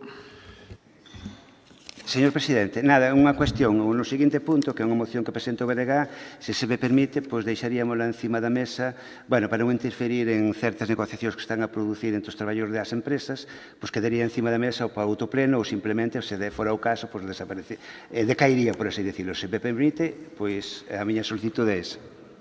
Se usted que Ana propón, se a retira, pois hasta me parece ben. Seguinte punto. Asunto logo número 10, moción do Grupo Provincial Popular para instar ao Goberno do Estado a que desista da súa intención de introducir peaxes nas autovías. 6 minutos o voceiro do Partido Popular. Gracias, señor presidente. Bos días. Ben, presentamos unha moción que eu creo que é unha moción interesante. Fai uns días escoitábamos pois o posicionamento do ministro de Fomento do Goberno de España, ademais unha persoa que, ademais de ser ministro, pois ten un peso específico relevante dentro do Partido Socialista, donde se pretendía crear un peaxe en torno ás autovías. Eu creo que as autovías que foron feitas por gobernos anteriores e que tardamos moito en poder disfrutar delas, mentras se abría a un hacia Barcelona ou dous hacia Valencia, tardamos 22 anos máis os galegos en poder ter esas autovías, e se houve uns gobernos comprometidos con esa causa e que trouxeron as autovías a Galicia, plantexar agora poder gravalas como se foran autopistas, de algún xeito, merma a capacidade que ten en Galicia, porque Galicia é unha comunidade, o mesmo que a provincia de Lugo, periférica, unha comunidade que dependemos moito do transporte, que xa estamos tremendamente agravados por autopistas das cuales temos máis de 200 kilómetros. Se a ese lle sumamos os 500 de autovías, se a ese lle sumamos os 500 de autovías, pois en realidade verase mermado todo o noso comercio. Eu creo que é unha proposta que efectivamente fai o ministro e non parece unha proposta baladí, dado que o secretario de Estado ademais pretende levala a unha subcomisión. E eu creo que aquí temos que as forzas políticas e a población falar claro e falar alto. Estas propostas fan dano simplemente cando se fala delas. É dicir, Galicia, que está tendo un posicionamento interesante en torno ao sector turístico, Si nos plantexamos os costes de entre 1 e 3 céntimos para vehículos e entre 5 e 14 para camións, que é a proposta que se levaba a esa subcomisión, significaría encarecer moito esas escapadas a Galicia, ese turismo rural, pero mesmo lle pasaría a todas as nosas empresas. As nosas empresas que loitan por abrir un mercado, por poder exportar esas mercancías, si teñen que agora esas autovías que foron construídas e que foron gratis durante moitos anos pagar por elas, por deixaríamos as nosas empresas, os nosos comerciantes, nun franco retroceso. Por lo tanto, eu creo que é unha iniciativa que o que lle temos que trasladar ao Goberno Central e que conta ca máxima oposición. Eu creo que aí xa están posicionados todas as centrais empresariais, industriais, sindicatos e, por tanto, eu creo que hai que facer un posicionamento político. É certo que este Goberno, cada vez que fai un anuncio, pois vémolo cargado de improvisación, de falta de planificación, vemos como o Goberno dice unha cousa e a contraria e uns cambios de opinión que xa son populares neste Goberno, pero non podemos cargar máis sobre os autónomos. Primeiro, creamos ese dieselazo que se ve como os autónomos que teñen que depender dos coches para o seu traballo se ven moi mermados. Logo sacamos esa outra noticia de que xa non queremos, a partir do ano 2040, pois vehículos a motor, tanto diésel como gasolina. Por tanto, xa non sei se van quedar vehículos para circular por as autovías e autopistas. Pero xa iso lle añadimos que a parte máis débil, porque eu sempre digo que ningún millonario vai nun Porsche a diésel, os diésel utilízanos normalmente as clases menos pudientes. Si volvemos gravar esas autovías que outros gobernos foron quen de facer e de traernos hasta Galicia e este goberno non é quen nin de poder mantelas, eu creo que está nun grave problema. Pero vámonos a centrar na provincia de Lugo. Que pasaría se o que a A6 o paso por Lugo, pois a xente que pode utilizala para desplazarse hasta o polígono industrial, as Gándaras, a Campiña ou o propio ULA, si ten que pagar por funcionar por esa autovía, o que vamos a ver que rapidamente se vai a cargar a Nacional 6. A Nacional 6, que aquí todos os grupos por unanimidade dixemos que efectivamente deberíamos humanizala e poñela en valor. Que pasa con esas salidas que utilizamos a 6 para ir hacia Fonsagradia, hacia Asturias, hacia coller a 54 ou hacia mismo Sarria? É dicir, encontraríamos con que saturaríamos a Nacional 6, porque a xente, si ten que pagar por eses 14 kilómetros por os que pasan en torno a 22.000 kilómetros diarios que poden ir entre o polígono e Nadela, pois ese tráfico se metería a Nacional 6 creando un problema de inseguridade grave e un problema de saturación nas vías centrales e urbanas de Lugo. Eu creo que o que temos que darlle unha resposta clara e unánime ao Goberno de que estes globos sonda de que hoxe unha cousa, mañá outra, simplemente cando se poñen encima da mesa fan daño e que non podemos tolerar nin permitir que as autovías ahora mismo se graven. Temos o exemplo no país veciño de Portugal. Portugal, acuciado por unha crisis moi forte, implanta este sistema nas autovías e os resultados están aí. Vémolo na Cámara de Comerciantes e Empresarios de Portugal, que fan un rechazo frontal. O turismo lle decai dun xeito forte e os empresarios vense cun problema engadido de custes para poder sacar a súa mercancía. Eu creo que é unha medida que non está pensada, que non está valorada e que é unha medida que temos que xa, antes de que poda ir esa subcomisión, facer un fronte común desde todas as institucións, de todos os partidos políticos, para dicirlle ao ministro que é unha obligación do Goberno, que así foi durante moitos anos e despois de máis de 22 anos feitas esas autovías que nos acercaban a España, que nos acercaban a Europa, agora non poñer dificultades para poder viaxar por elas. A partir do custo que esa proposta representa, que é un custo moi grande e inasumible por o problema das mercancías, sería un problema co que se pode atopar ahora mismo Portugal, que, sin definir aínda o modelo para poder cobralas, se será mediante peaxes ordinarios ou sobre as famosas viñetas que terán que pagar os coches, ese turista que ven de fin de semana, que a veces viaxa en pontes, viaxa en días festivos ou nos propios fines de semana, tería, como ten en Portugal, moitos problemas para collelo. Por tanto, nós facemos unha proposta que dirixirnos ao Goberno Central e pedirlle que aparque unha proposta que nos parece tremendamente lesiva para todos os españois, tremendamente lesiva para os galegos e particularmente para os lucenses como zona illada que é. Moitas gracias. 6 minutos o deputado non escrito. Non está. 6 minutos o voceiro do Partido Socialista. Boas tardes xa a todos, señores deputados e señoras deputadas. Con esta moción, o que se está facendo, unha vez máis, o Partido Popular é poñendo a venda antes da ferida. Se prestaron atención, todo é futuribles, podería, debería. Eu creo que o que se está facendo aquí é debatir algo que ainda non está riba da mesa, non? O que fan dano son vostedes cando o que están facendo é faltar a verdade, porque non hai ningún só dato que acredite o que vostede afirma na súa moción, de que se vai a impoñer unha autovía con peaxes. Nin o Goberno en ningún momento afirmou iso, nin que se vayan a introducir os peaxes nas autovías. Díganme donde poden afirmar con esa rotundidade o que están a dicindo. O que si se dixo é certo que é necesario un novo sistema que garanta a conservación das redes de mantemento da rede de estradas do Estado e que ese modelo necesariamente debe emerxer dunha subcomisión específica que, por certo, propuxo o Grupo Parlamentario Socialista no Congreso dos Deputados, que penso eu que é donde se deben debater este tipo de cuestións, na subcomisión específica que analizará esa conservación da rede de carreteras.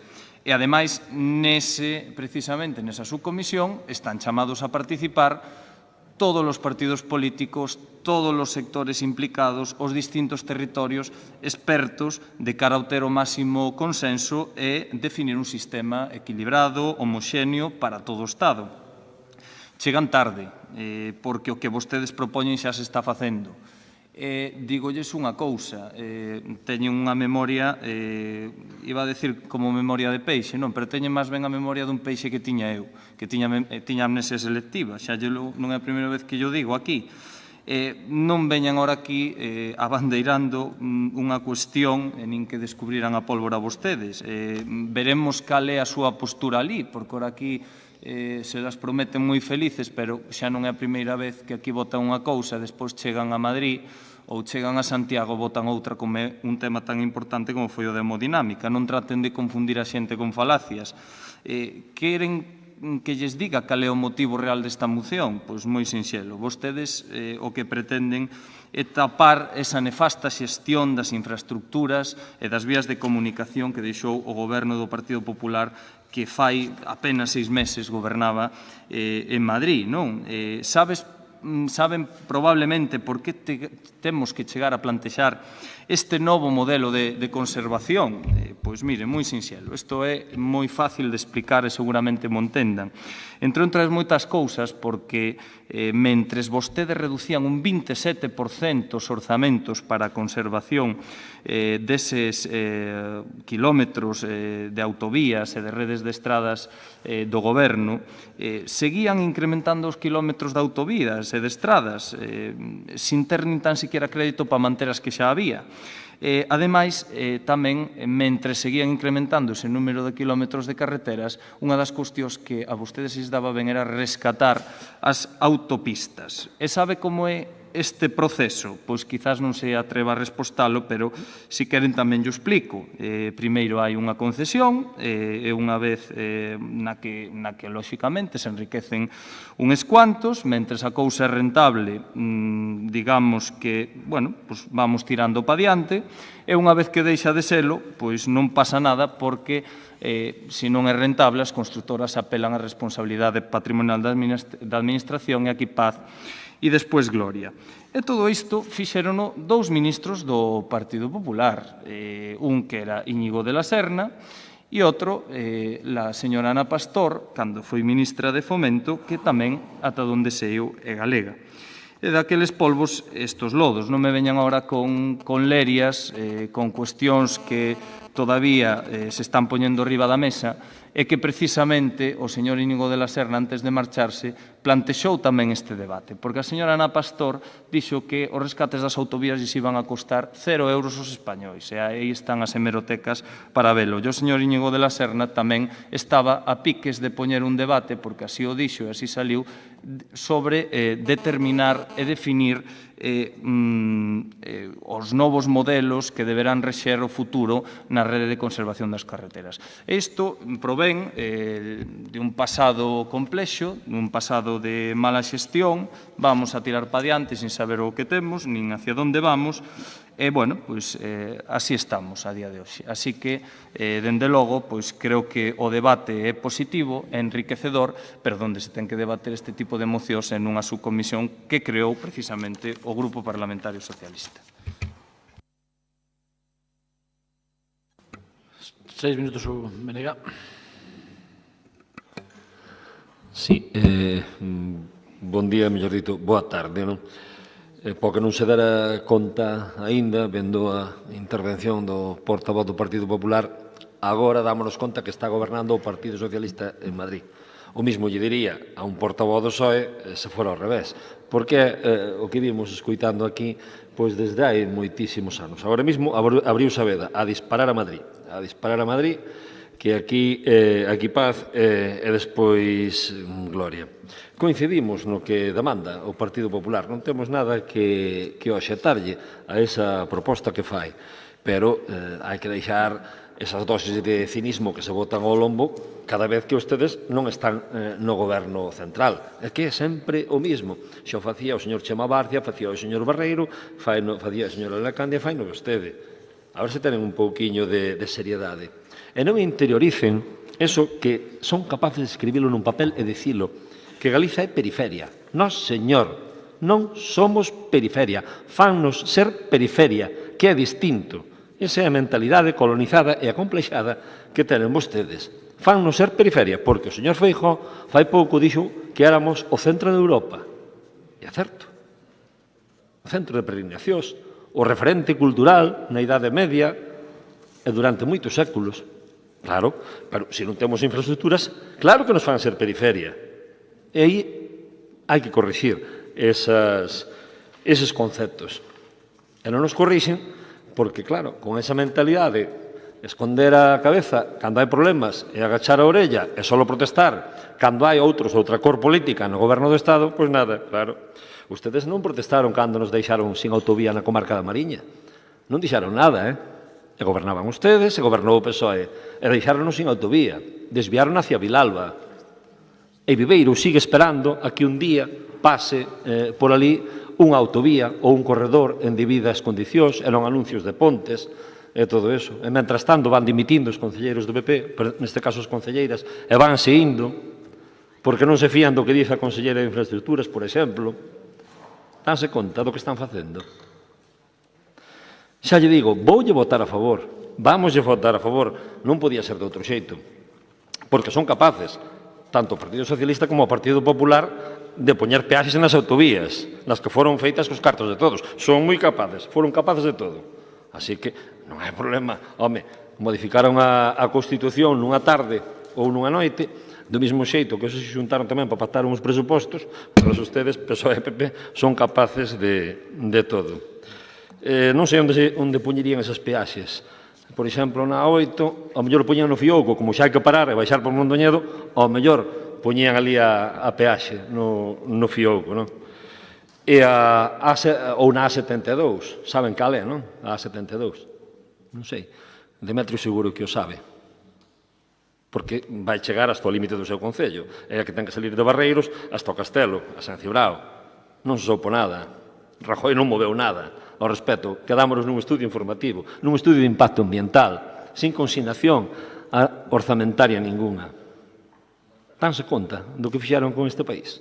Ou do que siguen facendo con este país? Coa complicidade do Partido Socialista, obviamente, o 50%, Aquí, paz e despois gloria. Por lo tanto, vamos a votar a favor. Non falan para nada da AP9. Non falan para nada da AP9. Cando hai un acordo no Parlamento de pedir a transferencia e a reducción desas peaxes. Parece ser que non hai interés. Non sei, o señor Feijóo, aí atrás tamén, desde que cambiou o goberno, lanzou algunhas andanadas. Nós, nesa emenda de engádega, dicímoslle o mismo que dixo o Parlamento, é o mismo acordo do Parlamento, por iso supoño que o aceptarán, demandar que se asuman con cargo aos orzamentos do Estado os incrementos de peaxes da AP9 derivados da asignatura de convenios con concesionaria en 2011 e 2013, que se estabelezan bonificacións que permitan baixar o precio da peaxe e que se encargue un estudo para o rescate da concesión e a supresión das peaxes na AP9. E o segundo, axilizar a transferencia a Galiza da titularidade e a xestión da AP9 e, de acordo co consenso amosado polo Parlamento Galego, incluir este tema na axenda da Comisión Mixta Xunta-Estado co axecto de facer a realidade no primeiro semestre de 2019, que supoño que non tería maior problema aceptar esta emenda. 3 minutos o voceiro do Partido Popular. Gracias, señor presidente. Dice o portavoz do Partido Socialista o Partido Popular quere poñer a venda antes da ferida. Home, mire, eu creo que ancora o que irán negar cando un señor ministro de España, ministro de Fomento e secretario, ademais, de organización, creo que do Partido Socialista, fai unha proposta en sede parlamentaria, habrá que darlle validez. Cando menos, estános dicindo a intención que ten. Logo, efectivamente, está a aritmética parlamentaria, está unha inmensa minoría ca que gobernan e habrá que ver as cousas. Pero, desde logo, se detrás ven o señor Pedro Saura, secretario de Estado, fai a mesma proposta e a quere levaron a súa comisión que crea, cando menos, habrá que entender que o Partido Socialista ten unha cousa clara. Se pudera, quere crear unhos peaxes nas autovías españolas e, por ende, nas galegas.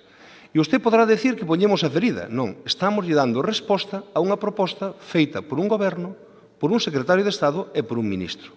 E nós o que lle decimos é que se outros gobernos e un goberno do Partido Popular foi quen de traer as autovías a Galicia, autovías con peaxe non. O que queremos nós é rematar as autovías. Queremos rematar a autovía de Lugo-Ourense, que está iniciada pero non se avanza nela, e a de Lugo a Santiago. E xa que falaba da 74, señor portavoz do NG, a autovía da Mariña, que está aí pendente. E por que non, nese plan de autovías nacional que está aprobado, a de Ponferrada, Monforte, Ourense. O que quere Galicia é que 20 anos despois do que lle pasou a comunidades como Valencia, Andalucía ou Cataluña, rematen as nosas autovías. E, por tanto, antes a ferida, non. É dicir, cando un ministro fala, é o momento de darlle resposta. Desde que isto estea aprobado, mal vamos. En canto a engádega que fai o BNG, por suposto que nós non temos inconveniente. É certo que a AP9 é a autovía das máis caras de España. O goberno do Partido Socialista que agora goberna acaba de, nesas 9 autovías quebradas que revertiron no Estado, que xa tiñan os peaxes tremendamente moito máis baratos que a AP9, acaban de plantexar a súa eliminación.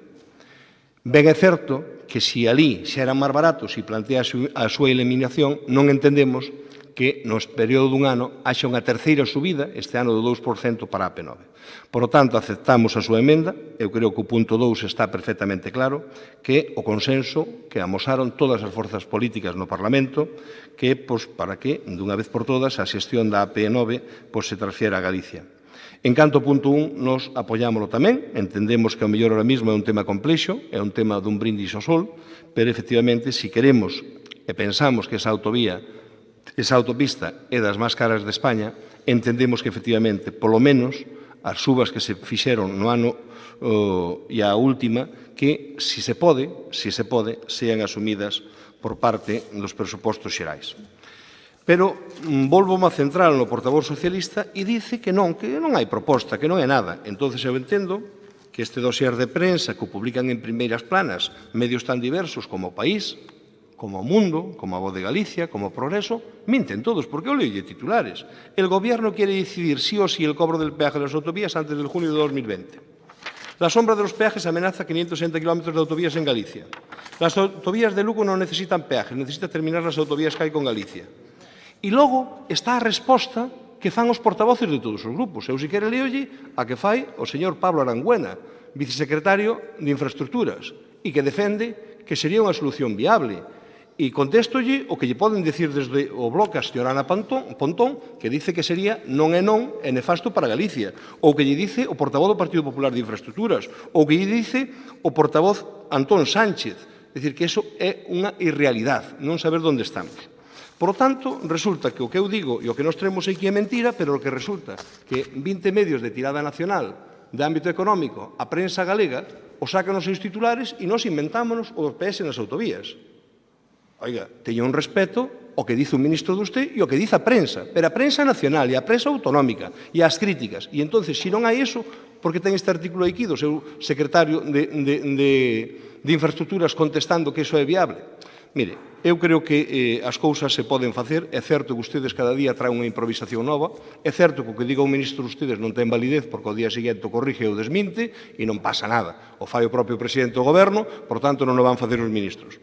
O que está claro é que non podemos cobrar un peaxe por as autovías cando os transportistas non teñen unha alternativa real. No caso da A6, moitos tramos da vella Nacional 6 foron utilizados para a autovía e, por tanto, non temos unha autovía para que circular con os nosos camións. E plantear esas ideas de bombero, cando menos, deixa en moi mal lugar o Partido Socialista. E eu, o que lle diría a usted é, súmese a unha proposta, diríxanse ao Goberno da Nación, diríxanse ao Partido Socialista e díganlle cal é a postura do Partido Socialista de Lugo. Pero non digan que nos inventamos unha proposta, que nós nos sacamos da manga unha proposta, cando é que tuvo usted durante 3 semanas desde que saliu a noticia 102 titulares de prensa. E ora resulta que o Partido Popular se inventa que ustedes queren cobrar peaxe. Bueno, debemos inventar nós, os seus portavoces, os portavoces de todos os grupos políticos, e por aí non vamos. Nos o que lle vou dicir é que entendemos que temos que darlle unha resposta e co noso turismo, o noso comercio e os nosos direitos que conseguimos durante moitos anos para ter esas autovías, o que temos que loitar é porque se rematen todas esas, a da Mariña, a de Lugo, a da Ourense, con plazos e inversións concretas, pero non gravar a xente que xa está mermada, porque as autovías é un imposto discriminatorio hacia as clases menos pudientes, porque van os ricos, os pobres e os que cobran risga. Por lo tanto, plantexense ustedes outra fórmula, porque outros gobernos durante moito tempo foron quen de manter as autovías e de manter as autostradas nun estado razonable para poder circular sin ter que crear un imposto ad hoc para a materia. Moitas gracias. 3 minutos o diputado non escrito. 3 minutos o voceiro do Partido Socialista. Señor Armesto, voulle dicir unha cousa. O será respetar a vostede como respeto ao ministro, os portavoces ou a voceira de Monforte, a concelleira recén dimitida de Viveiro. Só lle digo iso. E volvo a repetirlle. Unha cuestión. Creo que xa sei que vostedes seguían máis por a prensa. Hai unha cousa que ten que ter meridianamente clara.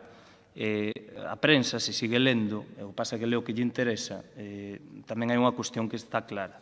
No que se incide, no que se materializa a proposta do Goberno en iniciar a definición dun novo modelo que garanta a sustentabilidade da rede de estradas. É moi distinto iso que xa propoñía o seu ministro que acaba de marchar, ou que acaban de votar, que non sei se andará por Santander ou por onde andaba, que o que vostede está dicindo. E tamén lle digo, hai moitos modelos para poder asumir de maneira eficiente, eficaz, a bancarrota na que deixou o goberno do Partido Popular e a situación na que deixou o goberno do Partido Popular, que se foron hai 6 meses. Pero vostede, cando vai a chantada, por onde iba? É que parece mentira que ahora xa non nos lembremos de como quedou a situación, nin como está a situación. Entón, tamén lle digo, se tan claro ten, e se o presidente me autoriza, voulle propoñer a vostede, vamos un día a Madrid, xa me di tamén a ver por onde vai para evitar a estrada de peaxe, ou o propoñemos ao señor Ábalo, xa que ten tanto interese ou por tan alta estima, para que forme parte vostede desa subcomisión.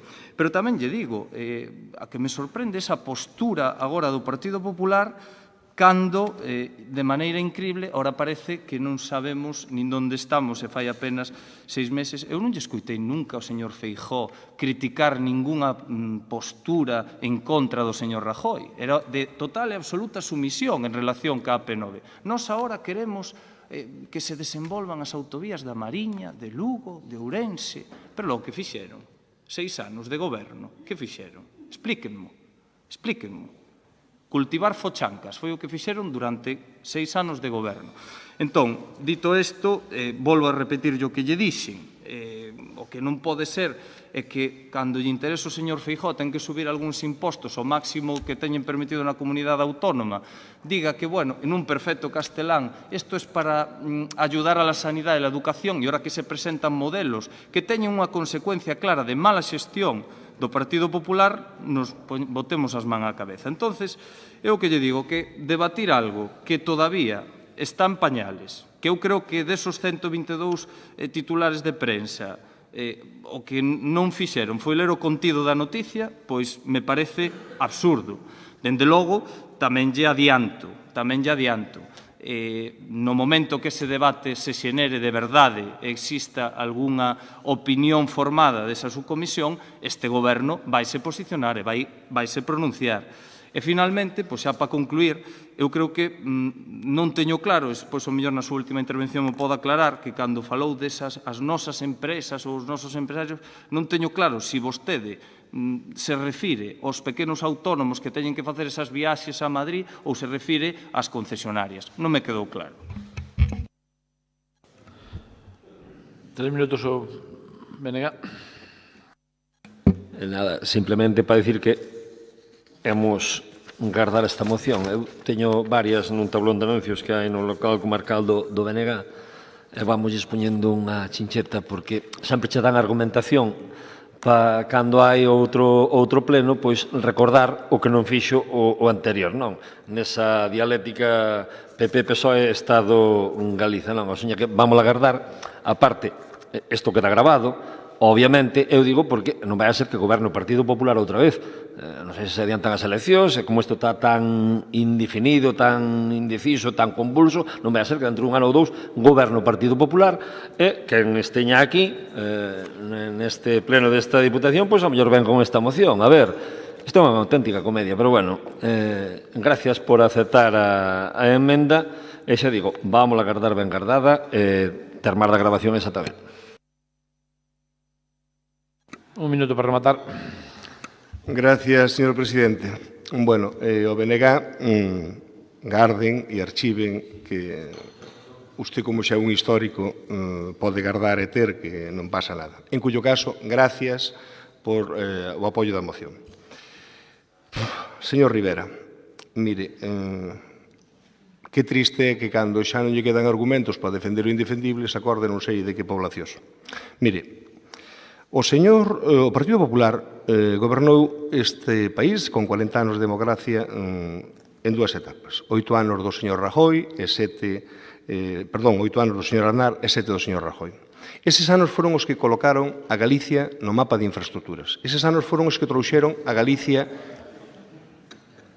no ano 12 un plan de infraestructuras que é o que teñen que vostedes desarrollar. E usted fala de fochancas. Mire, nin o señor Aznar nin o señor Rajoy se planteou poñer ningún tipo de peaxes nas autovías. Son ustedes os que os plantean. E, por tanto, que hai que cortar as iniciativas antes de que arranque. Fala usted de fochancas nas autovías. Mire, os lucenses sabemos que no único sitio onde había fochancas, habías e hainas, é na rede de estradas provincial, que durante 12 anos do seu goberno ningunearon. Durante 12 anos do seu goberno non invertían máis que 5 ou 6 millóns nunha rede de 4.000 kilómetros de carreteras. E tuvo que ser unha proposta, unha iniciativa do Partido Popular a cargo de endebedarse de 15 millóns de euros para poder darlle unha volta. Pero aínda siguen moitas carreteras con fochancas. Iso sirve para tal. Non me veña falando usted de fochancas, porque o único que trouxo aquí fochancas foi un goberno como ustedes. E se usted non ten claro a quen me refiero, que se os pequenos comerciantes e industria de Lugo ou a patronal das autopistas Seopan debía ter claro, porque a proposta que o señor ministro Ábalos fixo súa é a proposta que fai a patronal das autovías Seopan. Creo que, claro que a eles lle interesa eses peaxes, e esa é a proposta que fai o goberno, a proposta da patronal das empresas que dirigen as autopistas. Por tanto, eu simplemente que cada cual estea onde estea, nós estamos en defender a provincia de Lugo, en defender os intereses, en defender un dereito que ganamos co esforzo político e social de moita xente durante moitos anos para ter unhas autovías, e o que non queremos é ir cun coche que cada 10 kilómetros teñamos que parar para pagar.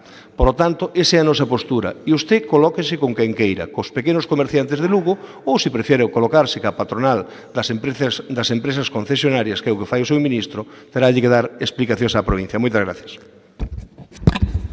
Ben, eu queria dicir unha cousa. Eu entendo que as ideas vos sou sempre do Partido Popular, non? O do crédito, do tal, efectivamente. A deuda, sin embargo, é do presidente. Iso dixo ñante a presidenta do Partido Popular, dice que a idea é dela, e a deuda, claro, a deuda do presidente, está claro. Vamos a votar, queda claro de quen é. Casi sempre así, presidente. Casi sempre así, sí. A culpa ten que levar alguén. Vamos a votar. Acepta as emendas do BNG, non? Entón, votos a favor?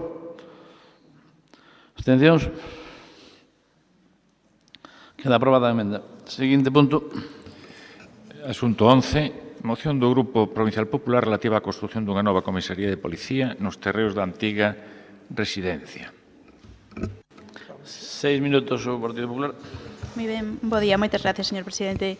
Ben, a proposta que traemos a este pleno para o barrio da residencia é unha proposta positiva e necesaria para esta parte da cidade, un barrio que hai anos xa demanda servizos e equipamentos que axuden a revitalizalo e a dinamizalo. O Partido Socialista, que leva máis de 19 anos gobernando no Concello de Lugo, neste período de tempo non foi quen de planificar nin de prever o futuro do barrio da residencia cando xa se sabía que as instalacións sanitarias se trasladarían a Oula. Dende a Xunta de Galicia existe un compromiso firme para dotar de servizos a este barrio nas instalacións do antigo hospital, nos que destaca un centro integral de saúde, unha residencia de terceira idade, un centro tecnolóxico vinculado a Rozas, un centro de emprego, así como unha planta de biomasa, inversións todas elas valoradas en máis de 21 millóns de euros. De feito, hai uns días que se publicaba no Diario Oficial da Unión Europea o anuncio de licitación para os traballos de construción dese Centro Integral de Saúde no barrio da residencia, o que vai a permitir reducir os prazos para a recepción das ofertas e, consecuentemente, axilizar os trámites para que as obras finalicen no menor tempo posible, que é o que necesitan e o que están demandando os veciños. Fronte a isto, temos que lamentar o inmobilismo tanto do Concello de Lugo como do actual Goberno do Estado, que ata o de agora non amosou a vontade política de cumprir ese compromiso adquirido polo anterior Goberno de dotar a Lugo dunha comisaría de Policía Nacional dentro dos terreos que ocupaban o antigo Hospital Xeral. Hai que recordar que nese senso se celebraron varias reunións nas que participaron tanto a Consellería de Facenda da Xunta de Galicia, así como a Secretaría de Estado da Seguridade Social ou a Dirección Xeral da Policía e a Tesorería da Seguridade Social, o que permitiu iniciar os trámites para a cesión ao Ministerio do Interior daqueles terreos para a construción da nova comisaría. Polo que consideramos que é imprescindible continuar co traballo iniciado polo Goberno do Partido Popular para que Lugo, a nosa cidade, conte con unha nova comisaría de policía no barrio da residencia, no que se presten mellores servizos á cidadanía e que, ademais, sirva para revitalizar esta zona da cidade. Por iso, instamos a este pleno a acordar os seguintes puntos. Instar ao Goberno do Estado a cumprir o compromiso de construir unha nova comisaría de policía nos terrenos da antigua residencia de Lugo, incluindo nos orzamentos dos vindeiros anos as partidas suficientes para os proxectos, as obras e instalacións. E instar tamén a Xunta de Galicia a cumprir o compromiso de dotar os servizos ao barrio da residencia nas instalacións do antigo hospital nos que se farán eses equipamentos dos que xa falaba.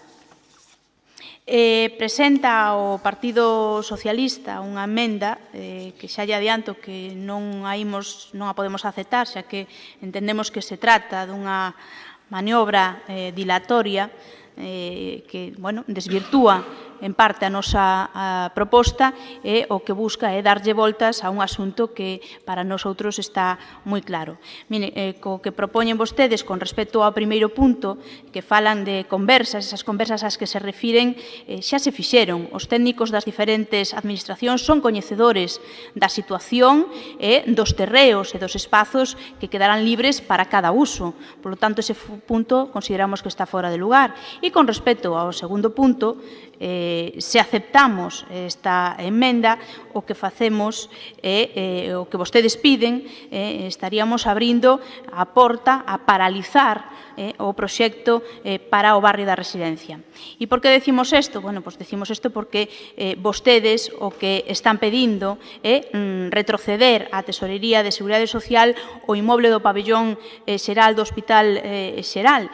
E isto, o que suporía na súa práctica, sería, por unha banda, impedir a demolición do inmoble, que, como ben saben, está xa contratada dende a semana pasada pola Consellería de Sanidade da Xunta de Galicia con un orzamento de 3,2 millóns de euros. Está feita esa encomenda de xestión asignada xa a unha empresa, a empresa pública de Traxa, e, home, a non ser que vostedes o que propoñan é que este custe o asuma o Estado, pois, oia. E despois, o segundo punto, a maiores tamén, bueno, pois, o que suporía sería renunciar á construción dunha residencia para persoas maiores no barrio da Residencia, porque ese centro se levaría a cabo nos terreos que agora ocupa ese inmoble que vostedes queren retrotraer, que vostedes queren retroceder á Seguridade Social, e, polo tanto, impediría esa construción. Outra cousa sería retroceder, unha vez demolido ese edificio do vello hospital, e retroceder, polo tanto, os metros de terreo nos que se instalaría a comisaría.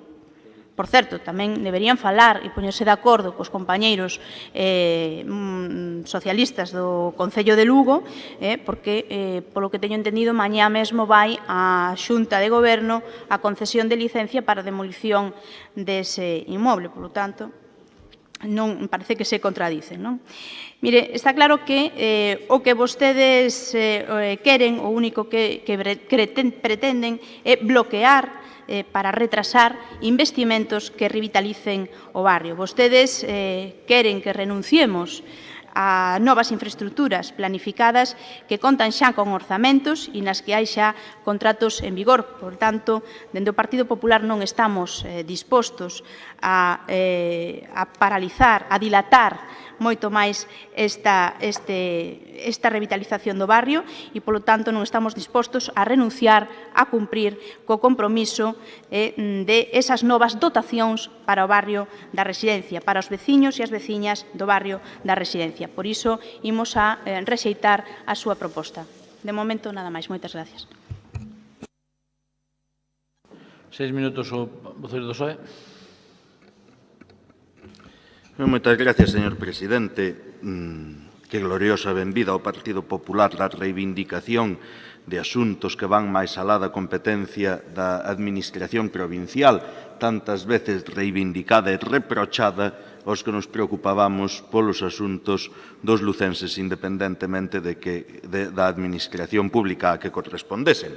Pero, bueno, non o iban a facer con coherencia, non o iban a facer con respeto á verdad, iban a facer cunha aplastante demagoxia que lle la deben imprimir pois no seu manual cando se poñen a traballar ou cando se poñen a representar o Partido Popular. Vir aquí a falar de que o PSOE leva 19 anos gobernando, non se preocupou polo barrio da Residencia, tantos anos nos que ali hai dúas administracións, porque cando falamos do barrio da Residencia falamos das instalacións do vello hospital. Non se equivoque, falamos das instalacións do vello hospital. Xunta de Galicia, Goberno do Estado. Xunta de Galicia dende o ano 2009 nas mans do Partido Popular, Xunta de Galicia nas mans do Partido, ou Goberno do Estado nas mans do Partido Popular dende o ano 2011, é dicir, dende poucos meses despois de que se trasladase a actividade do Hospital Xeral de Lugo ao Hospital Universitario Lucus Augusti. E isto é cuestión de que leva 19 anos gobernando o Partido Socialista. E din vostedes con toda a desfachatez e caradura do mundo que o Concello non fixo nada. O 4 de xullo do 2017, a Xunta presenta un borrador de convenio a un anteproxecto do Centro Integral de Saúde. O 4 de xullo de 2017, Desde o 2009 gobernan, tuveron 8 anos para facelo. O 4 de xullo de 2017. 8 años de Feijóo despois, presentan un borrador de convenio en un anteproxecto de Centro Integral de Saúde. O 27 de xullo, o Concello contesta, uns días despois, un informe de Arquitectura e Urbanismo que lle propón acollerse a denominada Lei Citroën da propia Xunta. Lei Citroën da propia Xunta. Significalles algo para proxectos de interese público de urxencia, o que axilizaría o proceso. O 31 de xullo, Cultura da Xunta informa o anteproxecto do Centro de Saúde e aclara que terá que informar tamén o proxecto de execución da licencia. O 12 de setembro do 17, novo borrador de convenio da Xunta, no que elimina o punto da urxencia e comunica a decisión de non ceder ao Concello a parte pública, só o mantemento. O 23 de outubro, a alcaldesa e o conselleiro de Sanidade reúnense para abordar e aclarar cuestións nas que non había acordo ata ese momento, do 17. O 4 de maio do 18, o Concello envía alegacións ao convenio, que non son contestadas pola Xunta de Galicia ata o 14 de agosto do 2018. Todo con moita celeridade e con moita premura por parte da Xunta de Galicia e moita desatención por parte do Concello na vosa interpretación. Falta ver o que tardan en contestar uns e outros. O 22 de decembro, a Xunta solicita a aprobación do estudio de detalle que conlevou varias reunións de técnicos do Concello cos técnicos redactores porque no informe municipal do anteproxecto non figuraba a necesidade deste estudo de detalle. O 13 de xullo do 18, despois destas xuntanzas e a petición do Concello, o redactor do proxecto rexistra unha documentación aclaratoria do estudio de detalle. O 17 de xullo, os servizos de urbanismo e arquitectura emiten un informe no que se determina que non é preciso o estudo de detalle dado que o proxecto non modifica alineacións. E o 31 de agosto recibe a Administración Autonómica o informe de urbanismo e arquitectura que determina que non é preciso ese estudo de detalle. O 23 de xullo do 2018 solicítase a licenza por parte da Xunta. O 26 de xullo emítese o informe do Servicio Municipal da Facenda Local no que exime a Administración do pago das taxas ata a adxudicación do proxecto e o 10 de setembro iniciase a avaliación do Concello do expediente. Polo tanto, por parte do Concello, denlle vostedes as voltas que queiran, pero non lle hai moito máis que dicir. O que sí que hai que valorar son os bandazos da Xunta de Galicia, que é o mismo que un escurantismo total e absoluto. Evidentemente, xa era preocupación e incerteza entre os lucenses e máis entre os do barrio da residencia. Hai mentiras e improvisacións e, desde logo, un novo desprezo aos lucenses por tratar de ocultar os acordos que adoptaron. 3 versións en só 15 días dende que o Partido Socialista denunciou a anulación pola porta de atrás en plena moción de censura a Rajoy do trámite imprescindible para dotar o vello xeral de servicios non sanitarios. E unha comisaría non é un servicio sanitario. E iso non fai falta que o diga eu, nin que o diga vostede. Iso entende o calquera. Non é o mesmo servicio dunha comisaría que o servicio dun hospital ou dun centro de saúde. Unos son sanitarios e outros non. E nas normas urbanísticas de uso do chan, todo o antigo Hospital Xeral de Lugo está para un uso sanitario. Se non facemos o cambio de uso, non podemos desenvolver ali ninguna iniciativa, ninguna actuación que non teña que ver co uso sanitario. Foron vostedes quen, por acordo do Consello da Xunta, o Partido Popular, decide paralizar, anular a retrocesión á Seguridade Social que permitira precisamente facer ese cambio de uso e continuar desenvolvendo o proxecto da comisaría. Co cal, están vostedes agora mesmo como responsables de que non se poida desenvolver ali nada que non teña que ver con un uso sanitario. E o 13 de setembro, o señor Balseiro di que foi feita esa paralización por petición do Ministerio e a retrocesión se fará máis adiante. O 18 de setembro, Feijóo desmente a Balseiro e di que serán os letrados da Seguridade Social os que terán que determinar o sistema para a ampliación dos usos. Pero desde que falou o jefe supremo, ainda veu outro soldado e desmentiu a Feijóo, o conselleiro de Facenda, que desminte a Feijóo no Parlamento e di que nunha reunión xestionada por el co Ministerio acordou un procedemento, non se sabe cal, nin el o dixo, que axilizará e simplificará os trámites, pero non sabemos cal é. Ocultaron o acordo do 31 de maio no Consello da Xunta, polo que anularon os trámites imprescindibles para ampliar os usos do xeral. Ocultaron os motivos dese acordo e desmentíronse entre vostedes mesmos sobre cales foron a razón e ocultan os pasos que van a dar agora. E non o digo eu, dino os papeles. Alfonso Rueda Valenzuela, conóceno? O vicepresidente. Alfonso Rueda Valenzuela certifica que o 25 de xaneiro de 2018 se autorizou a retrocesión a favor da Seguridade Social do edificio denominado Pabillón Xeral. Ese mismo señor do Partido Popular e do Goberno da Xunta certifica que o 8 de marzo de 2018 se autorizou a retrocesión a favor da Tesourería Xeral da Seguridade Social do edificio denominado Escola Universitaria de Enfermería.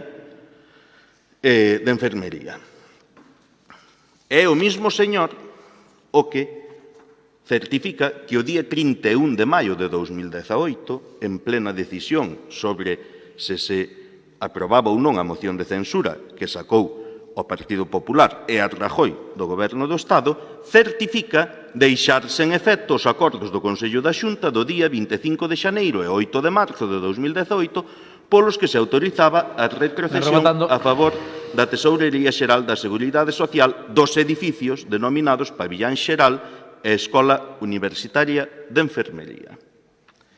Todos coincidían, e así fora anunciado, e todos sabemos que os usos do chan do antigo Hospital Xeral de Lugo son de uso sanitario. E para poder desenvolver ali unha comisaría que é o obxectivo de todos, se necesita facer un cambio de uso.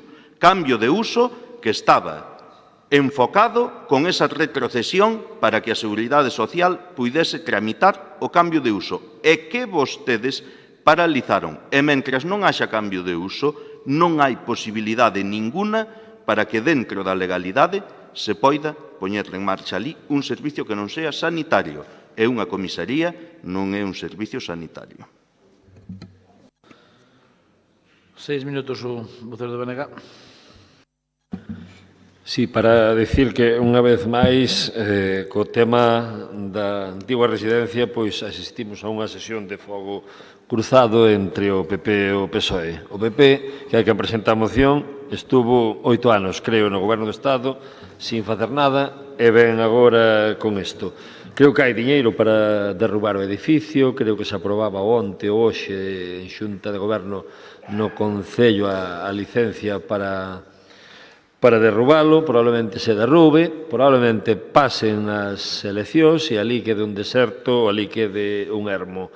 O Bloque Nacionalista Galego no Concello de Lugo ten feito moitísimas propostas ao respecto, creo que ningunha se tuvo en consideración. Sempre os compañeiros e compañeiras do BNG no Concello tuveron claro que aquilo era para un centro, teria que ser para un centro de saúde ou para unha residencia para persoas que non precisan estar hospitalizadas ou cando salen da hospitalización que non tenen onde ir, bueno, para calquer centro sanitario ou social, que sería o máis acaído. Pero, efectivamente, probablemente se derrube, probablemente pasen as eleccións municipais e os veciños do barrio da residencia seguirán mirando para ese ermo e para ese deserto, porque, dada a actitude dunhos e doutros, e co tempo que levamos, eu creo que non se avanzou nada e, desgraciadamente, temémonos que non se vai avanzar casi nada mentras non se pense noutra clave distinta á electoral, que é na que uns e outros están pensando única e exclusivamente, e, sobre todo, o Partido Popular que trae esta moción. 3 minutos o Partido Popular. Mire, señor Santos, vostede quere dotacións para a zona da Bella Residencia ou non as quere? Que o Partido Popular, sí. Partido Popular, e é certo que ao mellor non se fixeron con toda a celeridade que nos hubiera gustado, pero agora se está cumplindo co barrio. E, home, non está bonito que acusen de ir lentos e despois veñan cunha cordiña a intentar atar os pés, non? Mire, a aposta do Partido Popular por revitalizar o barrio da Residencia é clara. Non existe ocultismo, anunciouse, comprometeuse e agora, ademais, se están dando os pasos para cumplir co comprometido por parte da Xunta de Galicia.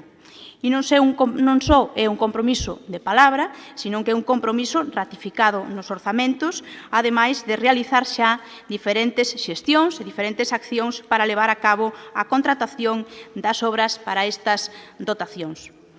Mire, a licencia para a construción do Centro Integral de Saúde está solicitada no Concello de Lugo dende o mes de xuño.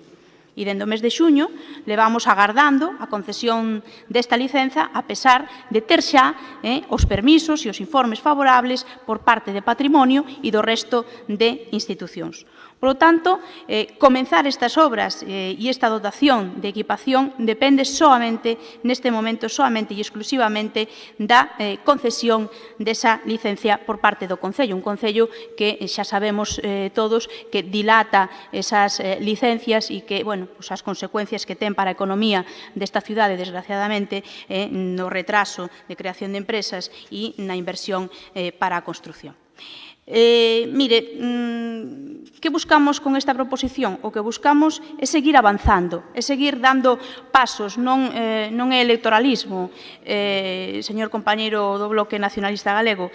O que buscamos é seguir dando pasos e non quedarse de brazos cruzados.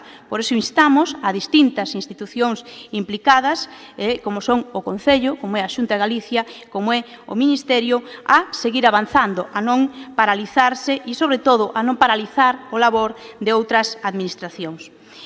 Que a Xunta de Galicia cumpre, está claro. Mire, licenzas pedidas, tasas pagadas, contratación de obras, dotación orzamentaria. Por lo tanto, a Xunta está a dar mostras dese interés, desa intención de revitalizar o barrio e de cumplir ese compromiso do Partido Popular con esta zona da cidade. E o Partido Socialista, con esta emenda que fai, o que dá mostra é de querer paralizar, de querer retroceder, de querer retrasar, ralentizar, e, bueno, que é o que, pretenden con esa emenda.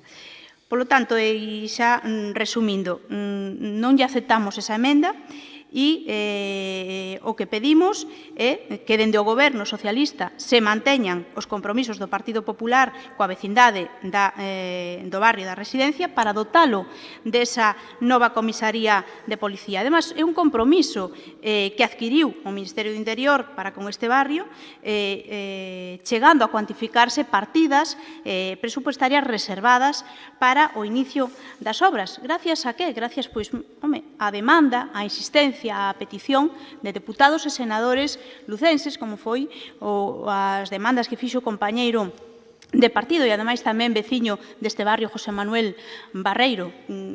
E, señor Santos, agora que parece que vostede busca un aterrizaxe forzoso en Lugo despois do despegue fallido en Friol, eu lle pediría ou eu lle aconsellaría que faga o mismo que fixo o señor Barreiro e que agora vaya vostede a xunto dos seus compañeiros socialistas no goberno e, lles insista e lles pida esa dotación orzamentaria para a construción desa comisaría.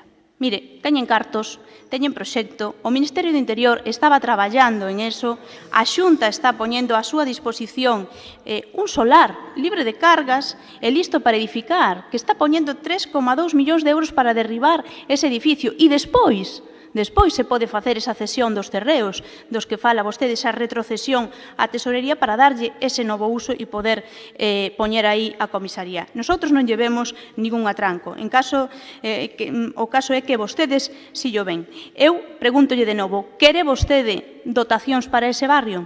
Pois solamente ten que aprobar esta moción. Moitas gracias. 3 minutos. Qué fácil es la vida en los mundos de Alicia y el País de las Maravillas. Claro que queremos dotacións para o barrio da Residencia.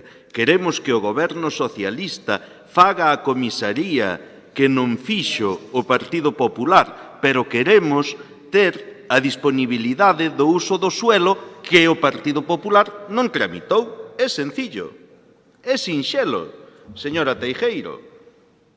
Fagan o cambio de uso, faciliten o cambio de uso e poderás empezar a comisaría. Mentras tanto, serán prisioneros exclusivamente dunha estrategia precisamente pensada para que non se poida facer a comisaría e seguir culpabilizando a quen sea de que non se ten feito.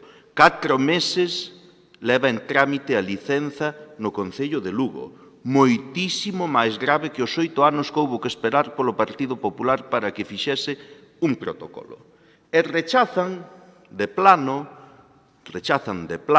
porque pretende paralizar, porque pretende retrasar, dilatar e confundir a emenda presentada polo Partido Socialista. Coñecen vostedes a Alberto Núñez Feijóo, presidente da Xunta de Galicia? Coñecen vostedes a doña Fátima Báñez García, ata hai pouco ministra de Empleo e Seguridade Social, nomeada polo Real Decreto 417/2016 de 3 de novembro, que en uso das súas atribucións, xunto con Alberto Núñez Feijóo, asinou un protocolo entre el Ministerio de Empleo y Seguridad Social y la Comunidad Autónoma de Galicia para la reasignación de usos en los inmuebles del denominado Hospital General de Lugo o 19 de julio de 2017 e que recolle literalmente o mismo texto que a emenda que presenta o Partido Socialista? Está o Grupo Popular enmendándolle a plana política administrativa e institucional a todo un presidente da Xunta de Galicia e toda unha ministra do goberno de Mariano Rajoy, ministra de Empleo e Seguridade Social, que con alegría, algarabía e gran movilización de cargos del Partido Popular monta un acto en la Xunta de Galicia para anunciar que este protocolo es la solución precisamente al barrio de la Residencia, e ahora ven o Partido Popular de Lugo a decirnos que este protocolo non vale para nada, que precisamente é o que paraliza os investimentos no barrio da Residencia. Veña Dios e o vea, porque isto non hai persoa na terra que poida comprendelo. A nosa emenda era tan amable, era tan positiva, tan propositiva, como que todas as partes implicadas desenvolvesen este convenio, que mira o que decía o convenio, De acuerdo con la normativa urbanística vigente, Plan General de Ordenación Municipal de Lugo, la parcela sobre la que se asienta el complejo hospitalario está calificada como equipamiento comunitario de los sistemas generales, con uso específico sanitario. E digo eu que no Ministerio e na Xunta haberá letrados que lean os protocolos e os convenios antes de firmarlo. El objeto deste protocolo, xa nas cláusulas, es determinar las actuaciones patrimoniales a realizar por la Comunidad Autónoma y la Tesorería General de la Seguridad Social, al objeto de facilitar espacios en el complejo del antiguo Hospital Xeral de Lugo para albergar diversos equipamientos públicos. Para el cumplimiento de lo anterior, fíjense no que di aquí. La Administración General de la Comunidad Autónoma de Galicia tramitará, de acuerdo con el Real Decreto 1679 de 1990, expediente de retrocesión patrimonial a favor de la Tesorería General de la Seguridad Social del inmueble denominado Pabellón General Hospital General, identificado como número 2 en el plano que se adjunta, que forma parte del complejo antiguo Hospital Xeral de Lugo. El resto de los inmuebles integrantes del complejo seguirán destinándose a fines sanitarios. El presente protocolo surtirá efectos desde el momento de su firma, o 19 de julio do 17, comprometiéndose la Xunta de Galicia, esa que preside Alberto Núñez Feijóo, a tramitar la retrocesión y a aportar en el plazo máximo de un mes la documentación necesaria de los inmuebles situados en la parcela transferida en ascripción, a que falábamos. 19 de julio de 2017 firman este convenio. En xaneiro e en marzo, moito despois de un mes,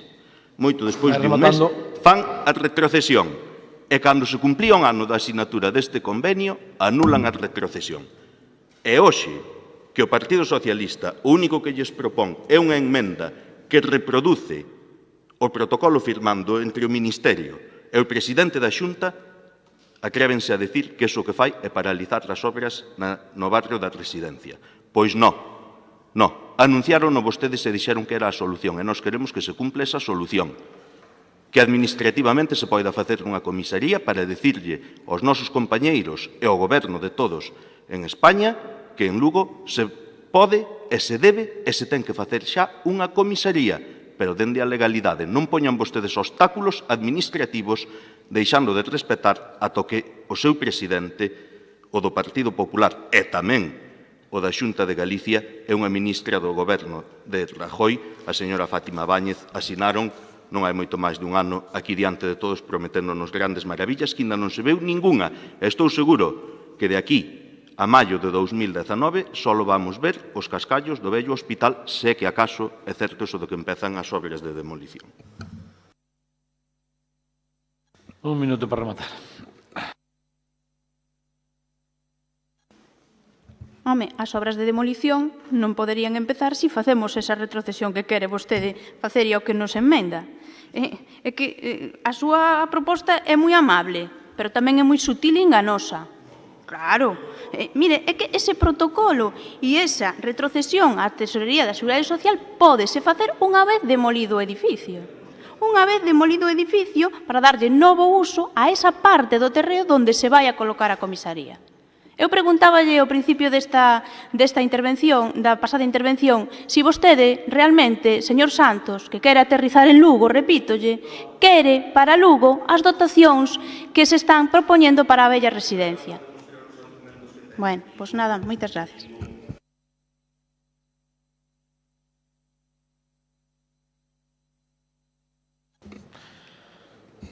Rematalo.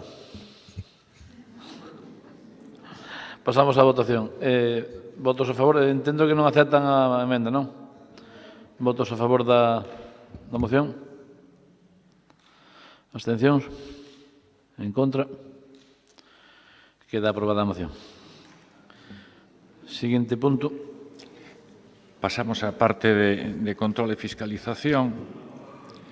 Si ben lles parece, non sei se os grupos están de acordo en que lea estas dación de...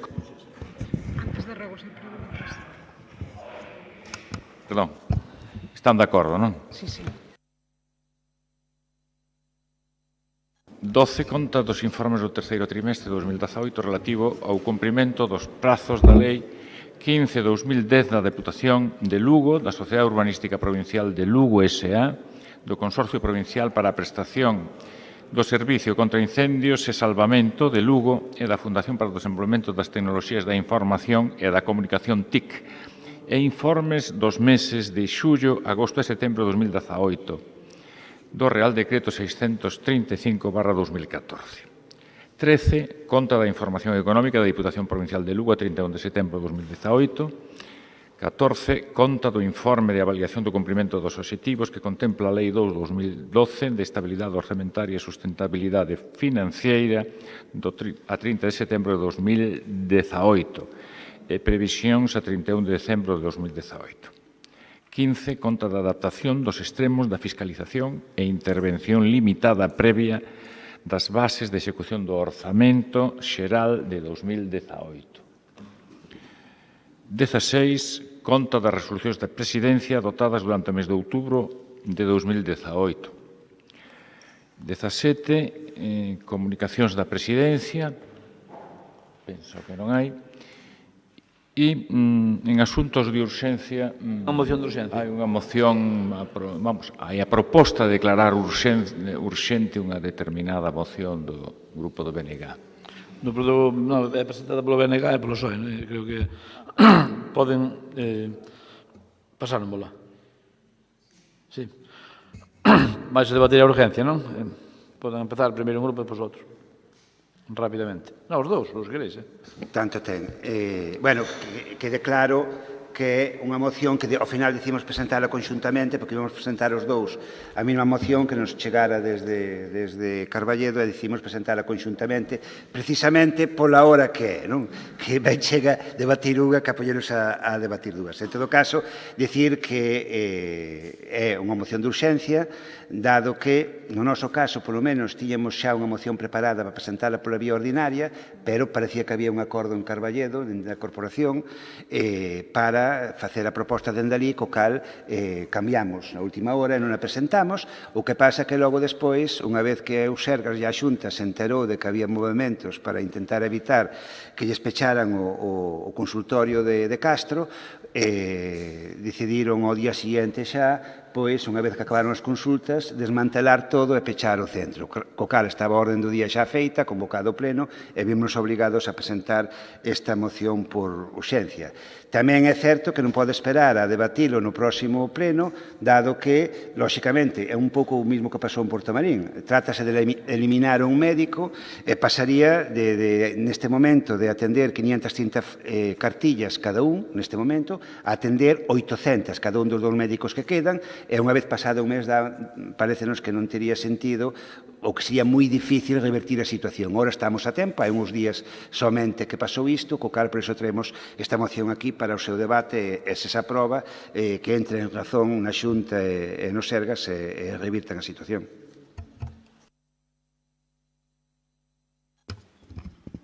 Para incidir na motivación da urxencia, totalmente de acordo co que acaba de dicir o voceiro do Bloque Nacionalista Galego, pero é que, ademais, si é urxente por toda a situación que se deu, máis o é nun medio rural, como é Castro de Carballedo, cunha poboación envellecida e porque, ademais, non só supón o peche dun consultorio, sino que detrás desto pois virán a perda de outros servicios, tal e como pode ser ter unha farmacia aberta ou outros servicios que van ligados, vinculados a un consultorio médico. Pero, sobre todo, por esa poboación envellecida que, ademais, en Castro sabemos, os que coñecemos a zona, pois que teñen un acceso máis dificultoso, toda a zona de Peares e demais, que non é o mesmo achegarse a Castro que achegarse ata Barrela. Polo tanto, atendendo a disminución de poboación no rural e atendendo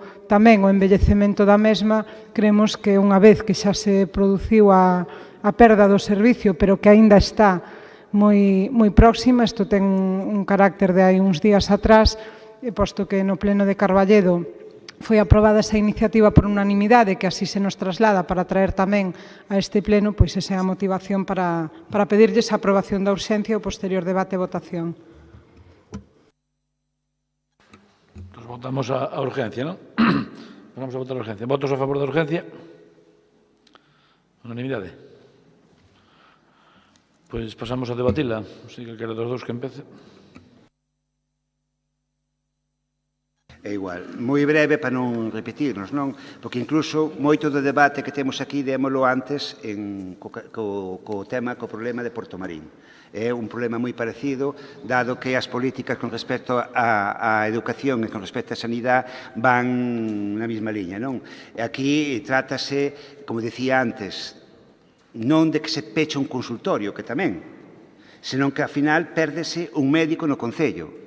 Para as mesmas cartillas, pérdese un médico. Co cal pasará de haber, de atender cada facultativo 530 cartillas, a, como dicía antes, atender a 800. Esa é a cuestión, non? Que por cuestións económicas eliminas un posto de traballo, eliminas un médico e, de paso, porque sería imposible facer de outra maneira, impídese que a xente de Castro poida consultar ali no seu pobo, non? Feito, ademais, un peche, como tamén dicía antes, con premeditación e alevosía, non? En canto viron calquer tipo de movimento, xa non esperaron máis e pecharon a súa porta. Volvo a dicir o mesmo que dixen antes. É unha decisión política, neste caso do Sergas, unha decisión política da Xunta de Galicia, que toma a decisión de, por cuestións económicas, exclusivamente, pechar ter un médico menos, xa parece que a estas horas xa empezan a confundir a linguaxe, ten razón aquel que dicía, perdonen a paréntesis, que a partir da hora e media xa non controlamos ben as reunións, e por menos a min pasa neso. Bueno, pois unha decisión política que ao ter un médico menos obrigas a cerrar un consultorio, non? Obrigando a toda esta xente moi maior, xente do rural, a xente con moi baixos ingresos a ter que usar taxis e outros medios de transporte que, lóxicamente, son custosos para os seus ingresos, para poder desplazarse ou ter que desplazarse a outra vila. E logo, para nós é moi importante, queremos deixar constancia delo, que creemos que é un primeiro paso dunha estrategia máis ambiciosa, por así dicirlo, do Sergas. Eu, dende logo, se fora do Sabiñao, e Correlos, se fora de Bretoño a Pastoriza, se fora de Lousada e Guntín, de Seuana e Folgoso, de San Román e Doiras, de Rubián e Bóveda, e seguramente cada algún par de lugares máis que hai dentro dun mesmo concello, estaría moi preocupado. Porque veremos nos próximos meses, se isto non lle poñemos remedio, como se empezan a cerrar consultorios en moitos concellos, ao mesmo tempo que se amortizan prazas de médicos neste caso. Estaría moi preocupado, e de logo, que se poñan sobre aviso, porque o que lles pasa aos veciños e veciñas do Castro en Carballedo vaille pasar moi próximamente a moitos veciños e veciñas da provincia. E como estamos estas horas, non vou dicir nada máis, eu creo que a cousa está clara, a ver se entre todos, ou con puxe que demos desde aquí, se puidera ser de forma unánime, consigamos reverter esta decisión que é a todas luces injusta da Xunta de Galicia.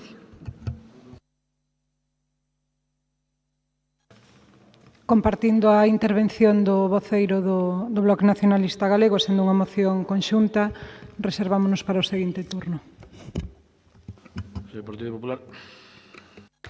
Pois moi brevemente, anunciando o noso voto favorable a esta iniciativa e suscribindo tamén as palabras que no pleno da Corporación de Carballedo se dixeron por todos, nomeadamente, permitídeme que cito o alcalde, un alcalde que leva asumindo esa responsabilidade, pois nada menos que 32 anos, así que algo coñece, e algo coñece, non? Sin desmerecer, evidentemente, volvendo a utilizar os mesmos argumentos que usamos na moción que afectaba ao Concello de Portomarín, cando rematou o debate, en un encontro saudando os padres, alguén propoñía que, a medida que iba pasando o tempo, como había menos nenos, e temos este problema demográfico, ao mellor había que plantearse reunificar colexios de varios concellos en un solo, non? Iso era unha proposta que se facía de maneira constructiva aí fora, despois do debate, en donde tanto a representante do Partido Socialista de Portomarín como a mesma compañeira deputada asentían como unha medida que podría ser positiva para a calidade educativa. Poño este exemplo sin cambiar, por suposto, o sentido do voto e sin trasladar a nosa responsabilidade ao efecto, como dixen, suscribindo o que se dixo no pleno de Carballedo, para decir con que fragilidade, con que bueno, pois non sei que palabra dicir, porque non se me malinterprete, pero isto pasou aí 10 minutos aí fora.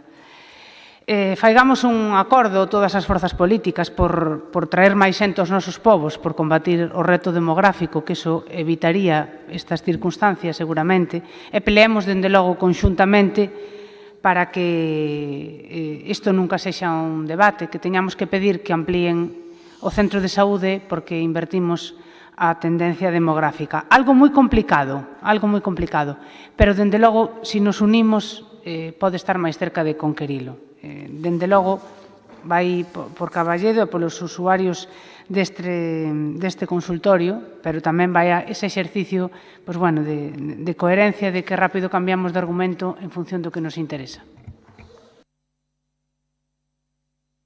Minutos, Menega, por exemplo.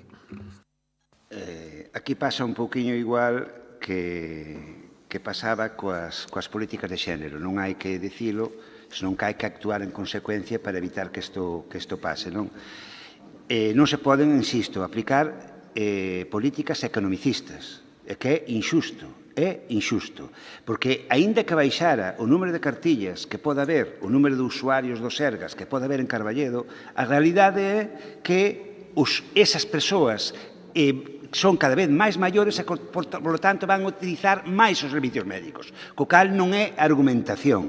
E non é tampouco xusto que se usen as mesmas ratios en Carballedo que se poden usar en Outeiro de Rei, por exemplo, no meu concello, para poñer un exemplo, ou en Lugo. Cada zona, cada comarca, cada concello ten as súas características e hai que usar ratios distintas. Non se pode usar a mesma vara de medir para todos. E hai que discriminar positivamente. Non vale dicir que apostamos polo rural e depois sacar un médico, porque é o que está facendo aquí. Non é que se peche un consultorio, quero que quede claro, é que saca un médico de Carballedo, con todo o que eso conleva, porque non só se concentran en Carballedo todo o que é atención médica, senón que aumenta case un 50% o número de persoas que vai ter que atender cada médico. Esa é a clave da cuestión, non? E logo aquí subyace un debate que creo que hai que dar, non? Eu, teño, non sei, para ben ou para mal, teño a costumbre de ter amigos en todos os lados e que pensan de todas formas, non? E teño un moi bon amigo que, ademais, ten un cargo no Sergas importante e discutíamos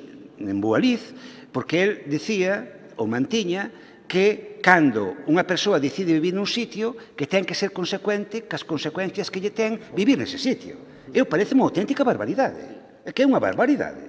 É dicir, un servicio universal ten que ser para todos, vivas donde vivas. E que ese razonamento é o que nos leva precisamente que non quede ninguén no rural. Con esa filosofía só quedarán habitadas as 7 cidades. E o resto será unha reserva natural para que veñan os madrileños a tirar cacahuetes por aí, que non vai quedar outra cousa. É dicir, temos que ser coherentes, de verdade. Se queremos en defender o rural, temos que gastar diñeiro negro. E se, dixémolo antes, eu non me importa volverlo a dicir, póñese sempre, podía poñer outros moitos. Se hai que retrasar o AVE un ano, retrásase. Pero non deixemos, por exemplo, neste caso do Carballedo sin médico.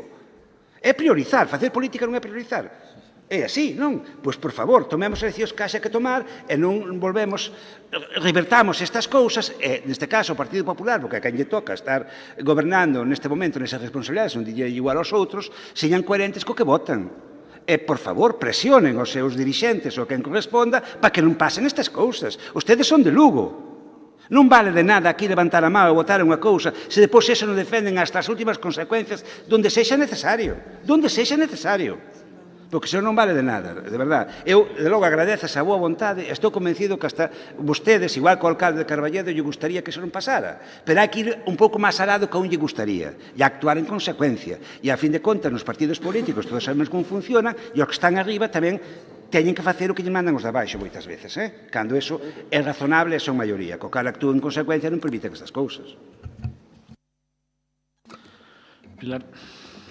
Pois, moi brevemente, sin entrar en detalles, non se dixo exactamente o que a señora Candi acaba de afirmar, pero, bueno, ese non é o motivo do debate desta moción. Esta moción, ao igual que a de Portomarín, o que nos ven a amosar é que nesta legislatura do rural, da que presume tanto o señor Feijóo e o Partido Popular, vostedes veñen aquí a non quedar mal cos veciños da provincia ou, en todo caso, cos seus alcaldes, que creo que é o que máis os motiva para votar a favor destas propostas, pero logo, tal e como dixo Ramiro, tamén fora, non lles fan caso aí arriba. E ese problema teñeno vostedes. Se non son capaces de facer oír os problemas desta provincia, se non son capaces de facer oír os problemas desta provincia aos responsables que gobernan na Xunta de Galicia, cando vostedes son partícipes e comparten os problemas que se traen a este pleno, evidentemente teñen un problema, un serio problema de credibilidade coas persoas que o representan na Xunta de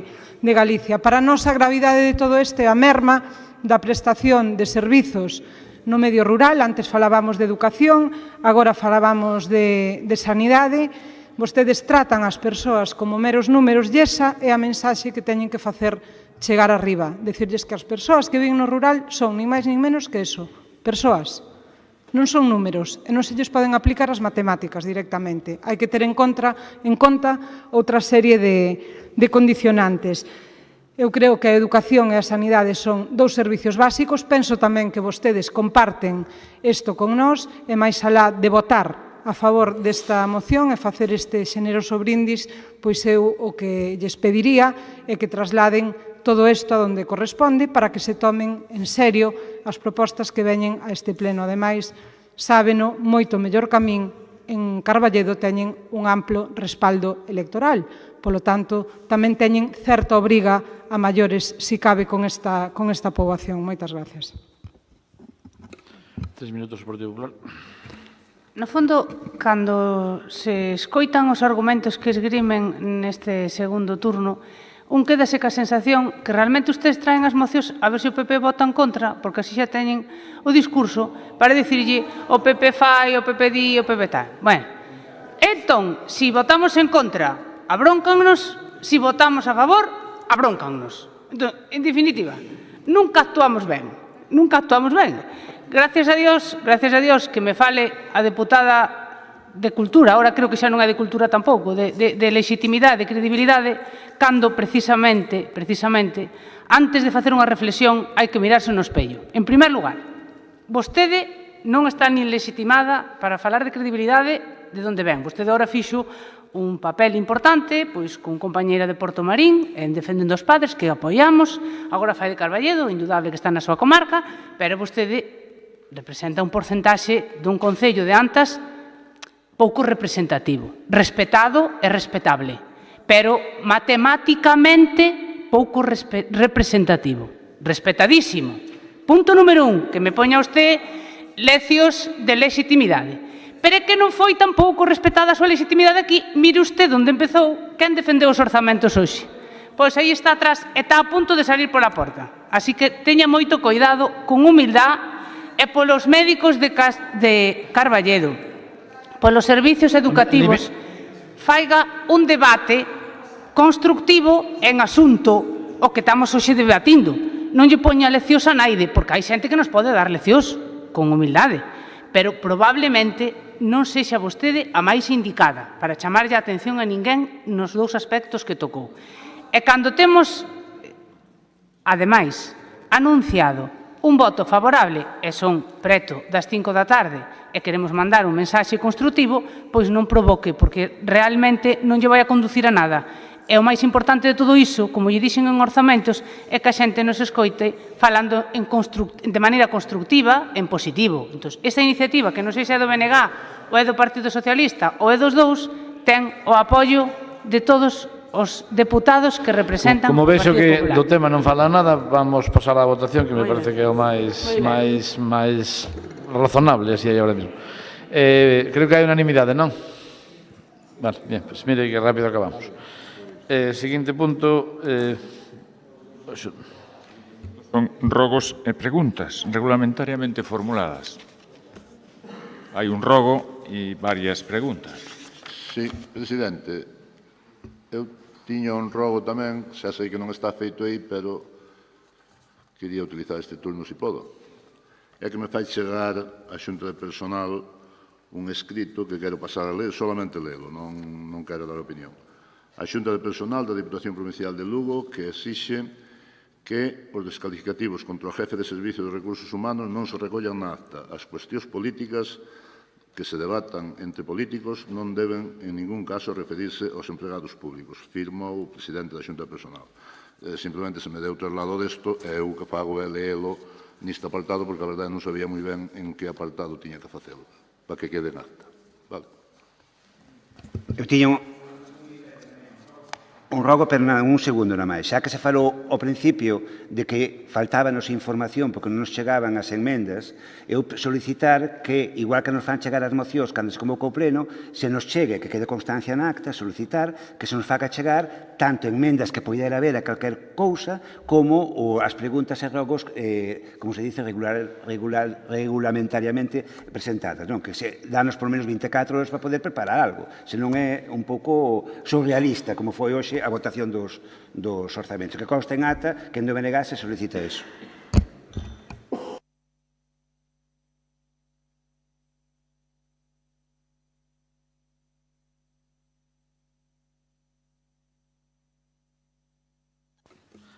Que hai un rogo do Partido Popular referente ás perdas de dereito de cobro de subvencións de deportes, moitas veces son de 2015 e 2016, antes non se facía isto e agora sí que estamos levando a cabo. Entón, intentaremos revisar as convocatorias nese sentido, pero creo que ven de atrás o problema, non ven de agora.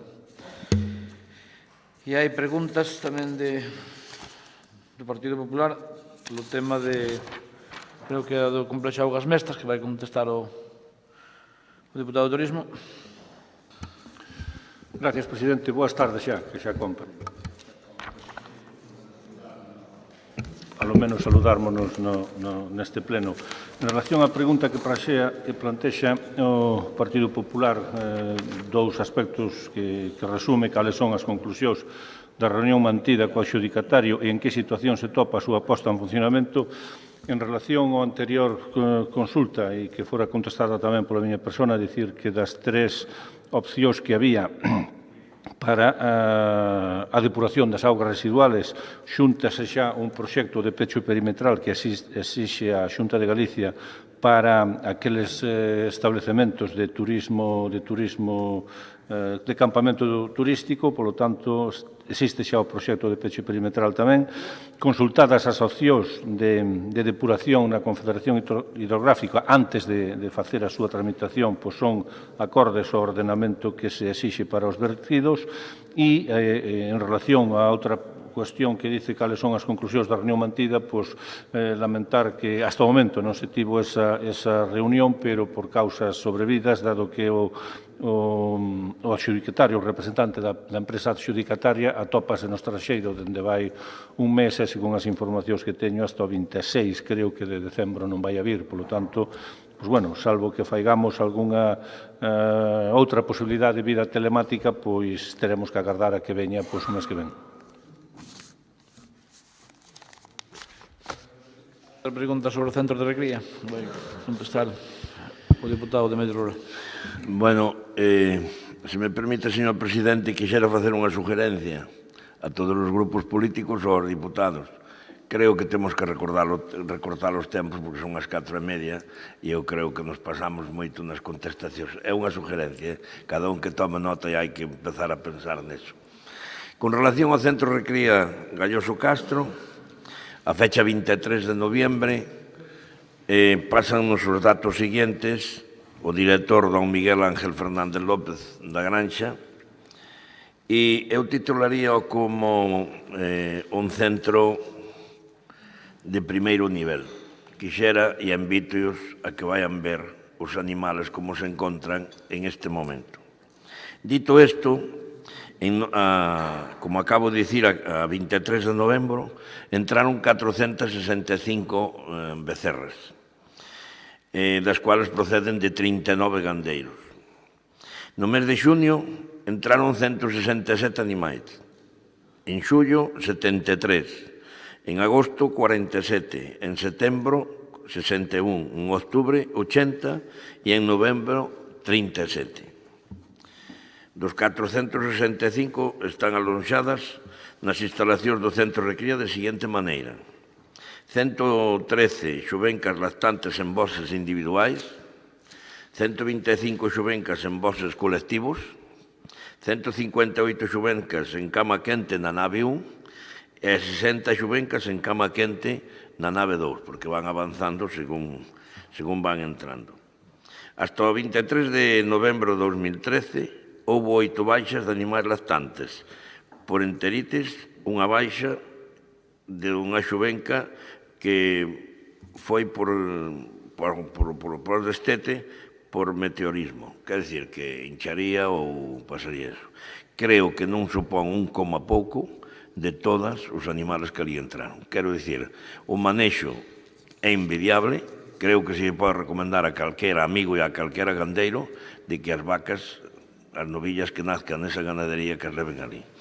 E teríamos algúns animales máis. Este é un reproche que unha tal Marta Muñoz se sacou da manga ou pedira para tuberculosis con 5 anos atrás e as ganaderías que se ven perjudicadas. Se non, hoi habería máis novillas. E non deixemos de reconocer que algunhas ganaderías deixan de mandalas por temas económicos porque ainda non chegaron a ver que ese rendimiento está manifestado. Eu que visito varias ganaderías, tanto no meu concello, a verdad é que a crianza deses animales son superiores ao que se fan nas casas. Non temos nada máis que dicir ben, hai un cambio na alimentación, hai un cambio no manexo, hai un cambio na propia explotación e eu invito-vos a que, cando a dirección da empresa o permita, que o vayáis a ver porque é digno de ver. Moitas gracias. Bueno, pois seguimos debatindo algo máis, se queréis. Como queirades. Entón, levantamos a sesión. Recordade que hai a toma de posesión do secretario que queira acudir.